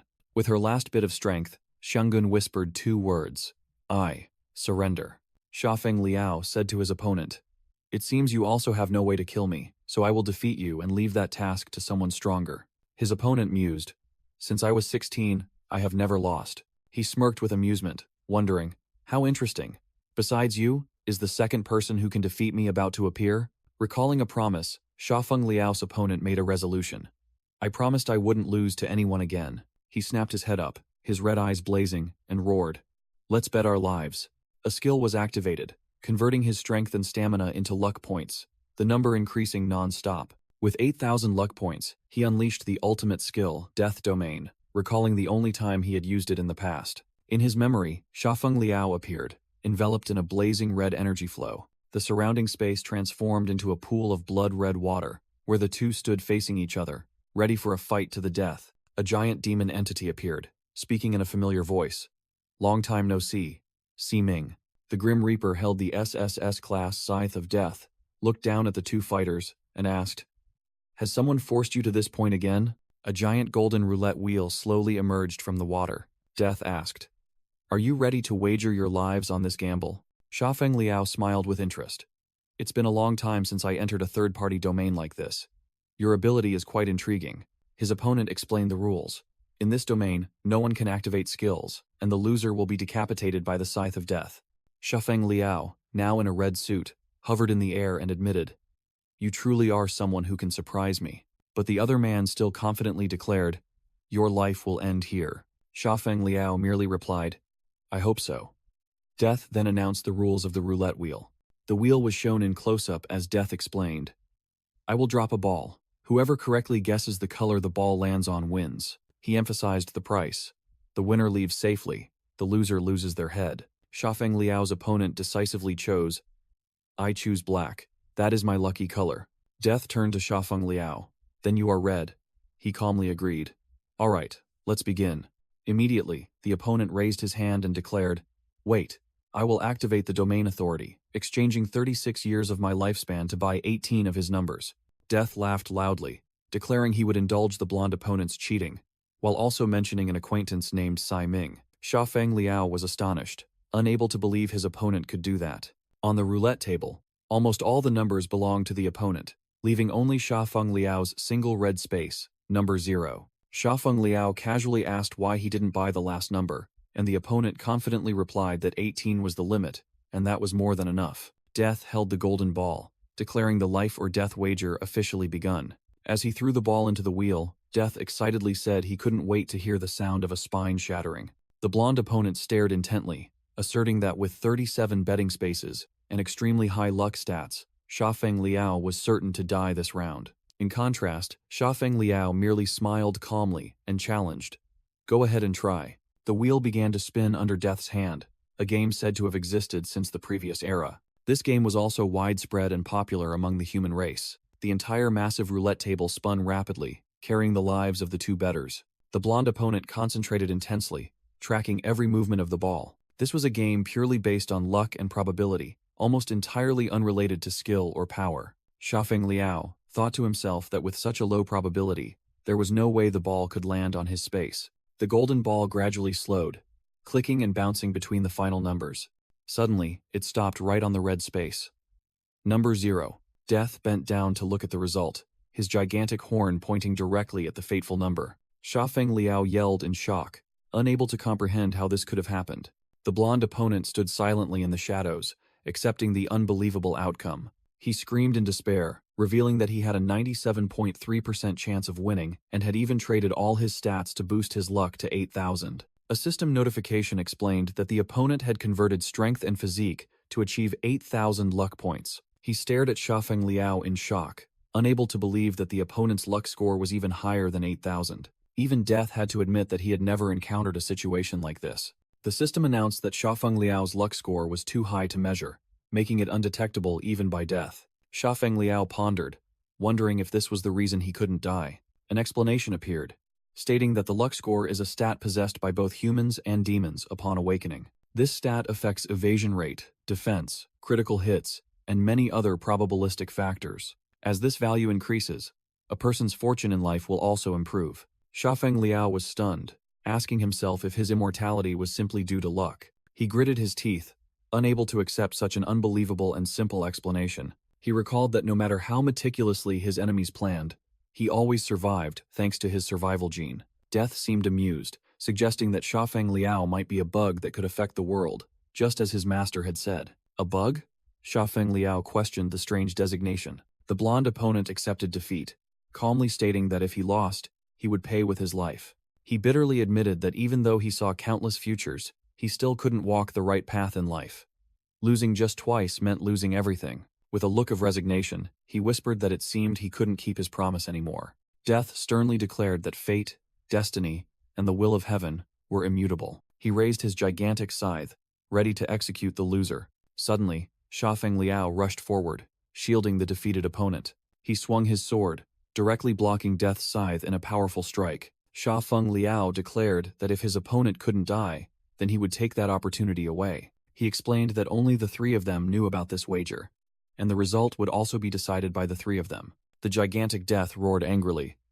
What do you mean? Shafeng Liao calmly pointed at the roulette wheel, saying that his opponent had clearly won the bet. Death screamed, accusing him of willfully interfering with the wheel and changing fate. My fate is decided by me, Shafeng Liao retorted. Now, either you kill me, or you fight me, he challenged with an arrogant smile. His opponent asked in horror, because anyone entering this space would lose all their power. Death scoffed, deciding to accept the challenge, seeking death. With a roar, the gigantic entity swung his scythe down, yelling, "As you wish." An invisible surge of power tore through Shafeng Liao's body, but the system announced that all skill restrictions were ignored. Immediately, the rewind skill activated, and recovery energy began healing his wounds. His opponent couldn't believe his eyes, wondering why Shafeng Liao could use his power here. Death suddenly realized, muttering that there was one sole exception to this rule. Seeing Shafeng Liao's energy, he wondered in astonishment if he was the inheritor of his master's power. Death bowed and explained that, having been a demon general contracted to the master, his domain could not restrict that power. His opponent stammered, realizing that the person Death mentioned was the legendary Demon King. With tears streaming down, Death confessed that he had sealed himself here since his master passed away. The ancient entity knelt on one knee, begging to continue serving his master after 100 years of waiting. Shafeng Liao stood there silently, confronting the shocking truth about his identity. In the vast arena, the two opponents stood facing each other after the life and death battle. Shafeng Liao stood with his arms crossed, watching as his opponent, Simi, turned and walked away. Simi admitted that he hadn't expected Shafeng Liao to have such a formidable background. He declared that since the Scythe of Death had been taken, he no longer had any reason to fight and decided to surrender.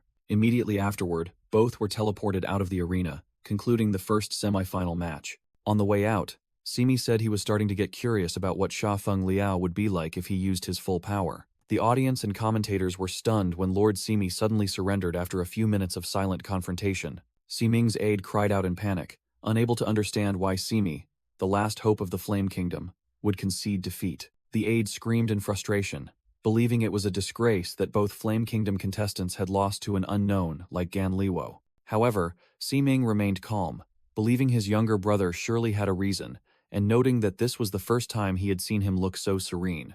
The loudspeaker announced the results. Xingtian and Gan Liwo were the winners, and the second half of the semifinals was about to begin. The scene shifted to a hospital where injured contestants were recovering.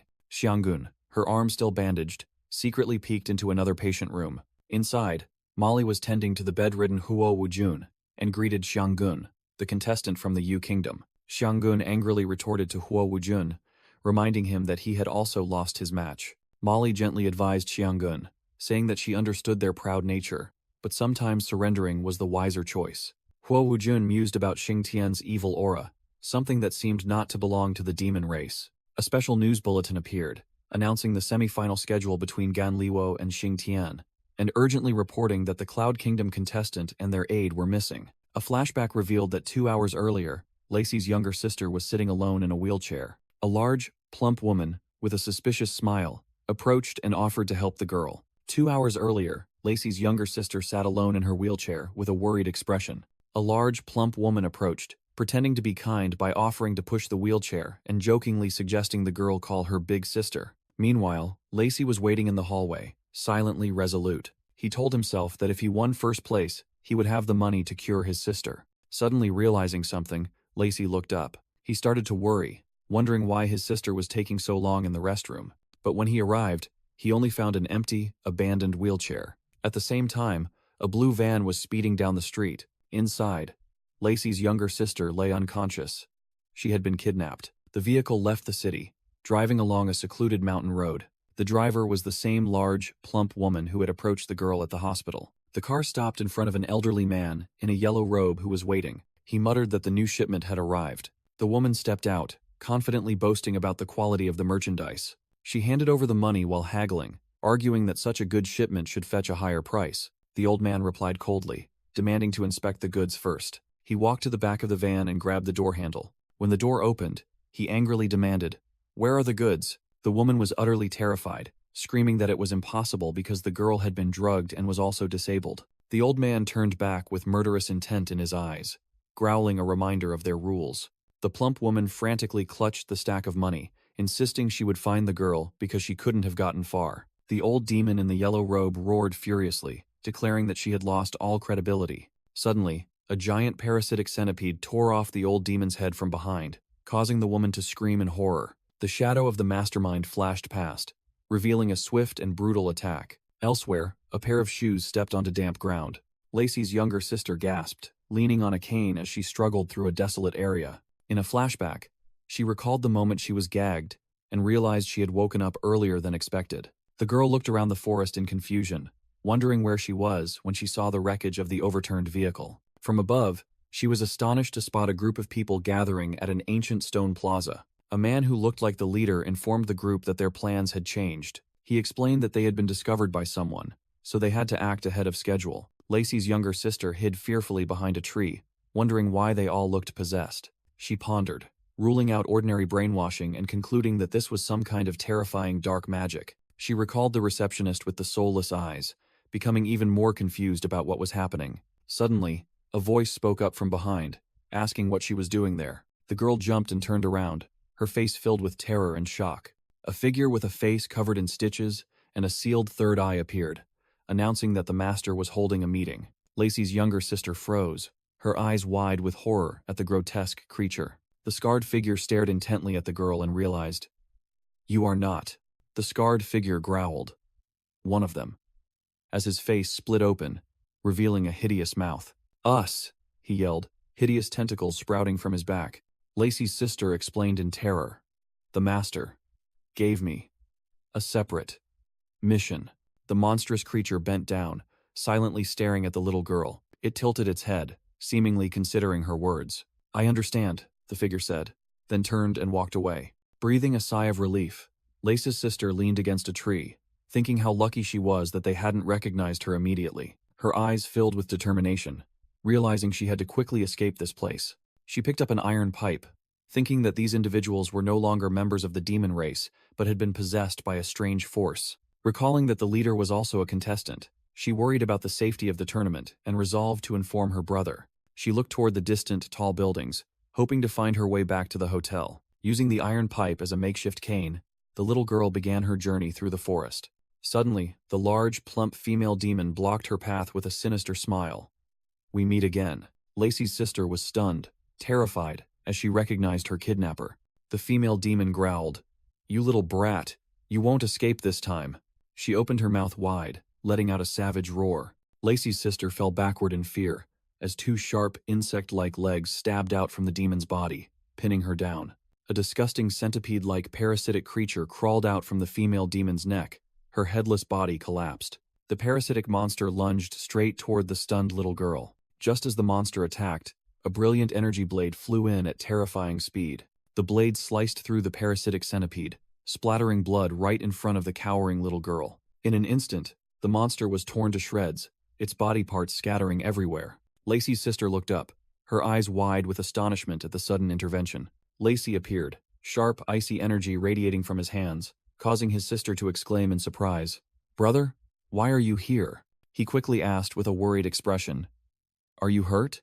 The little girl joyfully cried out, "Brother!" as she saw Lacey rush to her side. He embraced his sobbing sister and gently reassured her. "Don't be afraid. I'm here now." Suddenly, Lacey glanced over cautiously, spotting a gang leader and his subordinates emerging from the forest. Carrying his sister, he realized a crowd of enemies was surrounding them and muttered, "More people are coming." The leader stared at the siblings with greedy eyes, saying, "This is truly good merchandise."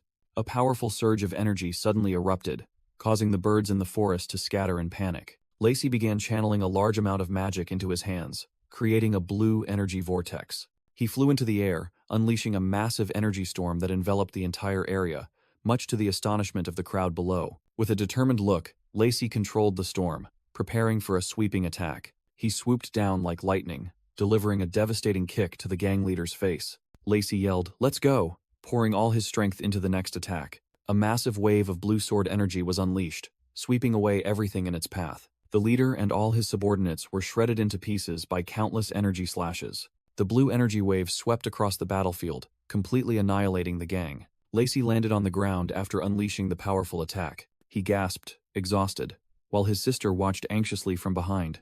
Suddenly, Lace's sister's eyes widened in horror. From within the smoke, the leader and his subordinates were regenerating their bodies, leaving Lacey stunned and wondering how they could recover. His sister realized they possessed regeneration abilities similar to Xing Tian, and warned that there must be some connection. Lace's expression hardened as he listened to his sister's analysis. He immediately called out the name of a new skill: Cloud Shadow. Lacey soared into the air, surrounded by a blue aura, facing the fully regenerated enemies. His skill allowed him to see through their bodies, revealing red parasitic creatures moving inside. He realized it was an unseen type of insect, shaped like a centipede, with a black shell. The leader roared, ordering his subordinates to charge together and eliminate Lacey. A giant parasitic centipede crawled out from the back of a subordinate to attack, making Lacey notice that their movements were extremely synchronized. Lacey's sister analyzed that their structure closely resembled a centralized multi-level model. She quickly pointed out the weakness, asking him if they should deal with the leader first.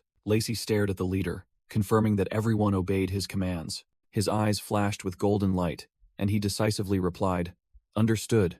From a safe position, his sister witnessed a sharp stream of sword energy skimming across the ground. Lacey launched a precise attack, the energy stream curving past the subordinates and aiming directly at the leader. Lacey unleashed the level 5 ultimate skill, Bone-Crushing Starburst, a wide-area icy attack. The gang leader was instantly frozen inside a massive block of ice. From afar, Lamon saw 2 parasitic centipedes fall to the ground, assuming they had been neutralized.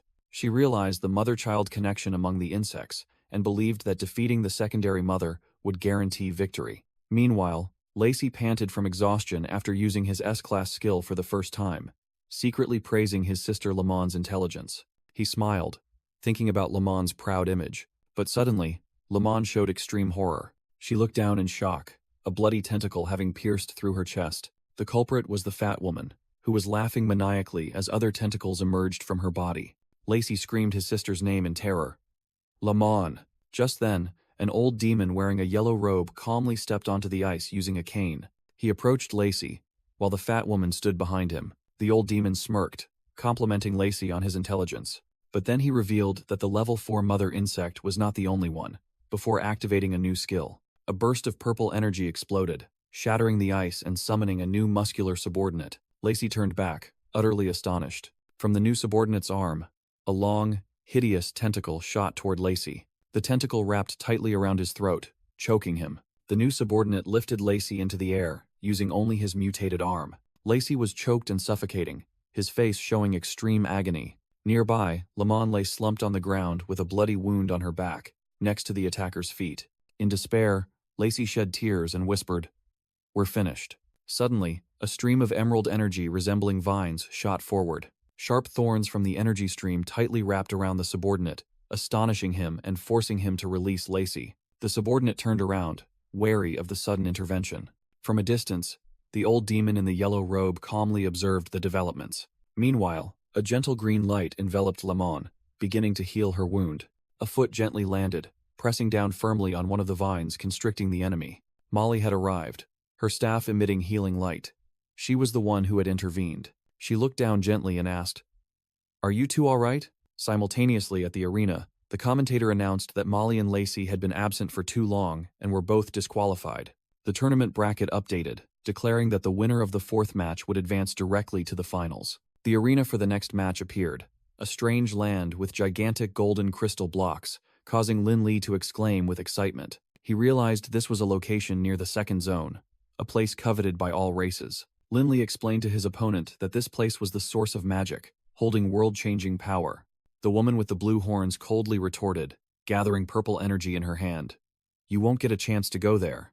Lin Li drew a blue energy short sword, asserting, "That person will be me." Immediately, the two streams of blue and purple energy violently clashed, commencing the battle. In the ring, Lin Li from the Lei Kingdom immediately unleashed his signature skill to confront the star system female contestant. The female contestant charged forward at astonishing speed, leaving a purple streak of light behind her. Lin Li did not flinch. He immediately counterattacked, blocking his opponent's strike. In the observation room, Sha Feng Liao and the Demon King watched the intense battle on the large screen. The Demon King explained that Lin Li's cloud system power was clearly being countered by his opponent's star system. A diagram appeared, illustrating the counter mechanics between the power systems. nuclear, star, electric, cloud, and flower.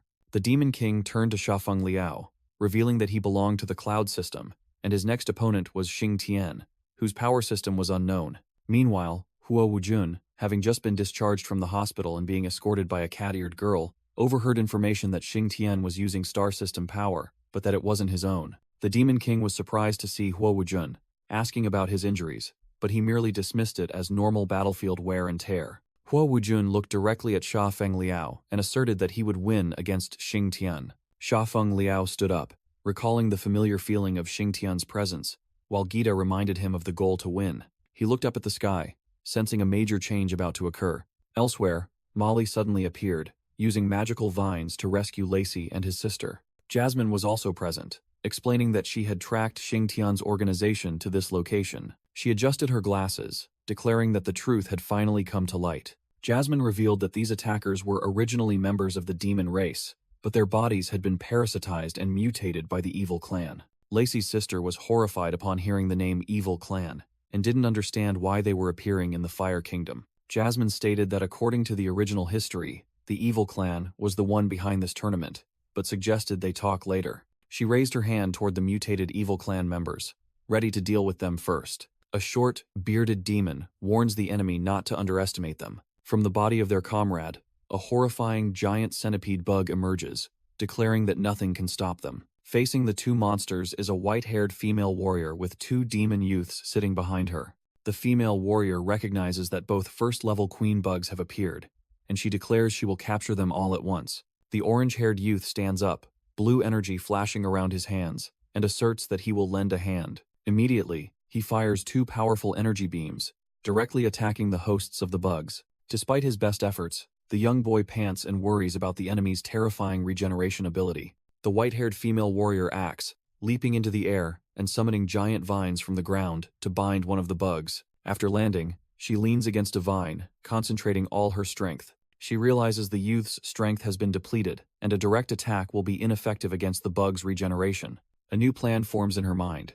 Lure the bugs out of their hosts. She begins to exert all her power, and pure white flowers start to bloom around her. She unleashes the heart-piercing vine sea control skill, creating a sea of flowers emitting a fragrant pollen to lure the enemies. Affected by the pollen, the two hosts writhe on the ground, and she explains that the bugs will soon leave their bodies. The female warrior turns to instruct the young boy that the window of opportunity is very short, and he must aim carefully. The young boy understands, his eyes filled with determination, and confirms he is ready. Fully charged with energy, he shouts excitedly, while the female warrior calls his name, Yunxiang.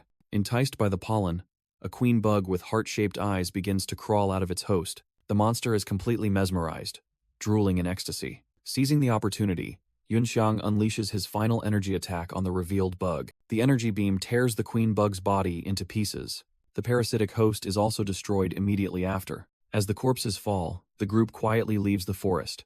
Yunxiang joyfully exclaims that when the two queen bugs were defeated, all enemies fell. Suddenly, the white-haired female warrior stumbles, causing the orange-haired youth to anxiously ask about her condition. She gasps for breath, her body glowing, and realizes they don't have much time left. She calls the two of them over, saying she has something very important to tell them. Meanwhile, in the arena, the contestant Shuo from the Yu Kingdom is demonstrating the formidable power of a champion. Her opponent, Lin Li, mocks that she can only draw by elemental advantage, and his goal is the #1 spot. He declares he will go all out. Shuo calmly faces his challenge. Lin Li lunges forward, creating countless blue energy clones that surround her. Shuo is pushed back amidst the encirclement of clones. One clone smugly asks if she can guess where the real body is. Shuo coldly replies, "So, this is your final move?"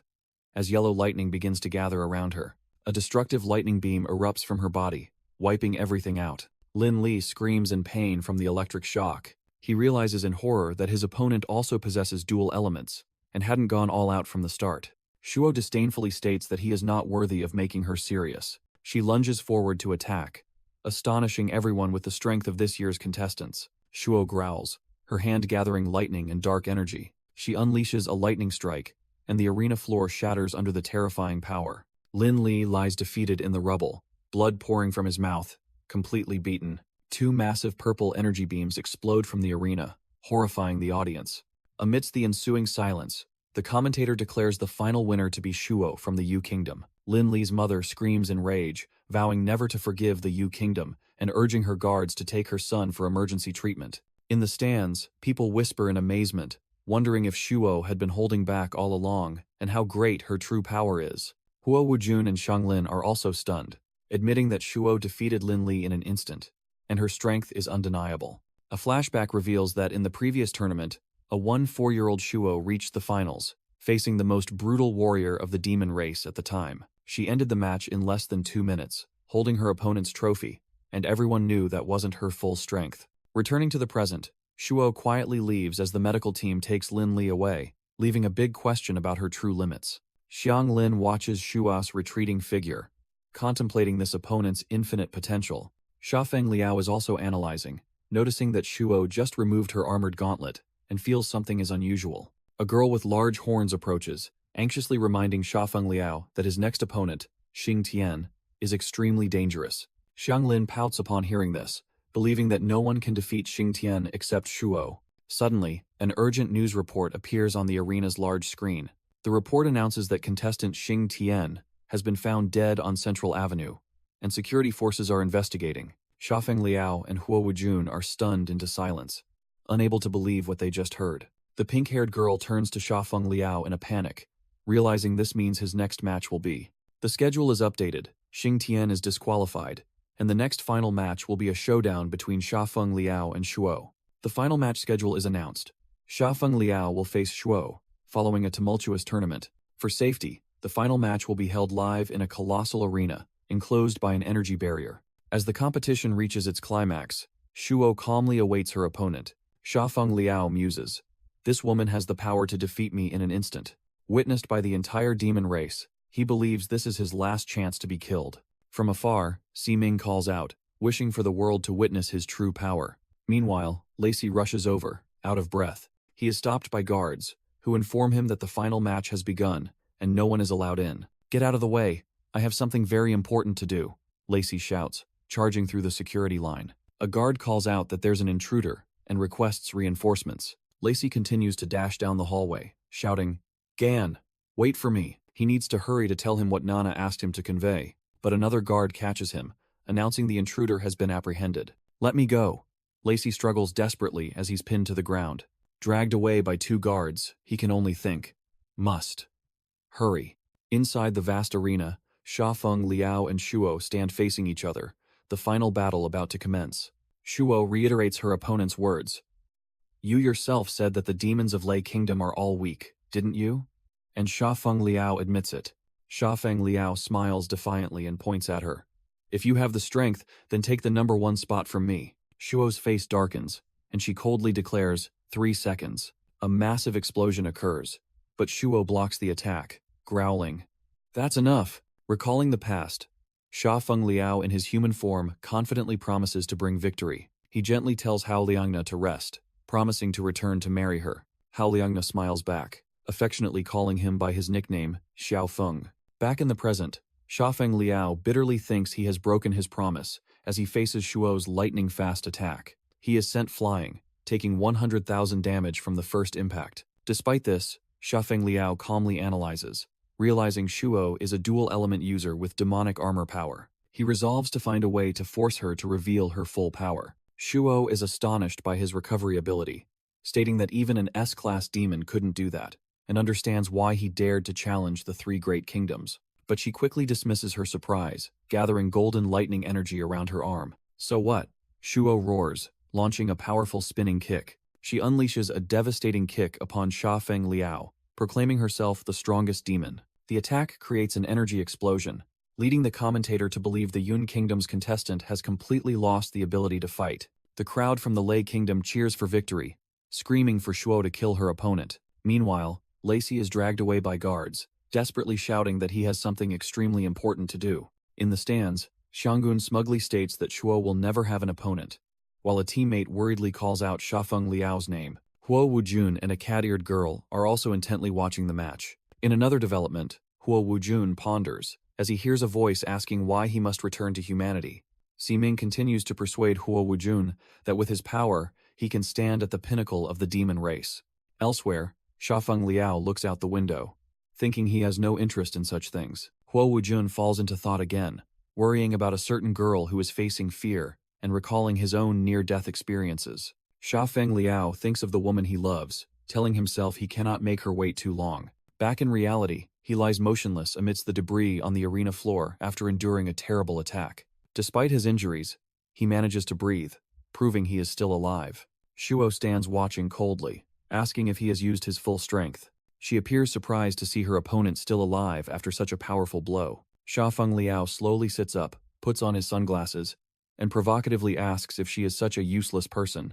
Offended, Shuo growls back, asking what he just said. He smirks, revealing that he knows she has practiced the forbidden power of the demon race, demonic armor transformation. He begins to narrate her future, a future where she will not succeed in her revenge. In that vision, she completes her transformation, gaining eternal power. But the price is that she completely succumbs to darkness and loses all reason. Xiafeng Liao continues his grim prophecy about the future of this land. An image appears, showing the evil clan massacring the leaders and enslaving all powerful demons. He concludes that the demon race within the demon race will cease to exist, causing Shuo to roar "shut up" as her body begins to transform. Consumed by rage, she lunges forward, delivering a kick imbued with dark energy. Xiafeng Liao is sent flying by the incredibly powerful kick. As Shuo's armored hand grips his neck, he realizes he was right. He has indeed met her from the future. He recalls that her motivation to become stronger was to avenge the evil clan. But in the end, she fell into the very future she despised, and now, her rage has truly erupted. The power from Shuo's attack creates a terrifying shockwave, cracking even the arena's ultimate defensive shield. The system announced that Shuo's demon armor transformation power had been activated, reducing Xiafeng Liao's skill effects by half. The security forces frantically screamed, demanding the stabilization of the shaking barrier, while the commentator declared Xiafeng Liao completely helpless. Xiang Lin observed, realizing she had never seen Shuo so angry that she unleashed her full power like this. Huo Wujun believed the match was about to end, while Xiafeng Liao's teammate anxiously shouted, urging him to surrender. From the stands, they witnessed a massive, destructive energy stream descending upon the arena. The system announced that Xiafeng Liao's passive skill damage reflection had been activated. Even so, the counterattack barely harmed Shuo, just as Xiafeng Liao had predicted. Knocked down, Xiafeng Liao smiled, thinking to himself that he could finally fulfill his promise to Nana. Suddenly, the commentator's shout, caused by someone snatching the microphone, echoed throughout the arena. The audience, including Huo Wujun's group and Xiang Lin, stared blankly toward the source of the strange voice. Lacey had seized the microphone, shouting loudly that he had an extremely important message for Xiafeng Liao regarding Hao Liangna. Hearing that name, Xiafeng Liao's eyes, which were fixed on the ground, suddenly widened in astonishment. In his mind, images appeared of his people placing their full trust in him, hoping he would win and reach the pinnacle of the demon race. He realized he was not alone in this journey through time. With his will reignited, Xiafeng Liao looked straight ahead, determined to rise. Shuo roared, channeling all her remaining energy into her hand to prepare the finishing blow. Lacey shouted the final message. After you win first place, I will meet you and tell you everything. Xiafeng Liao faced the final attack in astonishment. At that moment, he summoned the colossal ice golem, a copied skill, to shield himself. Behind the ice shield, Xiafeng Liao was enveloped in healing light, silently calling Nana's name with renewed determination. The astonished audience exclaimed, "What? What is that giant ice demon?" A fervent fan immediately recognized it. "That's General Gan's skill. The power he used to save our Yun kingdom." That person turned to the others, excitedly asking if they realized the significance of this, while another audience member cheered that General Gan was finally getting serious. On the big screen, the ice golem charged to attack Shuo, causing the crowd to erupt in cheers. "The Yun kingdom will win!" Shuo, with her transformation progress at 20%, observed coldly. "Summoning an ice demon? Are you a rare summoning type demon?" Facing Xiafeng Liao, who stood behind the ice shield, she roared, "So this is your final move?" Meanwhile, Xiafeng Liao's mind reeled from Lacey's words. "Jasmine is Nana? It seems Nana has also been reborn." He painfully wondered, "But why didn't she meet me directly? Is there something she can't say?" Gita on his shoulder sadly apologized for not recognizing her either, but Xiafeng Liao reassured him that no one could have foreseen this. He clenched his fist, determined. "Of course we'll go see her right away. But since she wants me to win first place, there must be a reason." Tears streamed down his cheeks, but his eyes shone with an iron will. Sha Feng Liao looked straight ahead, resolving, "Let's quickly end this match." In the commentary area, Lacey pushed the microphone toward the stunned commentator. He smiled and said, "I'm done. Please continue." Then turned away, leaving the commentator still bewildered. The commentator coughed a few times to regain his composure. He continued his work. No one expected contestant Ganliwo to be a summoning-type demon, and the ice demon he summoned is fighting Shuo on equal footing. Shuo roared, her eyes flashing with deadly light within the dark armor. She unleashed a destructive energy stream, her transformation progress increasing to 35%, easily piercing the ice golem's defenses. The commentator screamed, "But she is the reigning champion after all." Shuo has used overwhelming power to eliminate the summoned demon. As the ice golem shattered, Shuo sneered, "Your ice demon has been dealt with. Is that all your final move was?" Next, Shuo roared in 50% demon armor transformation state, declaring that Sha Feng Liao would pay for his words. Sha Feng Liao calmly remarked that the side effects of the transformation had begun, and it seemed Shuo still couldn't suppress the evil thoughts. Provoked, Shuo screamed that nothing could defeat her. She asserted that she would never be controlled by anything as she lunged to attack with a destructive energy stream. A terrifying explosion shook the entire arena. The audience was in chaos from the aftershock, while the commentator announced that Shuo had charged directly into Ganliwo and a massive dust cloud obscured everything. A teammate anxiously wondered if Xiao Gan could withstand Shuo's overwhelming power, while Xianggun looked at her skeptically. Xianggun thought to herself, recalling Sha Feng Liao's previous victories, and concluding that he only relied on luck and tricks, and couldn't possibly win the championship. She concluded that facing a full-power Shuo would only lead to complete destruction for the Yun Kingdom contestant. Hua Wujun unexpectedly spoke up, mocking that the ignorant know no fear, and that to deal with Shuo, Ganlewo didn't even need to use his full strength. Xianggun became enraged, shouting and asking why he dared to look down on the Yu Kingdom, and lunged to attack. Another of Hua Wujun's teammates quickly intervened, restraining Xianggun and scolding her for her reckless actions.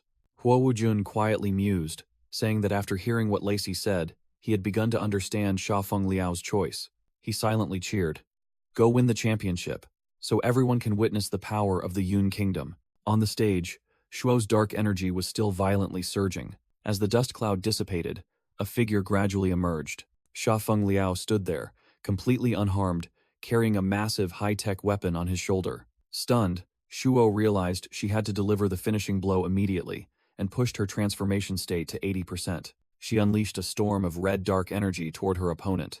Sha Feng Liao merely analyzed coldly.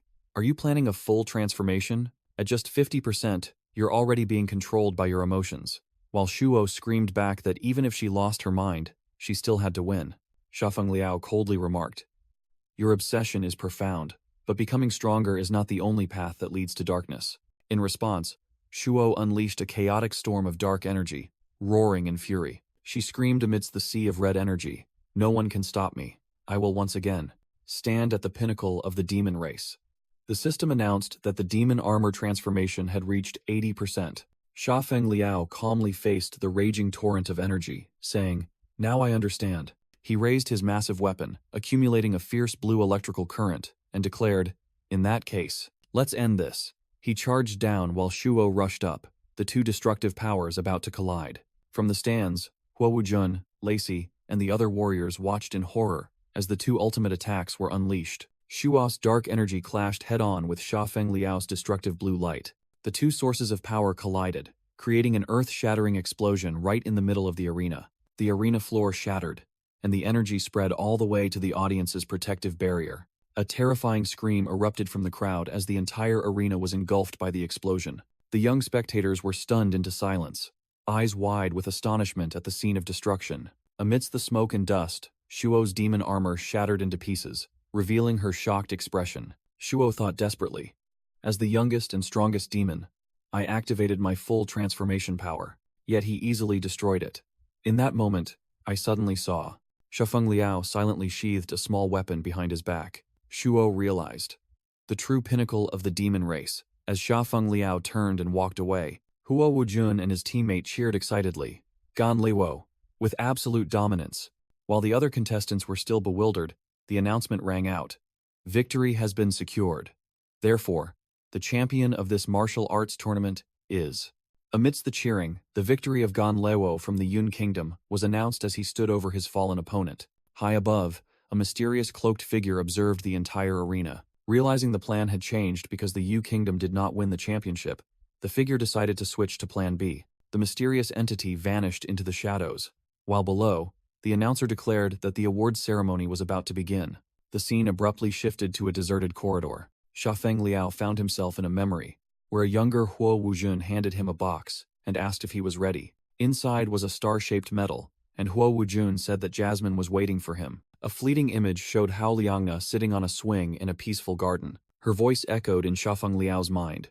Xiaofeng, you really won. He suddenly found himself standing in the middle of a futuristic city, with drones flying in the sky. He looked around confusedly, wondering where this place was. As a soldier in a white uniform walked past, he wondered if this was the Holy Nation. Xiafeng Liao was astonished to realize that the person was his former comrade, Wen Hua. Immediately after, his past human self appeared, speaking to Wen Hua with authority. That person reassured Wen Hua to rest, saying he alone was enough to handle the demon lair. Xiafeng Liao was stunned to realize this was 6 years in the future, right before the day he time-traveled. Instantly, the city around him exploded in a sea of fire. He watched in horror as the scene of devastation unfolded. An image of Hao Liangna standing up from the swing was superimposed onto the chaotic scene. With her white hair blowing in the wind, she turned her back to him amidst the ruins and said, Xiaofeng, we finally meet. Xiafeng Liao asked in shock. What is this? This world, Hao Liangna explained. This is the true future world I saw. I apologize for bringing you back without your consent, she sadly confessed. I'm only telling you the truth now, because I didn't know how to face that future alone. She continued recounting a devastating future, where every 6 years, the evil clan launched a global attack. In that scenario, humanity had absolutely no way to resist the destructive power. Even a powerful future version of herself could only watch helplessly. Hao Liangna said desperately, I have been reborn so many times. So many times. But no matter what I did, it was always too late.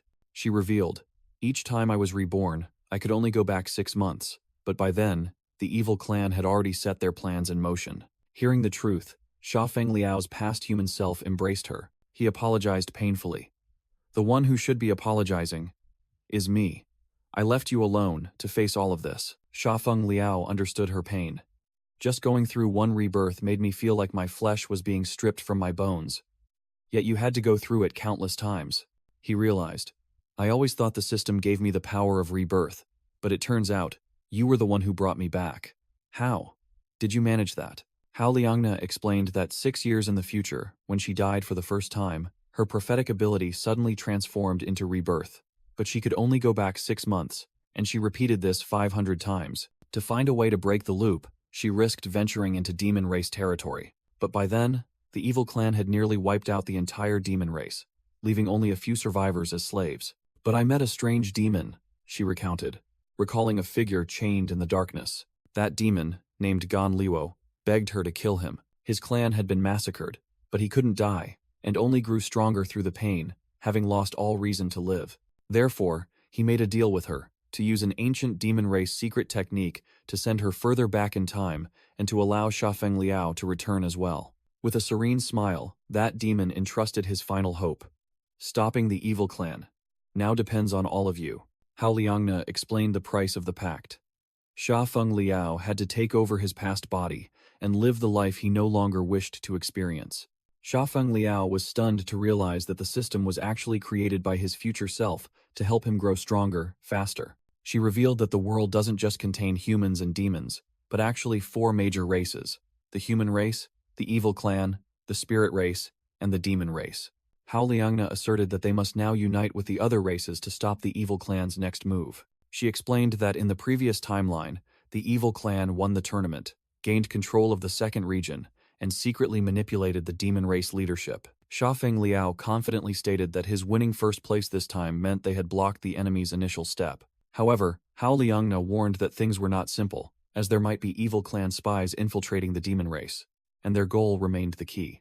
Meanwhile, at the arena, an announcement rang out regarding the handover ceremony for the demon race's supreme treasure, the key to the second region. On stage, Wei Ming and the demon queen of the Yun Kingdom stood next to the giant energy orb, the ultimate treasure. The enthusiastic announcer invited the Demon King of the Yu Kingdom, the previous tournament champion, and the Demon Queen of the Yun Kingdom, the current champion, onto the stage. The Demon Queen of the Yun Kingdom, the successor of Liu Yun, stepped out with an air of majesty. In the Yun Kingdom, the citizens watched on large screens and cheered excitedly upon seeing their leader appear. The proud crowd hailed her as the youngest Demon King and the only female Demon King. Observing from afar, Wei Ming emotionally stated that, after nearly 100 years, the Yun Kingdom was finally rising again. At the same time elsewhere, a bandaged demon anxiously wondered why Tian Xiao had been missing for so long. Suddenly, a stranger appeared above, causing the bandaged demon to cry out in terror. That person, identified as Xin Ling,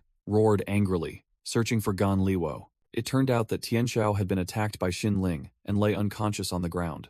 Returning to the award ceremony, the announcer stood between Wei Ming and the Demon Queen, preparing for the handover ritual. A general named Guang expressed skepticism that the key to the second region was about to be handed to a woman, wondering if the Yun Kingdom truly lacked talented men. The Demon Queen calmly replied, reminding Uncle Guang that he once fought alongside her father and that his own daughter was a heroine, so he should not judge based on gender. Stung by the remark, Guang could only turn away sullenly. He solemnly declared that the key was the demon race's supreme treasure and that he would not allow it to be lost in her hands. The energy from the orb brightly transferred into the Demon Queen's arm. She clenched her fist, thanked Uncle Guang for the reminder, and promised to protect it well. The announcer joyfully declared that the key handover ceremony was officially complete, but immediately afterward, a bloody, dark blade suddenly pierced through his chest. Guang and the Demon Queen turned back in horror, shouting to ask who had struck the blow. The announcer collapsed, revealing an assassin in purple armor standing tall behind him. It was an A-class warrior of the evil clan. The assassin ordered his comrades to begin the operation. A signal was emitted, initiating the massacre. Other evil clan assassins suddenly appeared among the crowd, slaughtering the unsuspecting audience. The scene descended into chaos and horrific screams. Huo Wujun immediately ordered his comrades to prepare for battle and prioritize protecting the Demon Queen. Center stage, the Demon Queen found herself surrounded by evil clan assassins. The assassins confirmed their target, aiming for the key in her hand. Just then, a general from the Flame Kingdom appeared, shielding the Demon Queen and assuring her that their army would guarantee her safety. Shafeng Liao sternly stated that the human race was in chaos because Xin Jibiao had staged a coup and targeted Wenhua as well. Hao Liangna quietly recalled that when she first returned to the past, her body was still very weak. Her power and Shafeng Liao's power merged within a complex magic circle. In the flashback, he admitted that at that time, he couldn't unleash his full power or stop Xin Jibiao. She could only helplessly watch him fall. Then,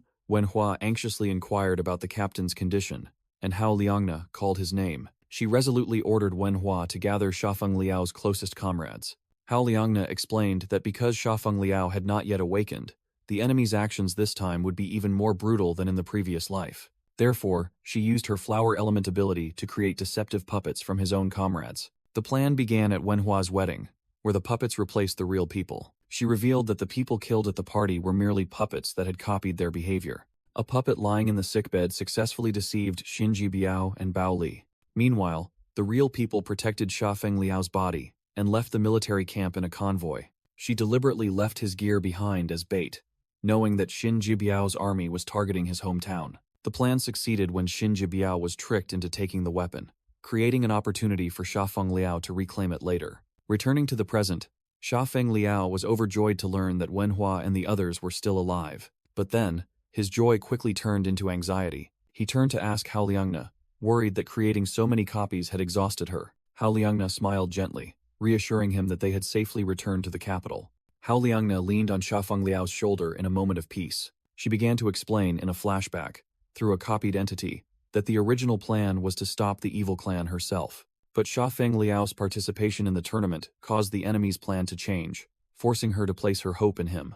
Her copy sadly revealed that even though she had defeated Xing Tian, she couldn't find the mastermind before this body vanished. Returning to the present, Hao Liangna seriously announced that her rebirth ability was gone, and this was their last chance. Shafeng Liao resolutely accepted the responsibility, while Hao Liangna looked at him with determination, declaring that she would not let the evil clan obtain the key. He looked straight ahead, swearing to destroy every last member of the evil clan.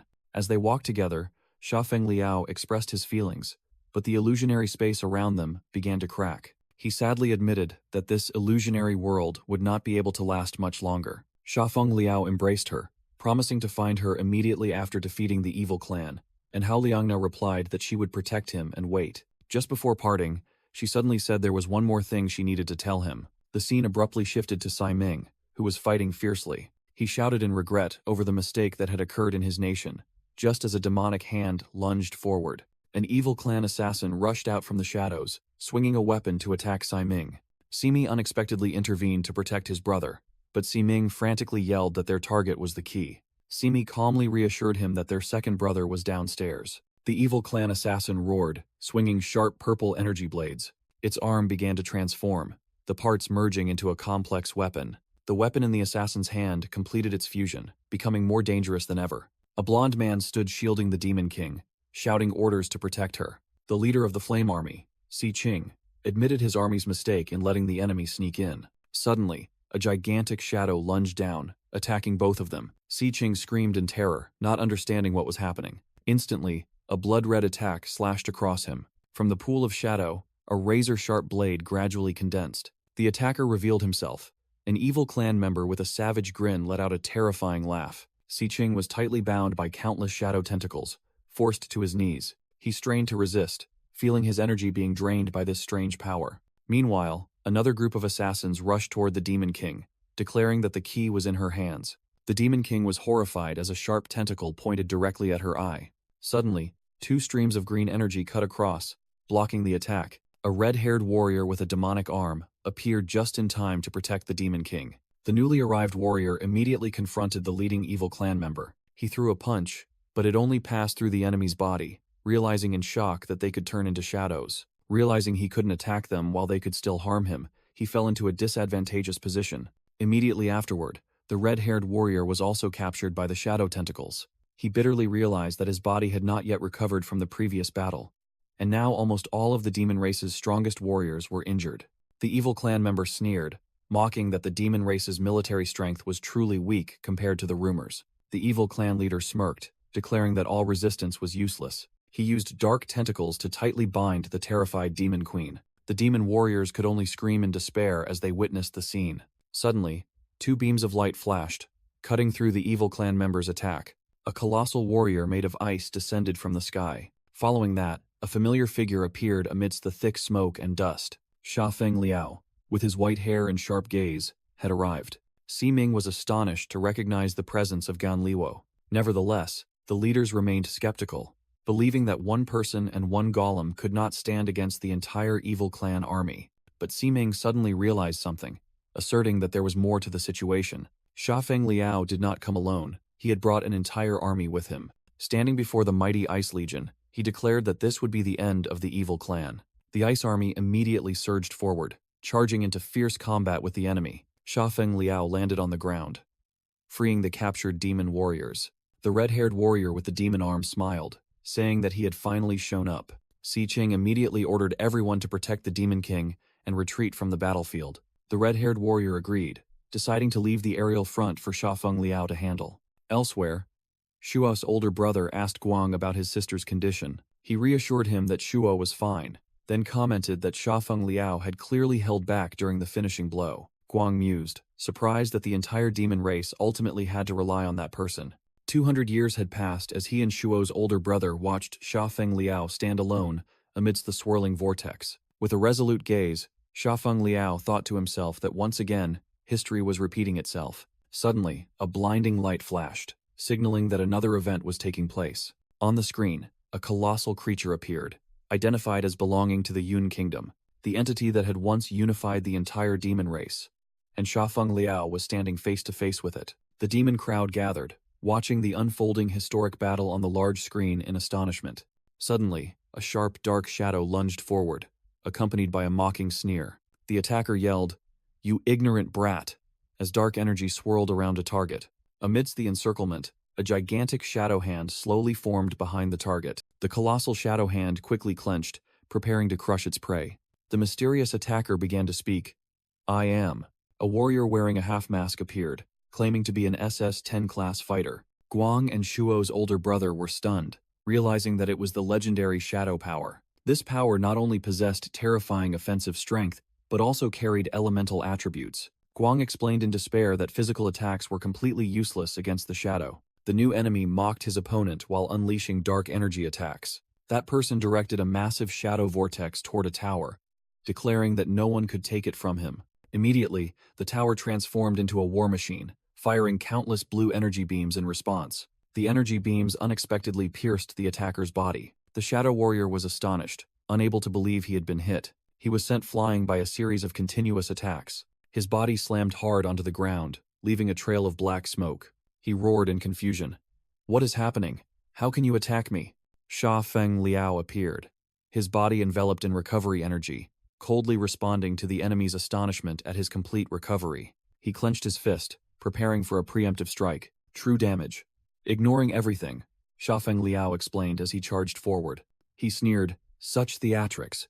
Just before Sha Feng Liao's fist landed squarely on his face, Sha Feng Liao unleashed a series of unstoppable consecutive punches, beaten into distortion. The enemy frantically pleaded, "Wait. Hold on." From afar, Guang and Shua's older brother were stunned, realizing that the other person's weapon could inflict true damage. The warrior spat blood, his mind reeling. What kind of trickery is this? Sha Feng Liao grabbed his face, forcing him to admit that his power far surpassed S-Class. "Now, tell me, who is your boss?" Sha Feng Liao began the interrogation. He pressed on, his voice strained. "Who is the demon race spy? Who let you in?" Despite being overwhelmed, the man stubbornly yelled, "Do you think I would betray my comrades for you demon race scum? I have ways to make you talk." Sha Feng Liao replied, tightening his grip. The warrior realized in horror that his weapon had been suppressed, preventing him from transforming into particles to escape. Choked by Sha Feng Liao, the evil clan warrior stubbornly screamed about his clan's dominance. Gita growled upon hearing the name Evil Clan, and a crack sound echoed. Sha Feng Liao finished off the captive in silence, even as his curses still echoed. Elsewhere, Guang and Shuo's older brother were stunned by the power that had just been displayed. Meanwhile, a vision appeared. On the battlefield, demon soldiers looked at the enemy in terror. Another evil clan warrior appeared, spreading fear among a demon commander. The commander grabbed the warrior trying to flee, shouting, "Where do you think you're going?" Another demon warrior joyfully announced that the evil clan leader was dead, urging everyone to charge forward. Si Qing was also delighted that the situation had changed, but Simi sensed something ominous. "It's not over yet," Simi screamed, clutching his head as a terrible premonition struck him. Siming anxiously turned and asked his younger brother what he had seen. Simi desperately realized he was too late to stop the demon traitor. His vision showed a silver-haired stranger holding a blade to the demon king's throat. The traitor whispered into the stunned demon king's ear, "Come with me." He embraced the demon king and vanished within a magical teleportation circle. Witnessing the scene, a loyal red-haired warrior screamed in horror, "Demon King!" He was thrown far back by the energy from the teleportation. In despair, he reached out toward the demon king who had just been captured, his hand clenched into a fist, watching helplessly as his master fell into enemy hands. The demon king was suddenly enveloped in a stream of purple energy and teleported away. The traitor explained that he had activated the teleportation array early to bring her here. He confidently declared that he had erected a barrier that no one could penetrate. The demon king realized in panic that she was surrounded by countless pairs of red eyes in the darkness, and screamed, asking where this was. A sinister voice echoed from the darkness, asserting that no one would come to save her. The stranger revealed himself, claiming to be the seeker of evil from the evil clan, and demanded she hand over the key. The demon king angrily questioned the traitor, unable to believe a high-ranking commander would collude with the evil clan. He began explaining the weakness of the demon race, arguing that their number of S-class demons was too few. He emphasized the terrifying power of the evil clan, stating that they only needed 2 generals to nearly wipe out the entire demon race. The traitor justified himself by saying he was merely following the current of history, while everyone else was too short-sighted. The demon king scorned that reason and pressed him on what the evil clan had promised him. The seeker of evil interjected, falsely proposing cooperation because the 2 races shared the same origin. He laid out the condition. If the demon king handed over the key to the second area, the evil clan would not invade their territory. The traitor also applied pressure, reminding her of the lives of innocent civilians if war broke out. But the demon king pointed out the loophole, questioning why they had to resort to sneaky tactics if they truly wanted war. She revealed that the prerequisite for transferring the key was that the holder must willingly relinquish it. With a determined gaze, the demon king declared she would rather die than ever hand the key over to them. The seeker of evil merely clicked his tongue, showing amusement at her stubbornness. Meanwhile, Xiafeng, Liao, and his allies arrived but were blocked outside, helplessly watching the imprisoned Demon King. The red-haired warrior tormented himself for not being near the Demon King, enraged that there was a traitor. Meanwhile, Si Qing furiously ordered the entire army to turn the Flame Nation upside down, searching for the Demon King. Guang also requested the guards from Lei Nation to join the search, determined to ensure the Demon King's safety. Simi announced he would search within a 10-kilometer radius himself.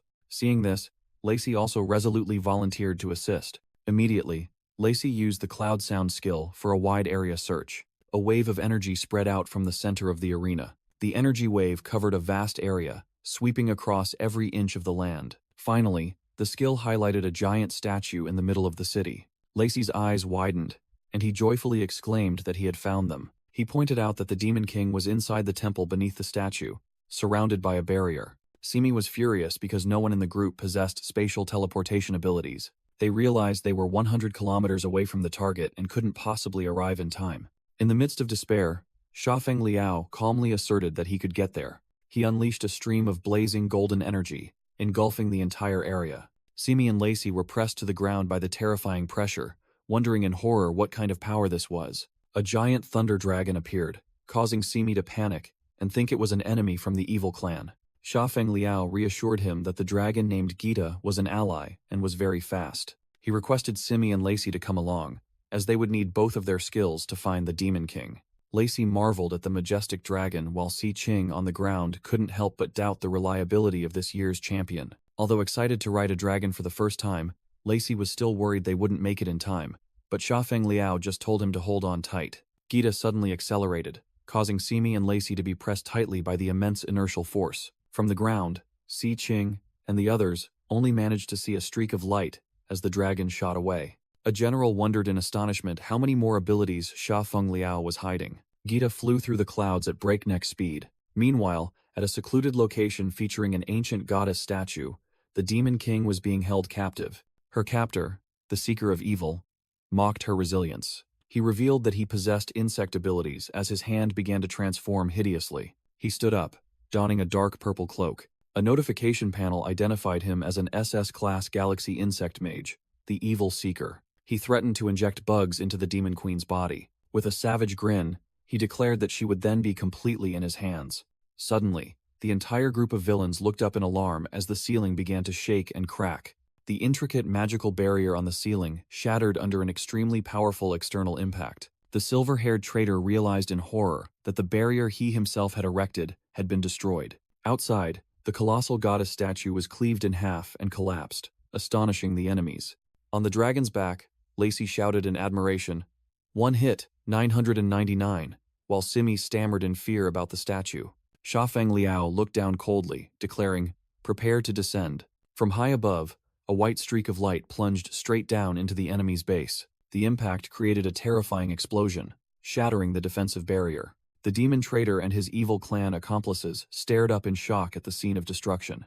Amidst the smoke and dust, Dragon Gita landed, carrying Xiafeng Liao, Simi, and Lacey on its back. Lacey excitedly screamed at the terrifying speed, while Simi's face was drained of all color. The demon traitor stared, dumbfounded, at the uninvited guests who had just broken in. Xiafeng Liao coldly declared, "I've found you." The evil seeker, holding the demon queen hostage, sneered, "Oh, the hope of the demon clan has arrived." He confidently boasted that he was an S-level champion, looking down on Xiafeng Liao, whom he believed was only A+ level. While Xiafeng Liao realized the enemy was none other than the evil clan, the evil seeker stared with a smug expression. Xiafeng Liao calmly replied, "I've been looking for you." Standing below, the evil seeker recognized Xiafeng Liao and said, "So it's you." He revealed that Xiafeng Liao himself had ruined their original plan by winning the tournament. With a venomous smile, the evil seeker growled, "You've come knocking on death's door yourself." Immediately, he unleashed a massive surge of dark energy. Simi frantically explained that he could predict the future of opponents at the same level or lower, but not this one. He concluded in horror that the enemy must be SS level or higher, and they had no chance of winning. Simi hastily proposed a plan. "If it's the three of us, we can escort the demon queen out." But Xiafeng Liao stepped forward, ordering, "You two protect them. I'll handle that evil clan member," astonishing Simi with his recklessness. Simi thought in a panic that there was no way anyone could. Meanwhile, the evil seeker merely smirked smugly. defeat an opponent 2 levels above them, just as Sha Feng Liao delivered a devastating kick. Simi, the Demon Queen, and Lacey were all stunned by the sight. Sha Feng Liao calmly looked at his hand, as if he had just touched something dark. The evil seeker transformed into a giant bug, and scoffed that it was merely an elemental form he used. He revealed that he was SS level, and hadn't even used his true body yet, but had to admit, Sha Feng Liao's punch was truly painful. Returning to his human form, the evil seeker growled, "You've angered me." Lord Evil Seeker's rage surged. He summoned an army of parasitic demons and warned that the consequences would be extremely severe. As the horde of monsters charged towards Sha Feng Liao, facing the enemy, Sha Feng Liao pondered the human world, where only 1 in 10,000 could awaken, and most only reached ABC level. He continued to think about the chosen ones, the only ones with the potential to ascend to S rank in a single instance. He realized the unfairness of creation and understood why S rank was so rare while fighting. But upon arriving in the demon world, he realized that the demon clan was just like humans. From the very beginning, he had sensed the potential of this body. It contained limitless potential, a natural physique capable of ascending to S rank. Simi screamed in terror, sensing a terrifyingly familiar surge of power that he hadn't felt in a very long time. Swallowed by the attack, Sha Feng Liao was determined not to be a headless moth letting fate decide anymore. The insect mage roared, boasting that his demons were merely first-level insects but still powerful enough to annihilate everyone. He ordered his army to unleash their strongest attacks to tear Sha Feng Liao apart.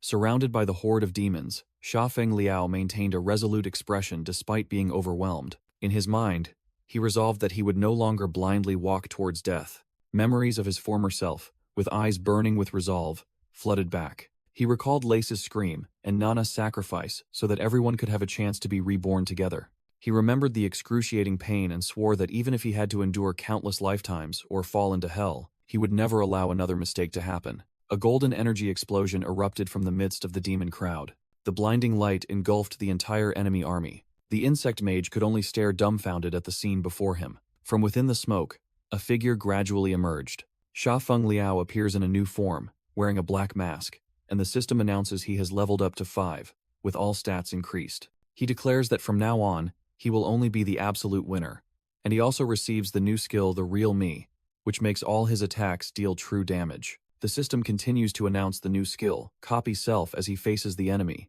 his left arm having transformed into a giant claw. He calmly states that actually, an A+ rank is enough to deal with the guy, but now he just wants to end this quickly. The insect mage panics as he realizes his elemental form has been nullified by true damage. Sha Feng Liao easily grabs and slams the enemy to the ground. Sha Feng Liao slams the insect mage to the ground with one hand, creating a terrifying shockwave. Witnessing the scene, the Demon King and Yun Xiang are astonished, exclaiming at Gan Lewo's extraordinary power. Simi is stunned to realize Sha Feng Liao not only easily reached S rank, but now his fists can also deal true damage. Pinned to the ground, the insect mage fearfully asks Sha Feng Liao what kind of monster he is. He realizes in horror that he can no longer transform, while the system confirms that true damage has nullified his elemental form. The insect mage's face contorts in terror as he wonders what kind of monster Sha Feng Liao is. After completely subduing his opponent, Sha Feng Liao coldly declares it's time for interrogation. The traitor Kaifan Boy Tok Bak is apprehended and warned that his life will be decided by military law. Simi grabs the traitor by the hair, demanding a satisfactory explanation for his actions. With a bruised face, Kaifan Boy Tok Bak sneers defiantly, stating that the victor takes all, and the loser is the criminal, as is natural. Simi looks down into the abyss, where the insect mage is chained, and asks if the bugs have been cleaned up. Sha Feng Liao and the Demon King begin interrogating the insect mage, asking who the mastermind behind this plan is. The insect mage asserts that the evil clan is not like other demons. They are all of one mind and will not reveal anything. Sha Feng Liao retorts, pointing out that if the evil clan were so united, why did no one come to his rescue when the plan failed, proving he was just a disposable pawn. The fanatical insect mage shouts that he was born to be a pawn, and is happy with that. The Demon King appears worried by the blind and unwavering loyalty of the evil clan member. Sha Feng Liao begins to explain that the entire evil clan has been under the control of the army since birth. He reveals they were thrown into life or death battles from a young age, and survivors were the elite, filtered through bloody purges. Therefore, they are inherently born warriors and kamikaze soldiers, forged by violence. Sha Feng Liao explains that they are all loyal to one king. That is the supreme leader of the evil clan, Ta Day. He says Ta Day is extremely powerful and arrogant, so his attacks are never hidden. But this time, it's different. This method of attack reminds Sha Feng Liao of the person who actually became king 6 years later. In the early days, that person hid among humans, secretly controlling high-ranking officials, and was Ta Day's illegitimate child. Sha Feng Liao directly calls out the person's name, Ta Teng. Upon hearing the name, the evil seeker appears terrified. He roars defiantly, declaring he will never reveal anything. His reaction confirms Sha Feng Liao's suspicion. Sha Feng Liao is surprised that Ta Teng started plotting so early, as he should still be hiding among humans at this time. The evil seeker reveals that only he knows the origin of his master. Not even Ta Day is aware. He adds that his master's power source is very suspicious, and Sha Feng Liao realizes he cannot stay here any longer. The evil seeker grits his teeth, asking if Sha Feng Liao thinks their plan is that simple. He reveals that a final assault force led by an S-class member of the evil clan has landed in the territory of the Yun Kingdom. The traitor K Fanboy Tok Bak grabs the Demon Queen, mocking Sha Feng Liao that his homeland might have turned to ashes. He screams that soon, the entire world will belong to the evil clan. The Demon Queen frantically tells Gan about the evil clan's invasion right after the war just ended. Sha Feng Liao calmly reassures her, telling her not to panic, and to first find a way to contact the Yun Kingdom. Hours ago, in Yun Nation, the beach scene was still peaceful. A stranger with stitched arms landed, whispering that he had finally arrived. His name was Zai Ling, an SS-class mage, and Xin Jibiao's brother, who swore to tear Gan Luo apart for killing his brother. Meanwhile, on another beach, not far away, an army of the evil clan appeared.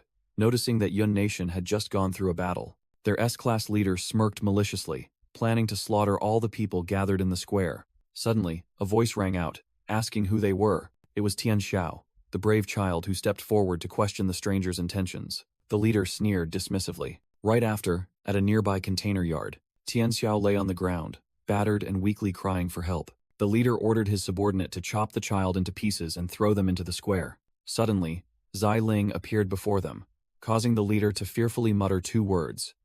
Demons. Zai Ling grabbed the leader and growled, asking where Gan Luo was. The leader was confused, while a subordinate laughed gleefully, thinking it was a play staged by his boss. The leader's head was suddenly severed in the bewildered shock of the laughing subordinate. Zai Ling lost his patience, roaring and demanding that the remaining ones answer immediately. He charged in, shouting that he would kill them all. Lying on the ground, Tian Xiao wondered in shock who these people were. Tian Xiao lay on the ground, looking in horror at the one who had just acted. On the pile of corpses of the evil clan, Zai Ling stood tall under the gloomy sky. With a black boot pressed against his face, Tian Xiao weakly said, "Hey, you, tell me." Zai Ling roared in anger, his green eyes blazing. "Gan Luo, where is he?" Despite his injuries, Tian Xiao smiled gratefully. "You saved me. Thank you." Zai Ling stood silently, looking at the child who had just thanked him, his face obscured by a layer of purple energy. The unexpected thanks stunned Zai Ling, who asked back in confusion, "Thank me?" And so, the evil clan army that landed in Yun Nation was completely annihilated by an unexpected accident. And then, at the Demon King's palace, Demon King Liu Bingyi had safely returned, signaling the evil clan's raid had completely failed. Ironically, just a few days prior, during the pre-tournament banquet, things were completely different. Back then, the 18-nation alliance's banquet still had rank divisions, and the Demon King of Yun Nation, Liu Bingyi, wasn't even seated at the main table. Now, they sat in the most prestigious seats, right at the main banquet table. Sai Ming, leader of the Fire Nation, raised his glass and declared, "Without Yun Nation this time, our alliance might have collapsed. I propose we all pay respect to Demon King Liu Bingyi," he continued, his gaze fixed on Lin Li. As for the Lei Nation, which contributed nothing, they no longer have the right to sit at the main table. Liu Bingyi smiled, thinking today was a perfect day, and stood up to speak. "Everyone, I have something to say." The other leaders, including Si Ming, turned to listen attentively. She began to recount the early days when all demons were one, sharing the desire to protect family and comrades, living and dying together. "That's why the 18 clans formed an alliance and swore an oath together," she said, recalling the image of their ancestor Lu Yun, who declared that the demon race would forever be united, regardless of status. Si Ming and Si Qing discussed the noble ideals, admitting that although difficult, they were still worth pursuing. Meanwhile, the Demon King happily raised his glass, suggesting they turn the ceremony into a bonfire party for everyone. The proposal was met with cheers, and the entire demon race celebrated together under the starry sky. The new commander of the Allied army also announced that the martial arts tournament would be changed to a quadrennial sports festival. Elsewhere, Xiafeng Liao sat quietly on a hilltop, observing the feast from afar. The crucial key had been entrusted to that strong man. He would guard it on behalf of everyone, and no one raised any objections. At the feast, Lin Li excitedly discussed with Dao Lang about making a movie based on the recent tournament. He arrogantly declared he would play the role of Gan Liu, making Dao Lang wonder why they wouldn't invite the real hero. Lin Li replied arrogantly that he would invite Gan Liu, but only to play the role of the one he defeated. Later, Lin Li realized and wondered why the true star of the night was absent. At the same time, in a hospital, someone was anxiously calling out to a patient who had just woken up. It was Shuo, who was leaving her hospital bed despite Lacey's weak attempts to stop her. Recalling the battle with Xiafeng Liao, Shuo was determined that she had to find him. Her face lit up with extreme determination. I have to challenge him again. The scene shifted to a room door with the number A114. The Demon King stood before the door, thinking it was time. She recalled the countless times Xiafeng Liao had saved her life in life-or-death battles. My life has long belonged to you, she thought, and resolutely opened the door. Today I must tell you the words I want to say most, the red-haired demon queen told herself with a determined expression as she stood before the room door. But upon opening the luxurious room of Huo Wujun and Xiafeng Liao, she was stunned by the sight of a gray-haired woman pinning a blonde girl onto the bed. Brother Wujun is mine, the gray-haired woman roared, while the blonde girl struggled and retorted. Who is fighting you for him? Then why did you come to his room? The blonde girl asked, making the red-haired demon queen realize in shock. He's not in the room? Meanwhile, elsewhere, Huo Wujun found Xiafeng Liao standing atop the giant dragon Gita under a starry night sky. Xiafeng Liao turned back and smiled, saying, I didn't expect you to find me here. Huo Wujun slowly walked forward, his eyes never leaving his old friend. This is the highest point in the Fire Nation besides the statue of the god, Huo Wujun explained. A perfect place to take off. He looked up and asked, Do you want to take this last chance to kill me? Once you leave, you probably won't come back, will you? Xiafeng Liao admitted. Yes, I am the human you hate the most. But Huo Wujun simply replied, I know. Before Xiafeng Liao could finish, Huo Wujun smiled. After this battle, I no longer hate humans. And of course, I hold no grudges against demons. He continued profoundly. An individual cannot represent an entire race, as both demons and humans have good and bad people. There are also good and bad people among humans, Huo Wujun added, his gaze firm. He declared boldly, You are my friend, surprising Xiafeng Liao slightly. Huo Wujun promised, No matter what form you return in next time, human or demon, I will be standing at this highest point to welcome you. Seeing Xiafeng Liao stand up, Huo Wujun asked, Are you preparing to return to the human world? No, Xiafeng Liao replied as he looked towards the horizon. I want to visit the sacred realm of gods and demons first. Huo Wujun was stunned. That place belongs to the spirit race. Then he let out a sigh, smiling in acceptance. Well, for you, perhaps there is no place you cannot go. A black sword light flashed across the starry sky, carrying Xiafeng Liao's call of Wujun. Riding on Gita's back, he informed Huo Wujun, I will be holding a grand wedding ceremony in the human world soon. Xiafeng Liao smiled and extended the invitation. You must come then.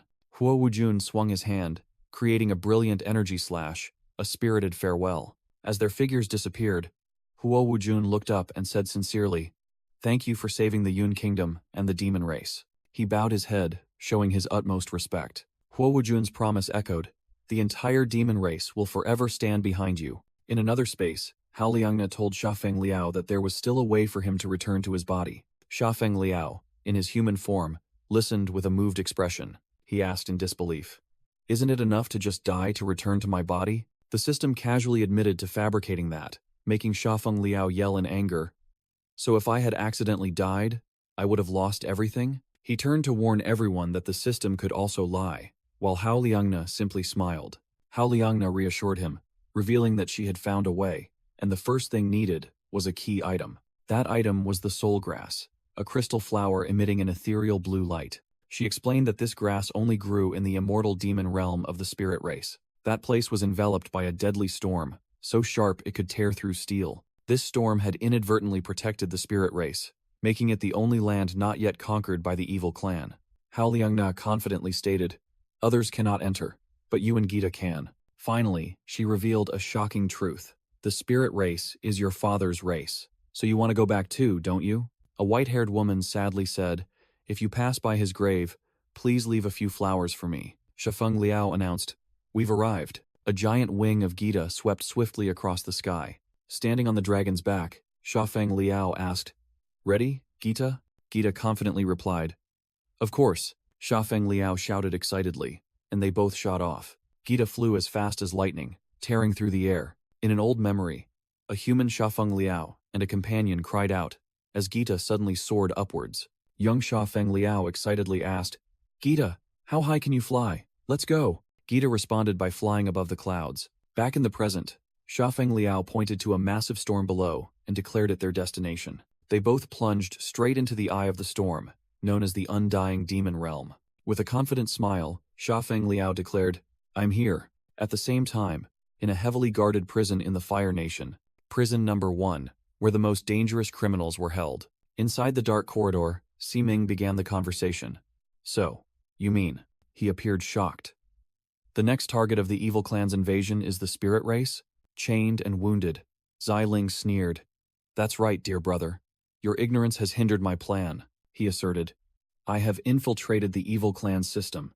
As long as I climb to the top, there will be a way to protect both the demon race and the spirit race." Siming grabbed Xiling by the collar, angrily questioning his supposed protection, asking if everyone would have to live under the evil clan's attacks forever. Xiling replied that they only avoided disaster this time thanks to Gonluo's appearance, prompting Siming to ask about the fate of the spirit race. In despair, Xiling shouted that even the woman they both loved in the past couldn't be protected, and now her homeland was also in grave danger. He warned that this invasion was completely different, as the evil clan's strongest leader, the evil god, would personally lead the army to turn everything of the spirit race to ashes. Meanwhile, Shafeng Liao had arrived at the Undying Demon Realm, noticing it was much more different and filled with abundant spiritual energy. He commented that if this land belonged to humans, it would have been turned into a ticket-selling place, prompting Gita to remind him not to speak of taboos. Suddenly, Shafeng Liao was startled by an unusual sensation. Both he and Gita sensed an immense and dangerous power approaching. Shafeng Liao was shocked to realize this energy source was at least SS class, possibly even SSS class. He thought to himself that even in his previous life, he had never felt such a powerful force. A high-tech weapon suddenly formed on Shafeng Liao's arm, gathering lightning energy. He stared in disbelief at the weapon that had just appeared in his hand. The sword suddenly shattered into pieces and flew out of his hand, assembling itself in the air. The weapon flew into the hand of a muscular man with white hair and a beard, who questioned why a demon was here. The stranger, Xin Cheng, sternly asked how the sword had ended up in Shafeng Liao's possession. Shafeng Liao was confused, unable to identify the man's race and wondering why the weapon Li had flown to him. Xin Cheng narrowed his eyes, staring intently at Shafeng Liao. Facing the imposing man, Shafeng Liao wondered who he was. The two stood facing each other in a tense standoff. Shafeng Liao tried to summon his weapon, return, but Xin Cheng held onto it tightly, asking if it wanted to return to its new master. He questioned the sword. "Is he your new master?" Immediately, Xin Cheng swung the weapon down with tremendous force. He looked at Shafeng Liao with determination, telling himself he would see if he was worthy. Shafeng Liao realized his opponent's power far surpassed SS class, and both Gita and Lei had been taken. He decided he had to go all out to deal with this. Shafeng Liao lunged forward, unleashing a lightning-infused punch towards Xin Cheng. However, Xin Cheng easily blocked the punch with just one hand. Immediately, he counterattacked with a straight punch to Shafeng Liao's face. Knocked back, Shafeng Liao was astonished, as even when he was human, he had never encountered anyone this strong. He quickly regained his balance, his eyes turning sharp. Xin Cheng continued his assault with a powerful spinning kick. Sent flying, Shafeng Liao gritted his teeth, wondering what race his opponent belonged to. The kick was so strong it sent him flying far across the ground. Xin Cheng calmly observed, assessing Shafeng Liao as an S-class demon. The sky began to change color as dusk settled. The sun slowly dipped below the horizon. In the twilight, Xin Cheng stood there, acknowledging Shafeng Liao's speed and strength were top tier. Shafeng Liao thought to himself that despite fighting all day, Xin Cheng showed no weakness and was full of energy, forcing him to find a way to win. Immediately, Xin Cheng lunged forward with a powerful punch. The punch landed, sending Shafeng Liao flying backward. The immense impact sent his body soaring into the air. Xin Cheng watched, remarking that despite being battered, Shafeng Liao was still okay, which was not bad.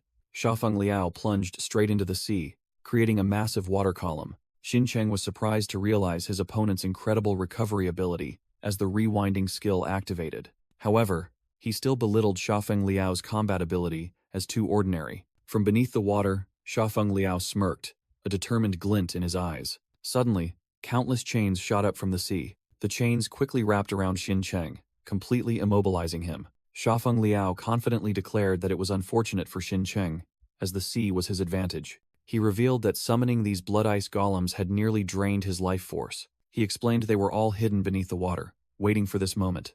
Each ice giant now carries my power, Xiaofeng Liao said. Bound by so many S-class ice chains, you cannot escape. Xin Cheng expressed admiration for Xiaofeng Liao's tactic of feigning weakness, to lure him to the sea, and then turning the tables. Bound tightly, Xin Cheng calmly said, I can no longer attack, kill me. Xiaofeng Liao remained silent, not making an immediate decision. Xin Cheng then explained that he held no grudge against him, and he had only come to find something. Xiaofeng Liao looked down from the cliff, where his ice golem was bound by chains. Suddenly, a giant high-tech sword plunged forcefully into the ground right in front of him. Xiaofeng Liao grabbed the weapon, telling himself that once he retrieved Le, they would be evenly matched. He advanced to face Xin Cheng, who remained standing calmly. Xin Cheng casually asked what he was looking for. Xiaofeng Liao was stunned, shouting to ask how he had appeared right beside him. His eyes widened in utter disbelief. In that moment, the chains tightened, shattering the ice golem into pieces. He could only watch as the fragments of his summoned creature fell into the sea. Xiaofeng Liao realized he had completely failed to hold back his opponent. Xin Cheng declared that the first round was over, while Xiaofeng Liao knew that he still hadn't used his full strength. Xin Cheng picked up a jug of wine, admitting that if they were the same age, he would not be his opponent. Then he announced the start of the second round. Instead of attacking, Xin Cheng threw the jug of wine straight into the face of the stunned Xiaofeng Liao. He raised 2 bowls, proposing a second match between men. A moment later, a campfire was lit in the night. The two sat down together, and Xin Cheng asked Xiaofeng Liao's purpose for coming to the spirit race territory. Xiaofeng Liao was inwardly confused by the strange actions of this elderly man. Xin Cheng then showed him a photo of Hao Liangna standing next to his remains from when he was human. Elsewhere, a blonde woman was reading a book, thinking that Xiaofeng must have reached the demon immortal realm. She looked at a family photo, praying that her deceased father in heaven would bless Xiaofeng. Returning to the campfire, Xiaofeng Liao decided to ask directly, "Who are you? Why did you come here to fight me?" Xin Cheng looked up at the starry sky and replied that he was just an ordinary old man of the spirit race, wanting to protect it with all his might. He continued seriously, "But recently, I had a dream. In that dream, a demon stood on a mountain of corpses after wiping out the entire spirit race." Xin Cheng looked straight at Xiaofeng Liao and revealed, "And that demon is you." Xiaofeng Liao was stunned, shouting, "You dreamed that I destroyed the spirit race?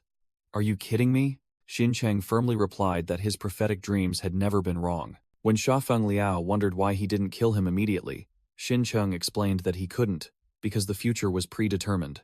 Xiaofeng Liao silently pondered the assertion that the future was immutable. Xin Cheng said that the only thing he could change was Xiaofeng Liao's mind, surprising him with his optimism. Having said that, Xin Cheng drained his bowl of wine. He sighed and philosophized that no one, including the two of them, could escape the shackles of fate. Xin Cheng offered the bowl to Xiaofeng Liao, while he secretly thought that this was the time to find out his true purpose.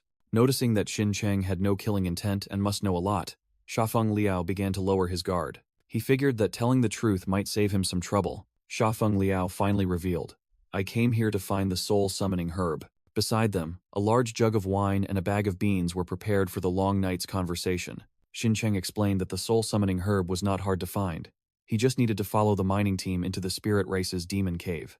However, he warned that the real problem was Xiaofeng Liao's identity as a member of the demon race. Xin Cheng said that the rift between the races was deepening, and the spirit race always viewed other races as evil destroyers. To solve the problem, he gave Xiaofeng Liao a disguise item that he could use to blend in with the spirit race. With his newly appeared wolf ears, Xiaofeng Liao was surprised and asked why Xin Cheng was helping him, knowing that the spirit race hated outsiders. Xin Cheng replied seriously that he was not helping Xiaofeng Liao, but rather helping the spirit race. A vision appeared of a warrior standing on a pile of skulls, and Xin Cheng said if that scene were to repeat, then Xiaofeng Liao must be the one fighting to protect the spirit race. Xiaofeng Liao gave a faint smile, mocking that this old man really knew how to calculate debts. Nevertheless, he agreed to the deal, promising to owe the spirit race a great favor as long as he got what he needed. The next morning, the sound of birds chirping signaled that a new day had begun. Shafeng Liao slowly woke up after a long night. He held his head, wondering how much he had drunk and where he was. Vague memories returned, and he realized he had passed out drunk and was lying on a cart. Looking around, Shafeng Liao was shocked to find himself on a moving cargo train. The train suddenly braked hard and stopped. A masked man standing on a wooden crate shouted loudly, announcing that they had arrived. That person, Steward Pashi of the Sea Spirit clan, urged everyone to quickly get to work. Pashi turned to scold Shafeng Liao, assuming he was a slow newcomer, forcing him to quickly comply. A group of workers and supervisors stood before the spatial gate leading into the mining area. The manager with the fox ears ordered the team to prepare to enter. Disguised as a worker, Shafeng Liao realized this was the mining team heading into the demon cave. He recalled that these D-rank demon caves were gateways to another world, the origin of the demon race and magic. As the team moved inside, Shafeng Liao reminisced about grinding levels in places like this in his previous life. 2 Sea Spirit clan guards, Guangmu and Guangzi, anxiously instructed a cloaked person accompanying them. That person irritably pulled down their hood,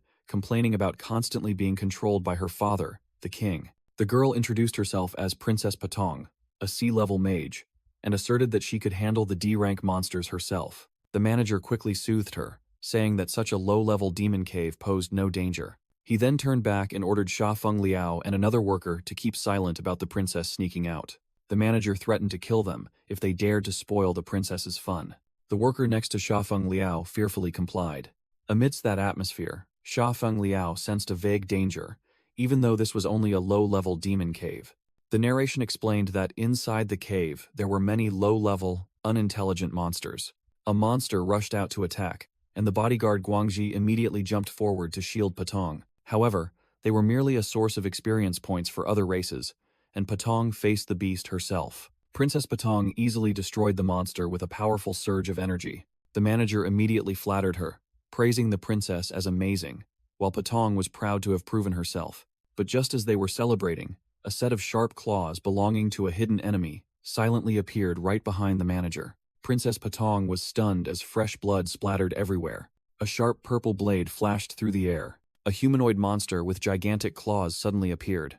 The manager screamed miserably as his arm was severed, leaving Patong horrified and wondering why there was a humanoid demon beast here. The monster bared its jagged teeth, growling menacingly. From a distance, Shafeng Liao realized something was wrong with this D-rank demon cave. He analyzed that a D-rank dungeon should only have a C-rank final boss, but now a B-rank monster had appeared. Moreover, it was an extremely rare humanoid demon beast. Shafeng Liao confirmed the situation was highly unusual, but he couldn't act rashly right now. He recalled the warning about his disguise. It could only last for a maximum of 3 days. Xin Cheng had instructed that using his abilities would weaken and shorten the duration of the disguise. He could only stand by and watch, hoping that Patong and her bodyguards could handle the problem themselves. The monster stood opposite the bodyguards, preparing for another attack. Dark energy began to gather around its body. Immediately, it opened its mouth wide and fired a destructive energy blast. The 2 bodyguards shouted, "Watch out!" and rushed forward to shield the princess. They braced themselves, resisting the powerful direct attack. Seeing the bodyguards overwhelmed, Patong gritted her teeth and decided, "Defense is useless. We must destroy it." Princess Patong rallied the bodyguards to charge and attack together. The monster was momentarily surprised by their coordinated attack. The bodyguards' blades clashed fiercely against its sharp claws. Despite the simultaneous assault, the monster easily fended off everything. Patong gasped, concentrating energy in her hands to prepare for a magic spell, but the monster merely curled its lip into a savage grin. Guangji realized in horror that an attack was coming too fast. Instantly, he was struck by an extremely powerful force and sent flying backward. Guangmu bravely rushed out, using his body to take the fatal blow. Patong and the manager stood frozen, speechless at the terrifying sight. Another bodyguard sighed in relief, admitting this was his first time facing a B-rank boss. Patong looked worriedly at the manager, who had lost an arm, but he reassured her that the bleeding had stopped. With a proud smile, he said that their princess had truly matured. Guangzi assumed the final boss had appeared too early, but fortunately, they had defeated it. Standing in the shadows, Shafeng Liao thought to himself that it wasn't the boss. He knew that it was just a small monster. Suddenly, Patong's entire group was horrified to see 2 other B-rank monsters appear. Immediately after, a gigantic horde of monsters rushed out from the darkness, roaring ferociously. Guangmu confusedly wondered what was happening, while Guangzi screamed as monsters continued to appear. A worker accompanying them panicked and yelled that they would all die here. Princess Patong desperately blamed herself, but Steward Tai Gao insisted it was his mistake to misjudge this D-rank monster cave. Surrounded by 4 monsters, the group realized they were exhausted after giving their all to defeat just one. From afar, a white-haired man in a golden hat silently observed, acknowledging the unity of the sea spirits when facing danger. The worker shouted for a direct fight, making the white-haired man inwardly think the action was brave but reckless. The cave monsters growled, revealing their menacing sharp teeth. A sudden blue slash flashed, heading towards a monster. Guangji, Guangmu, and Princess Patong were astonished by the unexpected attack. The sound of a powerful collision echoed, creating blinding streaks of light. Guangzi and Guangmu were thrown back by the shockwave of the attack. The monster easily blocked the glowing sword with its bare hands. Immediately, another monster leaped up, ready to counterattack from above. Steward Tai Gao frantically screamed a warning to Princess Patong to be careful. A clawed hand lunged straight for Steward Tai Gao's face.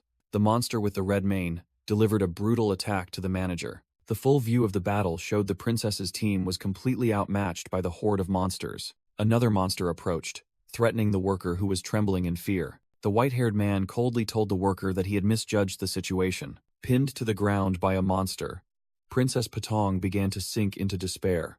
Guangmo collapsed, his face full of injuries. Guangji had also been defeated, his eyes vacant. Their manager was pinned to the ground with a monster's foot on his head, completely helpless. Witnessing this scene, the worker despaired, wondering if this was their end. For a moment, the worker gathered all their courage, raised their pickaxe, and shouted they would fight to the end, while the white-haired man behind them merely thought the action was foolish. Princess Patong was pinned to the ground, screaming in despair. A hooded monster let out a terrifying hiss. Suddenly, a flash of light appeared, cleanly slicing through everything. The worker stood stunned, frozen mid-swing of their pickaxe. The hooded monster had been neatly cut in half. Everyone was astonished by the sudden turn of events. An A-rank blood ice golem suddenly appeared out of nowhere. The ice creature stood majestically on the battlefield, making the worker confusedly wonder what it was. The blood ice golem charged, its sword shattering another monster. The white-haired man silently observed, thinking a little bit of power would be enough. He worried that activating the blood ice puppet with 10% HP consumption would affect his camouflage. The blood ice golem stood up straight, displaying its full majestic form before the worker's astonished eyes. The worker stammered, asking what it was. Princess Patong also turned to ask, thinking he had awakened a summoner's ability. The worker quickly realized and confidently declared it was the beast they had summoned. The worker excitedly shouted, ordering their summoned beast to crush the enemy. Meanwhile, the mysterious white-haired man inwardly thought he would let him take the credit for now. He ordered the ice puppet to obey the worker and attack. The blood ice golem drew its ice katana, ready for battle. It fiercely charged at the clawed monster. Witnessing the monsters being swept away in an instant, the worker smugly shouted that they were too strong. Princess Patong was amazed, thinking that the small miner was an hidden master. After sheathing its sword, the blood ice golem stood motionlessly beside the stunned worker. The worker still couldn't believe their eyes, wondering if they were the chosen one. Patong solemnly declared that his strength was more than enough to join her father's expeditionary force. The manager offered to continue the mining work, to repay the life-saving favor. Suddenly, the white-haired man sensed an even more dangerous aura approaching. The ground beneath their feet suddenly shook violently and cracked open with purple light. The group panicked as giant stone pillars rose from the earth. They were pushed into a completely different area of the cave. Patong screamed in fear, not knowing where they were. She looked down in horror at the dark abyss below. A dense sea of B-rank monsters awaited, making the manager scream in terror. The group fell silent in despair at the unbelievable sight. The white-haired man calmly realized that they seemed to have walked straight into the heart of the monster's lair. A monster leader sitting on a throne recognizes the presence of a galaxy mage and laughs with amusement. He sneers, declaring that the princess of the spirit clan has fallen into his hands. Princess Patong is stunned, not only because the monster can talk, but also because it knows her identity. The leader extends his hand, his voice filled with authority, ordering everyone to kneel. Guangmo grinds his teeth, letting out a defiant growl. Immediately, an invisible pressure descends, crushing Guangmo to the ground. Patong screams Guangzi's name in horror, as she sees him also struck down, while the injured Guangmo urges the steward to fetch medicine. The monster leader appears delighted, wondering who to choose as the next victim. Patong is utterly desperate, realizing the power disparity is insurmountable. The worker, despite trembling, decides he will try to perform the summoning. He strains himself, attempting to gather energy in a futile effort. The monster leader looks down, mocking the weakness of the spirit clan and the princess's stubbornness. Meanwhile, the white-haired man quietly ponders, wondering why the monsters know about the princess and are so strong. A disturbing theory suddenly strikes him. This might be related to the evil clan. Impatient, the monster leader declares he will handle it himself. Patong frantically feels her body being controlled by an unseen force. She is forced to slowly kneel, thinking that everything has truly ended.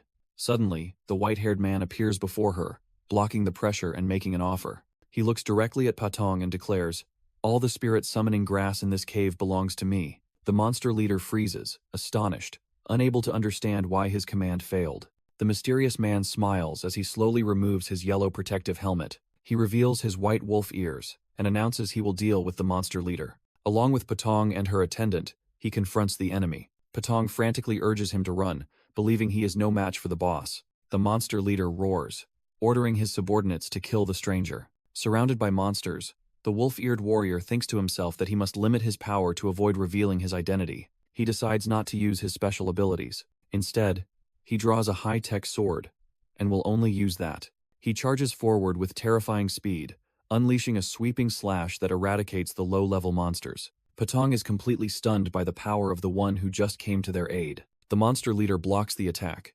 commenting that it has some power, but he quickly dismisses it, mocking that it's not enough. He gathers his strength and shouts, "Gravity!" An invisible pressure weighs down on the wolf-eared warrior, increasing 20-fold. He appears to be crushed under the immense weight. The monster leader laughs gleefully, ordering him to kneel before him. The ground beneath the wolf-eared warrior's feet cracks as an energy burst erupts. Purple energy explodes, completely repelling the enemy's pressure. Patong and her attendant can only stare in astonishment. After the dust settles, the wolf-eared warrior stands unharmed, completely immune to gravity magic. The Monster King grinds his teeth in fury. "Damn it, you're unharmed under this pressure?" he roars. "Then let's go all out," and activates his Star Horn ability. A dark energy engulfs the area, boosting the combat power of all the monsters. Witnessing this, Patong cries out in alarm, "Be careful!" The wolf-eared warrior charges directly into the midst of the empowered monsters without hesitation. He calmly analyzes, realizing the enemy possesses gravity manipulation abilities. He deduces that the D-rank monsters could reach B rank due to the leader's amplification magic. Furthermore, this power is very similar to that of the possessed individuals he's encountered from the evil clan. Patong frantically thinks about the monsters her group struggled to fight even with all their might. Yet, the warrior dispatches them one by one with ease using a knife. The Monster King is stunned. How is this possible? He's so nonchalant under 20 times gravity? Cornered, he declares.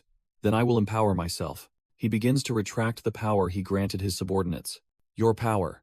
Give it all back to me," he roars as energy streams are drawn towards him. The wolf-eared warrior simply watches, making no move to intervene. After absorbing everything, the Monster King's body erupts with power, his strength, stamina, and spirit soaring. Directly beneath the triumphant boss, a miraculous grass emits a blue light. The wolf-eared warrior recognizes it immediately, thinking to himself, "Spirit summoning grass. That was too easy to obtain." The Monster King revels in the abundant elemental power, smugly declaring, "I feel an infinite power." Declaring himself the strongest, he unleashes his ultimate move, a devastating attack towards his opponent. The Beast King roared, unleashing the power of Star of Destruction, his body swelling with dark purple energy. However, the white-haired warrior was faster, a sword slash tearing through space and the enemy. The A-rank Star C illusionary beast fell, vanishing after a single blow. Amidst the silence, the warrior reached out to pluck his target, soul summoning grass. He smiled, not expecting to find it so easily. The Sea Spirit clan members were stunned, unable to believe an invincible boss was defeated with just one slash. The worried subordinate warned that the battle was not over. A large horde of monsters remained, not as strong as the boss, but overwhelming in numbers. The mysterious warrior commanded them, "Squat on the ground and don't move." The group was confused by the strange order. Though unsure what he intended, Patong decided to trust him and urged everyone to comply. "Very good," the warrior praised, his sword erupting with energy. A sweeping slash unleashed a massive wave of destruction. The energy wave swept through the monster horde, safely protecting the group crouching behind. The entire monster army was wiped out in an instant. Guangmo and Patong stared in horror at the scene.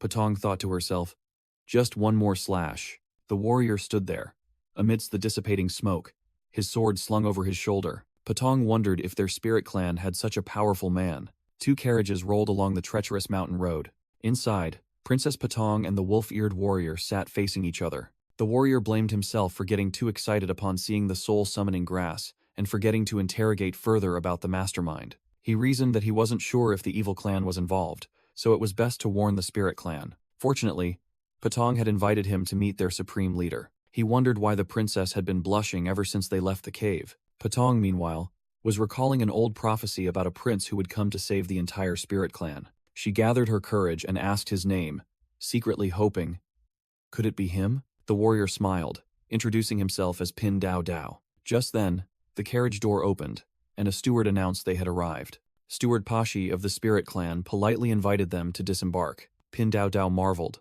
wondering if this was the spirit clan's palace. Before them stood an extraordinary giant tree, towering beside a magnificent castle. Pashi led them up the red-carpeted stairs into the palace. Inside the hall, the steward spread his arms, welcoming the two honored guests. Patong murmured the name, Pin Dao Dao, finding it a powerful one. Sha Feng Liao mused that the spirit clan was indeed a mysterious race with little information revealed. He recalled that what he knew was only from Nana's vague stories when she was young. Looking at the glowing blue butterflies, he sensed something was coming to this world. Standing beneath the divine tree, Sha Feng Liao was awestruck by the world's pristine beauty. The group stood on a giant mushroom, which was called the Mushroom Elevator. The mushroom shot upwards at terrifying speed. It continued to ascend as swiftly as a natural elevator. Upon reaching the summit, the giant canopy appeared before them. A magnificent city built atop the tree, astonishingly beautiful. Sha Feng Liao, Patong, and the subordinate entered the city, heading towards a large architectural structure. They passed through the central plaza, where the two kings were enthroned on a high platform. Princess Patong bowed her head. Greetings, father. Greetings, uncle. She introduced the one who saved them in the demon cave as Pin Dao Dao. The two kings, Palei and Xiang Qian, showed interest in the young warrior. King Palei of the Sea Spirits smiled and praised. Young talent. Sha Feng Liao mused about the spirit clan having two kings. While he was contemplating, Xiang Qian sternly asked Patong why she had encountered danger in a D-rank cave. King Xiang Qian of the land spirits continued to reprimand, stating that the sea spirits should not be reckless on land. Sha Feng Liao then explained that the monsters in that cave were unusually strong, with B-rank minions and an A-rank boss. He offered his assessment, suspecting another race had infiltrated, while secretly evaluating the elite forces around them. He noted that the highest visible rank was only S. Sha Feng Liao gravely warned, if the evil clan has truly secured an entrance, the spirit clan should prepare for an all-out war. Upon hearing the evil clan, the expressions of both kings immediately became extremely tense. However, Xiang Qian suddenly let out a scoffing laugh. Xiang Qian laughed heartily, mocking the warning and deeming Palei's warriors incapable. He continued to question condescendingly, reminding them of his hospitality in letting the sea spirits reside on land and in caves. Palei retorted angrily, asserting that sharing land and sea resources was a fair agreement from ancient times.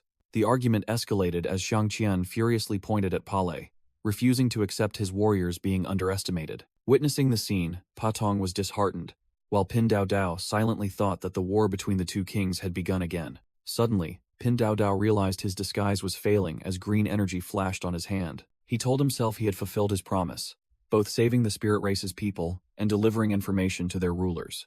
Believing he had given the necessary warning, Pin Dao Dao decided the rest was up to them and turned to leave. As Pin Dao Dao walked away, the two kings began to brawl with each other, much to the guard's helplessness. Patong frantically called after him, reminding him that her father had not yet given Pin Dao Dao his reward. Pin Dao Dao clutched his uncontrollable arm, realizing he had to leave quickly before his true form was revealed. Patong desperately called out, "Wait," then looked towards her father and uncle who were actually fighting. She screamed for the two kings to stop, but the brawl continued nonsensically. Utterly disappointed, Patong decided to abandon them and rushed to chase after Pin Dao Dao. She caught up and grabbed his flickering energy-filled arm, pleading for him to wait a moment. Patong apologetically apologized for her father and uncle's reckless behavior, while Pin Dao Dao struggled to maintain his composure. She offered him a sea spirit stone and told him to accept it. Pin Dao Dao took the stone, and Patong explained that it would allow him to travel freely within the sea spirit's territory. She shyly invited him to join their army, but Pin Dao Dao simply replied that he understood. Immediately, he waved goodbye and quickly vanished, leaving Patong alone. Just managing to land in a safe place, Shafeng Liao breathed a sigh of relief. He knelt as his disguise began to fade, thinking it would be troublesome if he were seen in this form. As his true demonic form emerged, he told himself he was done with the spirit race and had only one last thing to do. He decided to return after visiting his father-in-law's grave. The image of a cozy wooden house appeared in his mind. Inside, a cup of wine was placed solemnly on the table, initiating a flashback. His father-in-law, a robust white-haired warrior, sat before the wine, contemplating drinking it all. With determined eyes, he thought it was time to face the final battle. The scene shifted to the Land Spirit Kingdom's palace. In the office, King Shangqian was listening to his subordinate's report. He frowned, asking if their S-rank adventurers had truly been annihilated without any news. Chief of Staff Xiang Hu confirmed the dire situation and suggested consulting the sea spirits. Shangqian angrily brushed it off, declaring that what happened in their territory was their own problem to solve. He ordered the dispatch of their strongest special forces to investigate the demon cave. Suddenly, his son, Prince Shangshang, entered and announced he would go as well. The prince explained that someone named Ah Jin was among the team, and he had to find him. Xiangqian became enraged, scolding his son for his recklessness and reminding him of his position as heir. But Shangshang shouted back that this was precisely why he needed to find out what happened. He asserted that whether as an heir or a brother, he had no reason to back down. Finally, Shangshang, accompanied by his guards, stood before the dark entrance of the demon cave. Before the demon cave's entrance stood a man named Ajin, his hair styled like horns against a red background. Ajin explained that this was the first time a pure black demon cave had appeared, and it was also where the adventurers had lost contact. Shangshang resolutely commanded, "Let's go." The group didn't hesitate, heading straight into the cave entrance, which resembled a living organism. Shangshang led the way, with his guards and Ajin venturing deeper into the darkness. Suddenly, the entrance behind them closed, leaving a guard astonished. The hooded guard quickly reported to Ajin, "The entrance has disappeared. This demon cave is truly unusual." They discovered a battlefield littered with countless monster corpses, but not a single person. Ajin worriedly wondered, "Where have our spirit race people gone?" He continued to analyze that there were no signs of victors, while a heavy sound echoed. Abruptly, an adventurer with a crazed look lunged out from the shadows, targeting Ajin. Ajin narrowed his eyes, reacting instantly to the surprise attack. He drew his sword, easily blocking the assault from his deranged fellow tribesman. With a single swift strike, Ajin took down the attacker, but immediately after, another clawed hand swung towards him, leaving him no time to react. Ajin was grabbed by the neck and lifted, roaring in pain. He gritted his teeth, struggling against the enemy's immense strength. Finally, Ajin was brutally thrown aside. The group was stunned as they recognized the attackers, one guard exclaiming, "These people are." It turned out to be their own adventurers, all driven mad and charging towards Shangshang's group. A terrified guard screamed, not understanding why his comrade had become like that.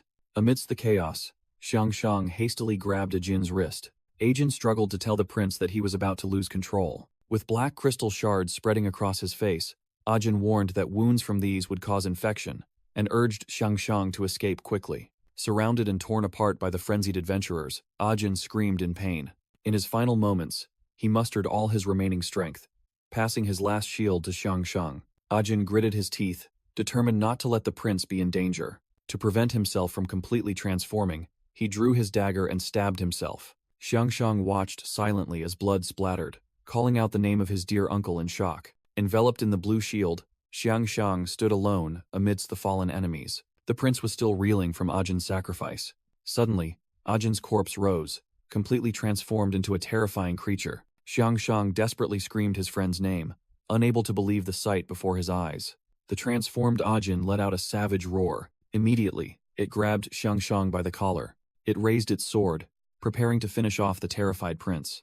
Shangshang could only watch the blade about to descend, utterly helpless. Suddenly, a burly white-haired man appeared, blocking the attack and reprimanding Shangshang for his weakness, unworthy of a leader. The Ajin creature growled, asking who the intervening stranger was. The white-haired man sternly told Shangshang that he must awaken, for the spirits before him had all become enemies, and those in high positions must have the courage to make swift decisions. In a chaotic vision, the transformed spirits screamed about a dark power threatening to destroy their race, just like 15 years ago. In a distant place, atop the mountain known as Immortal Demon Peak, Shafeng Liao, in a black cloak, approached a tomb, believing it to be the highest peak of the spirit race. Holding a bouquet of flowers, he whispered to his beloved in his mind, "Nana, this is our father's grave." Suddenly, Shafeng Liao was startled, as he noticed something unusual. He stared in astonishment at the portrait on the tombstone, where the inscription read, "Protector of the Nation, Fallen Hero." Shafeng Liao was shocked to realize that the man in the picture was the same man he had met a few days ago. A faint voice echoed from behind, asking who he was. It was an old woman with animal ears, sitting in a wheelchair, who said that no one had come here for over a decade. Shafeng Liao turned around and asked the old woman if she knew the owner of this tomb. The old woman sadly replied that she didn't think anyone in the world remembered him anymore. Shafeng Liao was stunned to realize that this woman was Hao Ling, who was believed to still be alive. Hao Ling began to recount that her mother was a human princess of royal blood, and her father was the strongest general of the spirit race. During the war between the two races 20 years ago, they met and fell in love. Her mother gave up her princess status, and her father gave up his general's position to live together in seclusion on this mountain peak. She recounted that she only had a few fragmented memories of her father, memories of being carried on her father's shoulders, gazing at the majestic scenery of the immortal demon realm. Those were the happiest memories of her life. But then tragedy struck 15 years ago, when she was only 3. A panicked spirit race soldier rushed in to deliver bad news to General Hao, and a sudden war shattered everything. A soldier pleaded with General Hao Ling to return, as the Tada's army was devastating the spirit race. With a resolute expression, General Hao Ling promised his family, "Wait for me at home, I'll be back soon." Hao Ling recounted that to fight the evil clan, her father had to return to the battlefield, leaving behind his wife and young daughter. Meanwhile, her mother, a human princess, received an urgent letter reporting that war had also broken out in the human realm. She was heartbroken to learn that her brother, the sole heir, had died in battle, forcing her to return to preserve the royal family. Months passed with no news from her husband, so her mother reluctantly wrote a farewell letter and hurried back. In the letter, she instructed her daughter to wait for her, promising to return right after the war ended. But no one expected that farewell to be their last. 2 years later, her mother received news that the spirit race had won, but the entire army on the front lines had been wiped out, including her husband, General Hao Ling. Her health gradually deteriorated, and she passed away when Hao Ling was only 7 years old. At the funeral, little Hao Ling could only sob beside her mother's coffin. Until the day she died, her mother had never once visited her father's grave in the immortal demon realm. Returning to the present, Shafeng Liao stood before the tomb inscribed with Hao Ling, "Protector of the Nation, Fallen Hero." He suddenly realized that the man who saved Xiangshang was Hao Ling's father, and he was still alive. Hao Ling sadly said that perhaps her father no longer remembered anything. She began to recount. 13 years ago, I found him while scavenging by the seashore. In a flashback, an older but still healthy Hao Ling watched in astonishment as a man washed ashore. She recounted that she had found General Hao Ling in a skeletal state, not knowing how long he had been adrift at sea. She nursed him, and when he awoke, he had forgotten almost everything, yet possessed an extraordinary will to live. In his delirium, General Hao Ling only mumbled repeatedly, "I have to go home. Someone is waiting for me." Shafeng Liao stood in the quiet room, listening to Hao Ling's story. He thought to himself, perhaps losing his memories was the best fate for him. Suddenly, his gaze fell upon an object on the table. It was an old notebook, with a few sheets of paper tucked inside. Hao Ling explained that it was a message her mother wrote for her father, along with his scribbled notes about remembering his wife's face. Shafeng Liao frowned, wondering about the meaning of the last thing the general mentioned. He turned to ask Hao Ling if her father was someone who always kept the house clean. She laughed, confirming that he was a rough old man who never bothered with cleaning. Shafeng Liao continued to inquire if she was the one who helped him clean. Hao Ling admitted that it was the first time she had seen her father clean the house himself, and Shafeng Liao further asked if he had been talking a lot recently. She confirmed that he had been talking much more, an unprecedented occurrence. Hearing this, Shafeng Liao was stunned, as all the pieces began to fit together. He quickly excused himself and rushed out, realizing he didn't have much time left. He recalled the stranger's instructions about protecting the spirit race and his strange actions. Shafeng Liao shouted Gita's name, and a bolt of lightning struck a nearby hill. The loyal dragon Gita immediately soared up from the forest. Shafeng Liao realized bitterly, he must have foreseen his own death. In another memory, Ajin recalled with horror the sight of General Hao Ling standing alone atop a pile of monster corpses. He recounted that he alone had annihilated all the monsters and transformed spirit race members. Before the old general, Countless other enemies were still rising from the darkness. Ajin recounted the story with a serious expression. He remembered the moment the demon gate opened. Ajin hastily urged General Hao to retreat, but he ordered him to go ahead and report the war. He anxiously asked about the general's fate, wondering why such a powerful warrior had never been known. General Hao asserted that he had to go in alone, find the source, and stop the endless stream of monsters. He gripped his weapon and began to explain his identity. The old general admitted that he himself had forgotten who he was a long time ago. Returning to the present, Shafeng Liao hastily urged Gita to search for General Hao's aura. He angrily thought to himself, reminding that the general still had a daughter who loved him dearly. Shafeng Liao was determined not to let the tragedy of his previous life repeat, and not to let General Hao have any regrets. As he flew, he pondered a strange fact. In the future, 6 years later, the spirit race still existed until the very end. He tried to rationalize the contradiction, wondering if the spirit race had undergone some secret war. The memory of General Hao facing the darkness alone emerged, suggesting that his sacrifice was the answer. Back in the past, General Hao made his final preparations before rushing into battle. He swung his weapon, unleashing a powerful attack that swept away the enemies. Nevertheless, he realized that the number of monsters was still continuously increasing. General Hao identified their origin as an artificial spatial gate, completely different from a normal demon cave. He was astonished that the enemy could open a world-crossing gate directly to the spirit race's demon cave. He explained that when this gate opened, it would also activate the spirit race's demon cave gate. General Hao exposed the enemy's true plot. They wanted to use the demon cave as a springboard to invade the entire spirit race territory. General Hao looked at the glowing red gate, believing that from here he could enter the enemy's world. He was determined to cross over and cut off the source to prevent them from overflowing. With a resolute expression, General Hao prepared for a solo life or death battle. Suddenly, a giant red wolf monster roared, charging straight towards him. The monster stood towering above a cross-shaped light source, seemingly the center of the gate.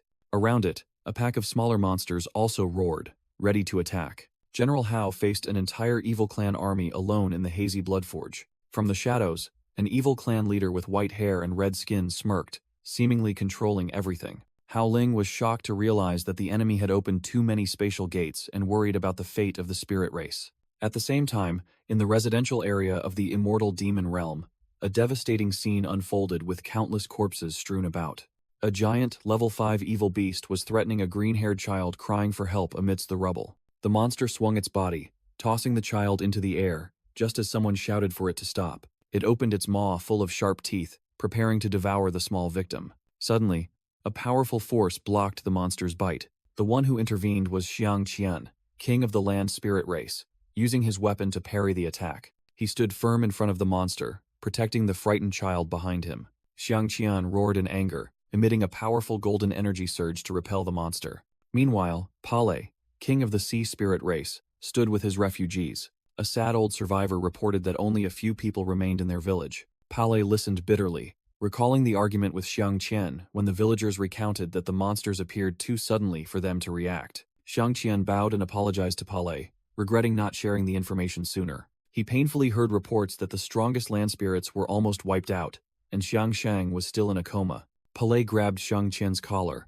shouting that now was not the time to collapse when the enemy was right before them. A heavily wounded spirit soldier approached, followed by a comrade with a bandaged head. Xiang Qian regained his regal demeanor, ordering the soldier to report on the remaining forces. The soldier sadly reported that all S-rank soldiers had already engaged in battle, and now fewer than 10 remained. A scene of fierce battle flashed, revealing terrifying destructive power. Suddenly, a gigantic level 5 evil beast appeared, astonishing both kings. The surviving villagers recognized it, and desperately cried out that Shaoxi village had also been annihilated. Immediately after, another dragon-like winged beast soared in the sky, signaling an all-out attack. Xiang Qian decided to face them alone, asking the others to cover the villagers' retreat to safety, despite Pale shouting that it was suicide. He turned his back, silently thinking about the hardships the spirit race had endured for survival. With a resolute expression, Xiang Qian declared that at least one of their 2 clans must survive. Pale and Patong frantically called for him to return,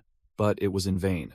Xiang Qian alone confronted the roaring giant beast. He unleashed a powerful golden energy, declaring that if there was no divine salvation, he would become the Dragon Slayer. The beast swooped down to attack, and Xiang Qian roared back in response. Suddenly, a mysterious energy, butterfly-like entity appeared in the sky. It unleashed a destructive attack, creating a terrifying explosion of light and energy. Pale and Patong could only watch the scene in horror. Xiang Qian looked up at the sky in terror. A gigantic mechanical weapon suddenly reassembled in midair. The hand of a mysterious warrior firmly grasped the newly formed weapon. Sha Feng Liao appeared on the back of a black dragon, leaving the Spirit Kings confused and wondering who this stranger was. He landed in front of Xiang Qian, who immediately questioned, "You are not a spirit. Who are you?" Sha Feng Liao coldly replied, "I already warned you about an all-out war. If it weren't for my father-in-law, I wouldn't even bother with you." Xiang Qian admitted, "You do look very strong. But you can't possibly fight so many dragons alone," he said, pointing to the sky teeming with monsters, while Sha Feng Liao began to gather energy. Xiang Qian was stunned as a system panel appeared, signaling the activation of the Blood Ice Puppet skill. A gigantic winged ice warrior, enveloped in a red aura, was summoned from thin air. From afar, Patong recognized him and exclaimed, "I knew it was him." A magnificent ice army appeared behind Sha Feng Liao, standing opposite a stunned Xiang Qian. Sha Feng Liao simply commanded, "Go." Immediately, the ice warriors soared into the sky, charging to attack the red monsters. Witnessing the sight, Xiang Qian could only wonder in astonishment. "Is this guy a god?" Sha Feng Liao confidently said, "They are enough. Now, let's get to the main business." He turned to Xiang Qian and asked, "Tell me, where did these dragons come from? Lead me there, immediately." Xiang Qian led the way to a gigantic cave entrance, which looked like a bleeding wound, and said, "This is the entrance." He explained, "This is where the anomalies began, and also where my son escaped. Observation teams have been stationed at all demon caves. We've received reports that monsters are emerging from at least 5 caves," he added, as a terrifying scene of invasion unfolded.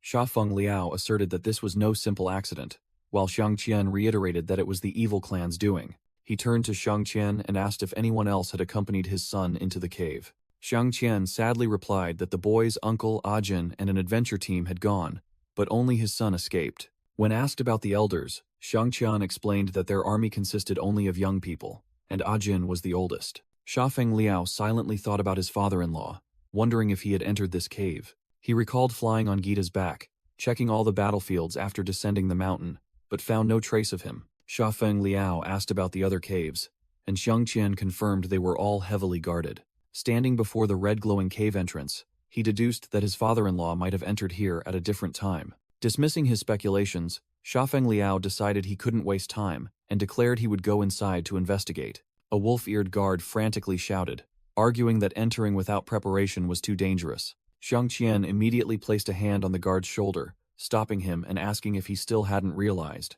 He explained that Sha Feng Liao was a god sent down, just like in the battle over a decade ago. In a flashback, a god descended to save the spirit race from peril when they faced a gigantic monster. Xiang Qian affirmed with unwavering faith that all they needed to do was trust this god. Suddenly, Xiang Qian sensed something and looked towards the cave in horror. From the darkness, a horde of black armored monsters with fierce, glowing red eyes charged out. Leading them was an even larger beast, with a terrifying red and black mane. The guards realized in horror that these were the monsters from outside, all of them S rank. Sha Feng Liao calmly confirmed, so the demons from outside truly came from this demon cave. He summoned his high-tech weapon, wondering where they truly came from. Sha Feng Liao decided he couldn't delay any longer. He swung his weapon, unleashing a massive blue energy stream. The attack instantly wiped out over 99 monsters. The Spirit Clan guards were completely stunned by the sight. King Xiang Qian excitedly cheered, "See, I told you. He's a god." He hastily urged everyone to follow Sha Feng Liao as he plunged deeper into the cave. Suddenly, Sha Feng Liao stopped short as he sensed a formidable presence ahead. Ajin, the prince's friend, had now transformed into a hideous monster. King Xiang Qian and his guards were horrified to recognize their former comrades.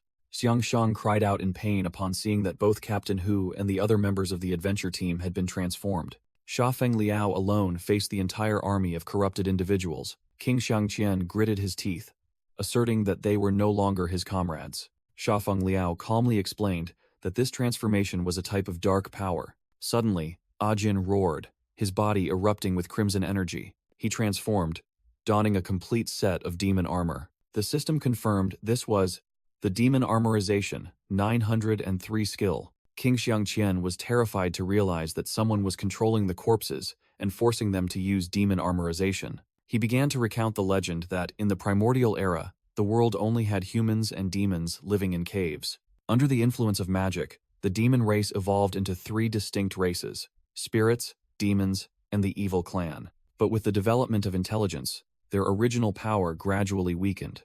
Then, a forbidden technique called demon armor began to spread. It could multiply one's power many times over, and the hero of the spirit clan used it to protect their people. But the price was that the user would lose all reason and memory, completely degenerating into a primordial demon. Xiangqian listened to the explanation with a serious expression, because the power of demon armor was completely irreversible. His guard worried, "I can't believe such an absurd power exists." The former chief of staff was already extremely powerful. If he used demon armorization then. Just then, Ajin, in his transformed state, was sent flying by a powerful attack. Sha Feng Liao rushed forward like a gust of wind, delivering lightning-fast blows to the remaining enemies. He unleashed a single slash that wiped out all the transformed adventurers. Wiped out in an instant? Xiangqian was utterly astonished by his power. Sha Feng Liao coldly looked at the fallen enemies on the ground. He explained, "Unlike the puppets and venomous insects before, these ones cannot be killed. Get out of here quickly. If you're injured by their poison, you'll also turn into this, and they'll get right back up," he urged, as an enemy began to stir. Sha Feng Liao suddenly realized, "I only know one person who possesses such powerful dark magic." Memories flooded back. It was the only SSS-class dark mage he had ever encountered in his previous life in the evil clan territory. In the flashback, Hao Ling, his father-in-law, was surrounded by a horde of black-armored monsters. Exhausted and wounded, he had to brace his sword and kneel on the cracked ground. A voice echoed, "Don't resist any longer, Hao Ling." But he still raised his head defiantly. The enemy, SSS-class Dark Archmage He Mu, confidently declared, "This time, I am thoroughly prepared." Amidst the desolate landscape, He Mu hovered in the air, looking down at the defeated Hao Ling. "You are Hao Ling?" "Quite brave," He Mu sneered. "But you alone are far from qualified to stop me," he said as Hao Ling knelt before the also defeated Xiangqian. Severely wounded, Hao Ling gasped and realized he had no other choice. He struggled to his feet, determined to protect the last hope of the spirit clan. While Pale and Xiangqian watched in horror, Hao Ling turned his back, his body beginning to emit red energy as he activated the forbidden technique Demon Armor at 10%. His power gradually increased to 30%, his face contorting in extreme pain. Energy violently erupted as the transformation reached 50%.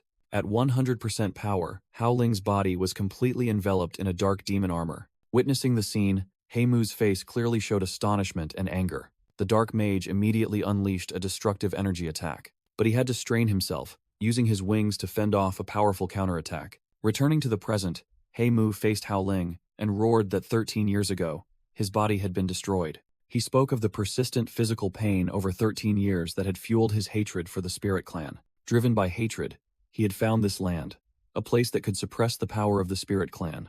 He Mu explained that this was the evil clan's territory, where Hao Ling's power, skills, and even life force were diminished. He revealed the spatial gates that would continuously bring the evil clan army to invade. He Mu confidently declared that this time, the spirit clan would have no chance to resist. He looked down at the exhausted Hao Ling and said that everything was his own doing. However, Hao Ling coldly replied that he didn't remember who he was at all. He Mu was stunned by the unexpected answer. He quickly regained his cruel demeanor, declaring that it didn't matter because Hao Ling was going to die anyway. He Mu raised his dark sword high, roaring that he would make Hao Ling taste being cut in half. Suddenly, a blue energy projection appeared, ordering He Mu to stop.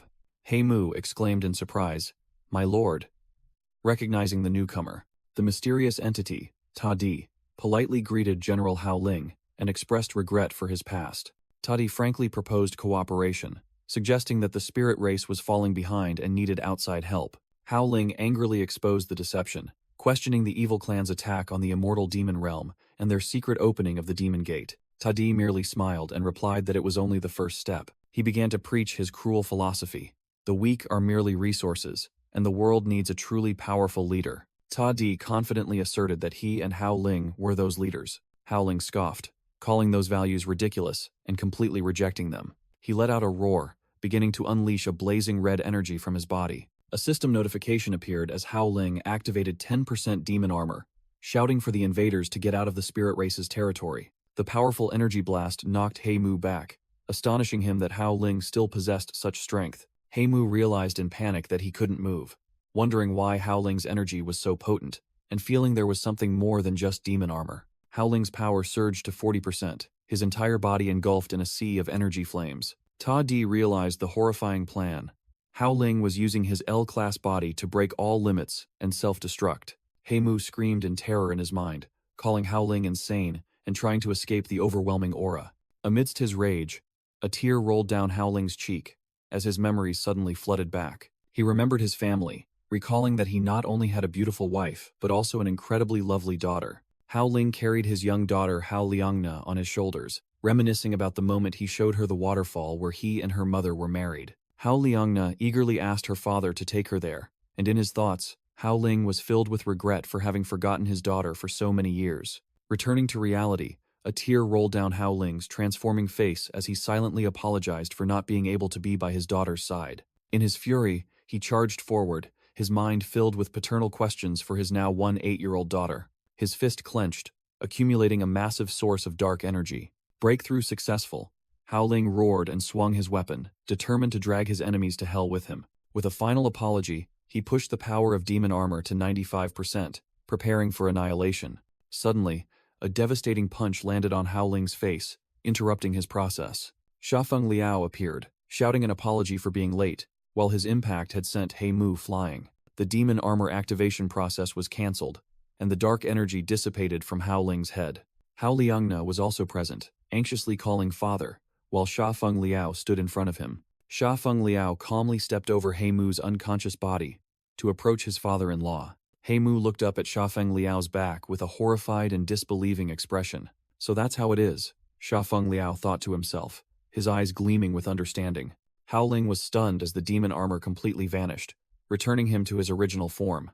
Shafeng Liao suddenly understood that in the future he knew, the spirit race escaped disaster thanks to Hao Ling's sacrifice. A dazzling explosion in Shafeng Liao's mind replayed that scene of sacrifice. He realized that Hao Liangna's father himself had repeatedly sacrificed himself to save the entire race from catastrophe. The power from that sacrifice was so immense that it could change fate itself. The narration stated that the existence of the spirit race was all thanks to the man before them. However, no one else knew this truth. Hao Ling exclaimed in astonishment, unable to believe what he had just heard. Shafeng Liao firmly confirmed that he had called him dad. Hao Ling confusedly grabbed him, lamenting that he didn't understand why his cute daughter Nana had turned out like this, prompting Shafeng Liao to quickly explain. Shafeng Liao affirmed that his daughter was still Nana, and he boldly declared that he was about to become his son-in-law. Hao Ling was completely dumbfounded by the unexpected news. Shafeng Liao reminded himself not to be careless, as the evil clan was still present.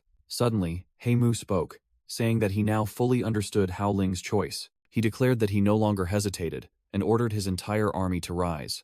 Hovering above the newly resurrected monster army, Heimu solemnly declared that the war had officially begun. Meanwhile, Hao Ling was exhausted, feeling his strength drained after using the demon armor. Shafeng Liao reassured his father-in-law, firmly stating that he would handle everything. He charged straight towards the enemy, loudly calling out to his father-in-law. Heimu roared, ordering his army to show no mercy, vowing to leave no one alive. A monster immediately lunged to attack the weakened Hao Ling from behind. Just before its claws could reach, a mysterious slash blocked the attack. A warrior in full armor appeared, shielding Hao Ling, after having struck down the monster. Shafeng Liao rushed forward, shouting orders to Gita to protect his father-in-law while he handled the battle. In his battle armor, Gita firmly replied that he would always cover his back, as always. Hao Ling exclaimed in astonishment, unable to believe that this dragon had fully undergone demon armorization, yet still retained its sanity. The melee erupted as Heimu's monster army charged forward. Rushing through the minions, Shafeng Liao realized the enemy wasn't from the spirit race, so his powers weren't restricted here. Heimu smirked, explaining that this place amplified the evil race's power, as he began activating his demon armor. Having completed his transformation, Heimu, now in his formidable demon armor, declared that he too could wield such power. Instantly, the defeated monsters rose once more from the ground. Shafeng Liao deduced that, as long as the sorcerer remained alive, his army would be continuously revived. With determined eyes, he understood he had to target the leader directly. Shafeng Liao accelerated, charging straight towards Heimu for a direct assault. He unleashed a spinning kick, declaring he would finish him himself. Sha Feng Liao's powerful strike bisected He Mu's body. However, He Mu's two halves quickly regenerated and merged back into one. Sha Feng Liao was stunned to realize his true damage attack had no effect. He Mu boasted that after his defeat, 13 years ago, he had mastered the forbidden technique infinite separation and become immortal. He roared and charged at Sha Feng Liao. A red energy blade from He Mu pierced through Sha Feng Liao's chest. However, his wound was immediately healed by his rapid regeneration ability. Recovering instantly, Sha Feng Liao immediately counterattacked He Mu. He Mu was utterly astonished by his opponent's incredible regenerative capabilities. Meanwhile, Hao Ling observed the aerial battle between Sha Feng Liao and countless He Mu clones. On the ground, Gita, in his warrior form, easily blocked a stray attack, keeping Hao Ling safe. Hao Ling mused that if this continued, no one would win unless there was a finishing blow. Sha Feng Liao calmly faced the increasingly dense enemy encirclement. He noticed He Mu's clones were multiplying endlessly. He Mu smugly declared that the more he was attacked, the more numerous and powerful his clones would become. Unfazed, Sha Feng Liao smirked and asserted that numbers no longer mattered. He declared He Mu couldn't escape his domain, activating a crimson spherical space. Immediately, dark tentacles emerged from the space, ensnaring one of He Mu's clones. The clone was completely bound, unable to move. He Mu's original body was stunned, sensing his power was compromised. He screamed in agony as his body began to disintegrate and his power was nullified. Inside the domain of annihilation, He Mu frantically asked where this place was. A colossal entity appeared, explaining that all powers were nullified and challenging He Mu to wager his life. He Mu realized in horror that he had inadvertently fallen into a deadly trap. He understood this was a third-party domain skill, an absolute rule separate from the world. All of He Mu's clones melted into a bubbling pool of blood. The annihilation entity explained the rules of a giant roulette. There were 1,000 numbers and 2 colors to choose from. The entity winked at Sha Feng Liao and announced the selection would begin. He Mu angrily questioned, claiming the referee had signaled Sha Feng Liao and this was cheating. Ignoring the accusation, Sha Feng Liao calmly stated he would still choose red. He Mu was enraged at being forced to accept black without his input. Sha Feng Liao then activated his domain authority, declaring he would use his remaining lifespan to purchase 499 numbers. He Mu screamed in disbelief at this blatant cheating. The annihilation entity asked Sha Feng Liao if he was sure he wanted to use his entire lifespan for this transaction. With a resolute expression, Sha Feng Liao confirmed it was time to go back. The annihilation entity admitted that he might lose a lot, including the efforts and sacrifices it had made. Sha Feng Liao replied that he knew that, but the other party also knew how long he had waited for this day. Left out, He Mu roared that he wouldn't let them decide everything, and charged forward. He was suddenly blocked mid-air by a crimson energy stream. The annihilation entity coldly warned that in this domain, He Mu's powers couldn't be activated and he mustn't challenge the referee's authority. He Mu realized in shock that his powers were truly nullified. The annihilation entity held up a golden ball, preparing to start the game. It dropped the ball onto the roulette. The life or death gamble officially began as the ball spun on the roulette. He Mu looked up with utter despair, leaving his fate to the spin. Outside the domain, the monster's overwhelming Hao Ling suddenly collapsed.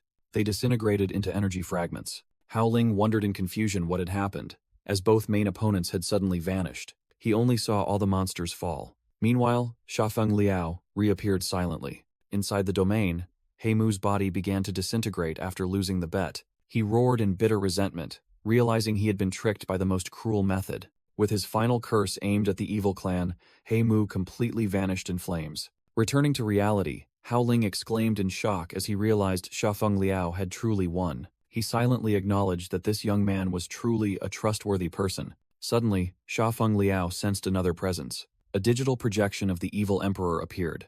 Admitting He Mu had failed, and unexpected individuals had emerged. Both Sha Feng Liao and Hao Ling looked up at the new enemy. The evil emperor declared he had decided to change his plan, and would personally lead the evil clan army to invade the spirit clan. Sha Feng Liao scoffed in response. "No, you won't. You don't even belong to the evil clan." He continued to expose. "You are just a cowardly schemer, afraid to show your face, and afraid to stand before your father." "Hit where it hurt," the evil emperor asked in astonishment. "What did you say?" Sha Feng Liao calmly promised. "Don't worry, it won't be long.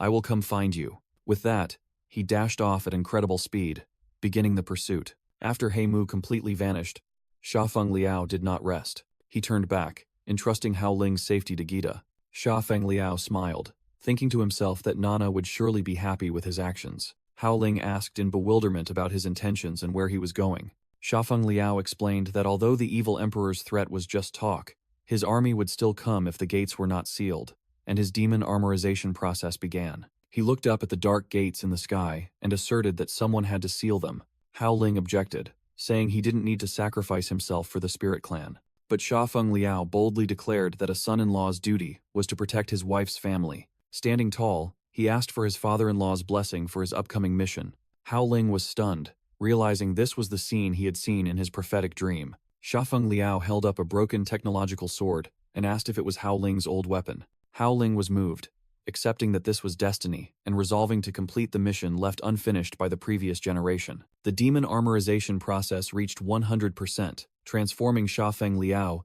into the warrior Gan Liwo and ordering Gita to take Hao Ling away. Gita bowed in obedience, preparing to take the astonished Hao Ling away. Hao Ling cried out in despair, worried about his daughter if Shafeng Liao perished. In his demon armor, Shafeng Liao merely let out a soft chuckle. He saw his father-in-law's concern as a form of recognition for himself. Red energy exploded violently from Shafeng Liao's armored body. Finally, he transformed into a colossal demon dragon, roaring to open the immortal demon realm. In his ultimate demon dragon form, Shafeng Liao let out one final roar. Elsewhere, the last ice dragon in the summoned army shattered before Patong. A report echoed, confirming no more monsters were escaping the demon cave. The ice body of the giant began to crack. Patong watched in shock as her mighty protector crumbled into pieces. She couldn't understand why the ice puppets had suddenly shattered. Inside the demon cave, Shafeng Liao's dragon body flew away, completing his mission. Meanwhile, on Gita's back, King Xiang Qian and his guards looked down at the ground. He exclaimed in astonishment as he recognized a familiar person. To Xiang Qian's surprise, the legendary General Hao Ling was still alive. The entrances connecting the two worlds within the demon cave had completely vanished. Once again, the spirit clan had overcome the crisis. On the highest peak of the territory, Gita stood guard beside a secluded house. Sometime later, Hao Ling was slowly recovering, living peaceful days with his daughter. However, when his daughter asked if he was leaving soon, he confirmed it. Hao Ling explained that he had just realized someone still needed him. He told Gita that it was time to set off. The scene shifted to the Yan nation on the demon continent. On a skyscraper, a stranger was furious, only looking for a place to vent his anger. The remnants of the evil clan decided to take a child hostage to escape. The small demon child was terrified to realize she had encountered bad people again. Two evil clan subordinates roared and charged forward. But before they could touch their target, red energy slashes tore through their bodies. Zai Ling, in disguise, appeared, calmly standing amidst the dissolving remnants of the evil clan. He turned to ask the child accompanying him if she was all right. The child joyfully thanked Zai Ling for saving her once again, while he shyly urged them to move on to find someone. However, the hero they were looking for seemed to have vanished without a trace. At a stadium, a female demon was diligently running, sweat drenching her. She told herself that there were only 3 years left. She was determined to meet that person again at the Yun Kingdom's sports tournament in 3 years. 3 years later, the Yun Kingdom was rebuilt and developed remarkably. A demon race young man and Shuo arrived, astonished by the city's transformation. The young man smiled as he suddenly recognized an old acquaintance here. He turned to tease Shuo, asking if she had also come here to find that person, causing her to fluster and retort. At the sports complex, the women's 10,000 meters mixed relay preliminaries were about to begin. Notably, the demon king of the Yun Kingdom, Liu Bingyi, was also participating personally. Liu Bingyi thought to herself about the years of arduous training, wondering if she could catch up to that person. By the poolside, Lamer and another female contestant were looking towards Liu Bingyi. By the poolside, Molly confronted Lamer, declaring that her opponent had no chance of winning. She asserted that both the competition and Wujun would belong to her. Lamer blushed and turned away, pretending not to care about that person. Molly pointed out frankly, "You say you don't care, but Wujun isn't even in the Yun Kingdom." Meanwhile, in the stands, a burly warrior with a horned mask was observing thoughtfully. He thought to himself that this was the first time in his life to witness such a peaceful world, just as the competition was about to begin. At the same time, in the human world, in the Shenghua nation, a modern city scene unfolded. Huo Wujun stood in the heart of the city, looking up at an aircraft in the sky. He walked past people discussing a newly graduated genius. Huo Wujun told himself, "So this is the human world." He never thought he would set foot in their territory one day. Standing beside a luxury car, he looked at the paper in his hand and thought about the final plan. A voice called out asking if he was Mr. Wujun, and Huo Wujun confirmed. Elsewhere, a high-tech containment pod was in operation. A subordinate called out, "General," to the blond man looking out the window. The general asked if everything was ready. The subordinate reported that all military leaders would attend the Shenghua Kingdom's biggest party of the decade. He affirmed that this was the best opportunity for the general. A luxury car sped along a mountain road. The car stopped in front of a modern villa, announcing their arrival. A polite aide opened the car door and invited Huo Wujun to step out. The aide led the way through a garden being prepared for a grand party. Huo Wujun smirked, mocking the lavish lifestyle of the person who invited him. He glanced into the distance and saw a couple leisurely playing golf. Meanwhile, General Xin Cheng was also present and complained about being summoned just for a wedding. A masked general in a wheelchair worried that this was a trap to strip them of their military authority, but Xin Cheng dismissed it, believing they were overestimating the party host. He contemptuously called him an incompetent who got lucky by marrying the queen, while images of Shafeng Liao and Hao Liangna's wedding appeared. Back to Huo Wujun. He was led inside the building by the aide. They walked together down a long corridor. The aide stopped in front of a door and announced they had arrived. He stated that the person they needed to see was waiting behind it. Huo Wujun cautiously opened the door to peek inside. A blond man in a white suit smiled and greeted him. It was Shafeng Liao, the commander-in-chief of the Shenghua Kingdom, who joyfully called out Wu Jun. Huo Wujun was stunned, but Shafeng Liao interrupted, saying his name was now Shafeng Liao. Shafeng Liao smiled brightly, thanking Huo Wujun for attending his wedding. The narrator's voice echoed, announcing that the long-awaited wedding of the century had finally arrived. This grand ceremony was for the commander-in-chief of the National Army, Lord Shafeng Liao, and Miss Hao Liangna. The host introduced the bride as the supreme queen of the nation, also mentioning that they had known each other and always supported each other since childhood. They trusted each other deeply, and always sacrificed for each other unconditionally. Past images flashed by, showing a Hao Liangna who was both extraordinarily strong and sometimes fragile, needing protection. They had gone through countless hardships and life-or-death moments together. An emotional moment showed their strong bond. Shafeng Liao stood waiting at the altar, his gaze resolute, as he had known from early on that she was the only one for him. The host invited the bride's father to escort his daughter to the stage. Former General Hao Ling, hand in hand with Queen Hao Liangna, his daughter, walked into the ceremony hall. Under the witness of everyone, they walked down the red carpet, towards the waiting groom. The host asked General Hao Ling to give his daughter's hand to the groom. Hao Ling sternly asked, "Everything is ready, isn't it?"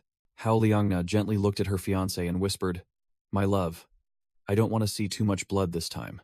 Shafeng Liao smiled confidently and replied, "Don't worry, I won't let your wedding dress be stained red." Amidst the solemn atmosphere, the host loudly announced, calling everyone to raise their glasses. At a banquet table, Xin Cheng's subordinate reported that everything had been thoroughly investigated. The complete list of those colluding with the evil clan was in their hands. Xin Cheng took a sip of wine, asserting that the trap set for the past 3 years would not allow any human traitor to escape. Xin Cheng suddenly felt something was wrong, wondering what was in his wineglass. The wineglass fell, shattering on the ground. Other guests also began to collapse, realizing they had fallen into a trap. Xin Cheng struggled to stand up, realizing it wasn't just the wine, but paralyzing pollen that had spread everywhere since they entered. Amidst the chaos, a voice rang out, exposing a person named Xie Dao. Huo Wujun stood there, his eyes sharp, looking directly at the named individual. A warning from Shafeng Liao's past echoed in Xie Dao's mind. Shafeng Liao had said it wouldn't be long before he came looking for him. Amidst the scene, the host cheerfully announced that the bride and groom could now kiss. The crowd of guests cheered enthusiastically. Amidst the sweet kiss, Shafeng Liao thought to himself that even though the war between races might never end, he had finally obtained what he had always desired. That happy scene was being broadcast on an old TV, where Shafeng Liao, in his demon form, was lazily watching. A red-skinned female demon stood beside him, grumbling that he was happy, while they couldn't even have a sip of celebratory wine. Shafeng Liao yawned widely, lamenting that watching their love story was tiring, and he could finally rest. He flopped onto the chair, complaining that this place was boring. The female demon reminded him that it had been 3 years since he used soul grass to reincarnate as a human, and if she had known, she would have stayed as his system. She sadly said that without him here, she felt even more bored. She admitted she had gotten used to following his story every week, and now that it was over, she truly couldn't bear it. But everything had to come to an end.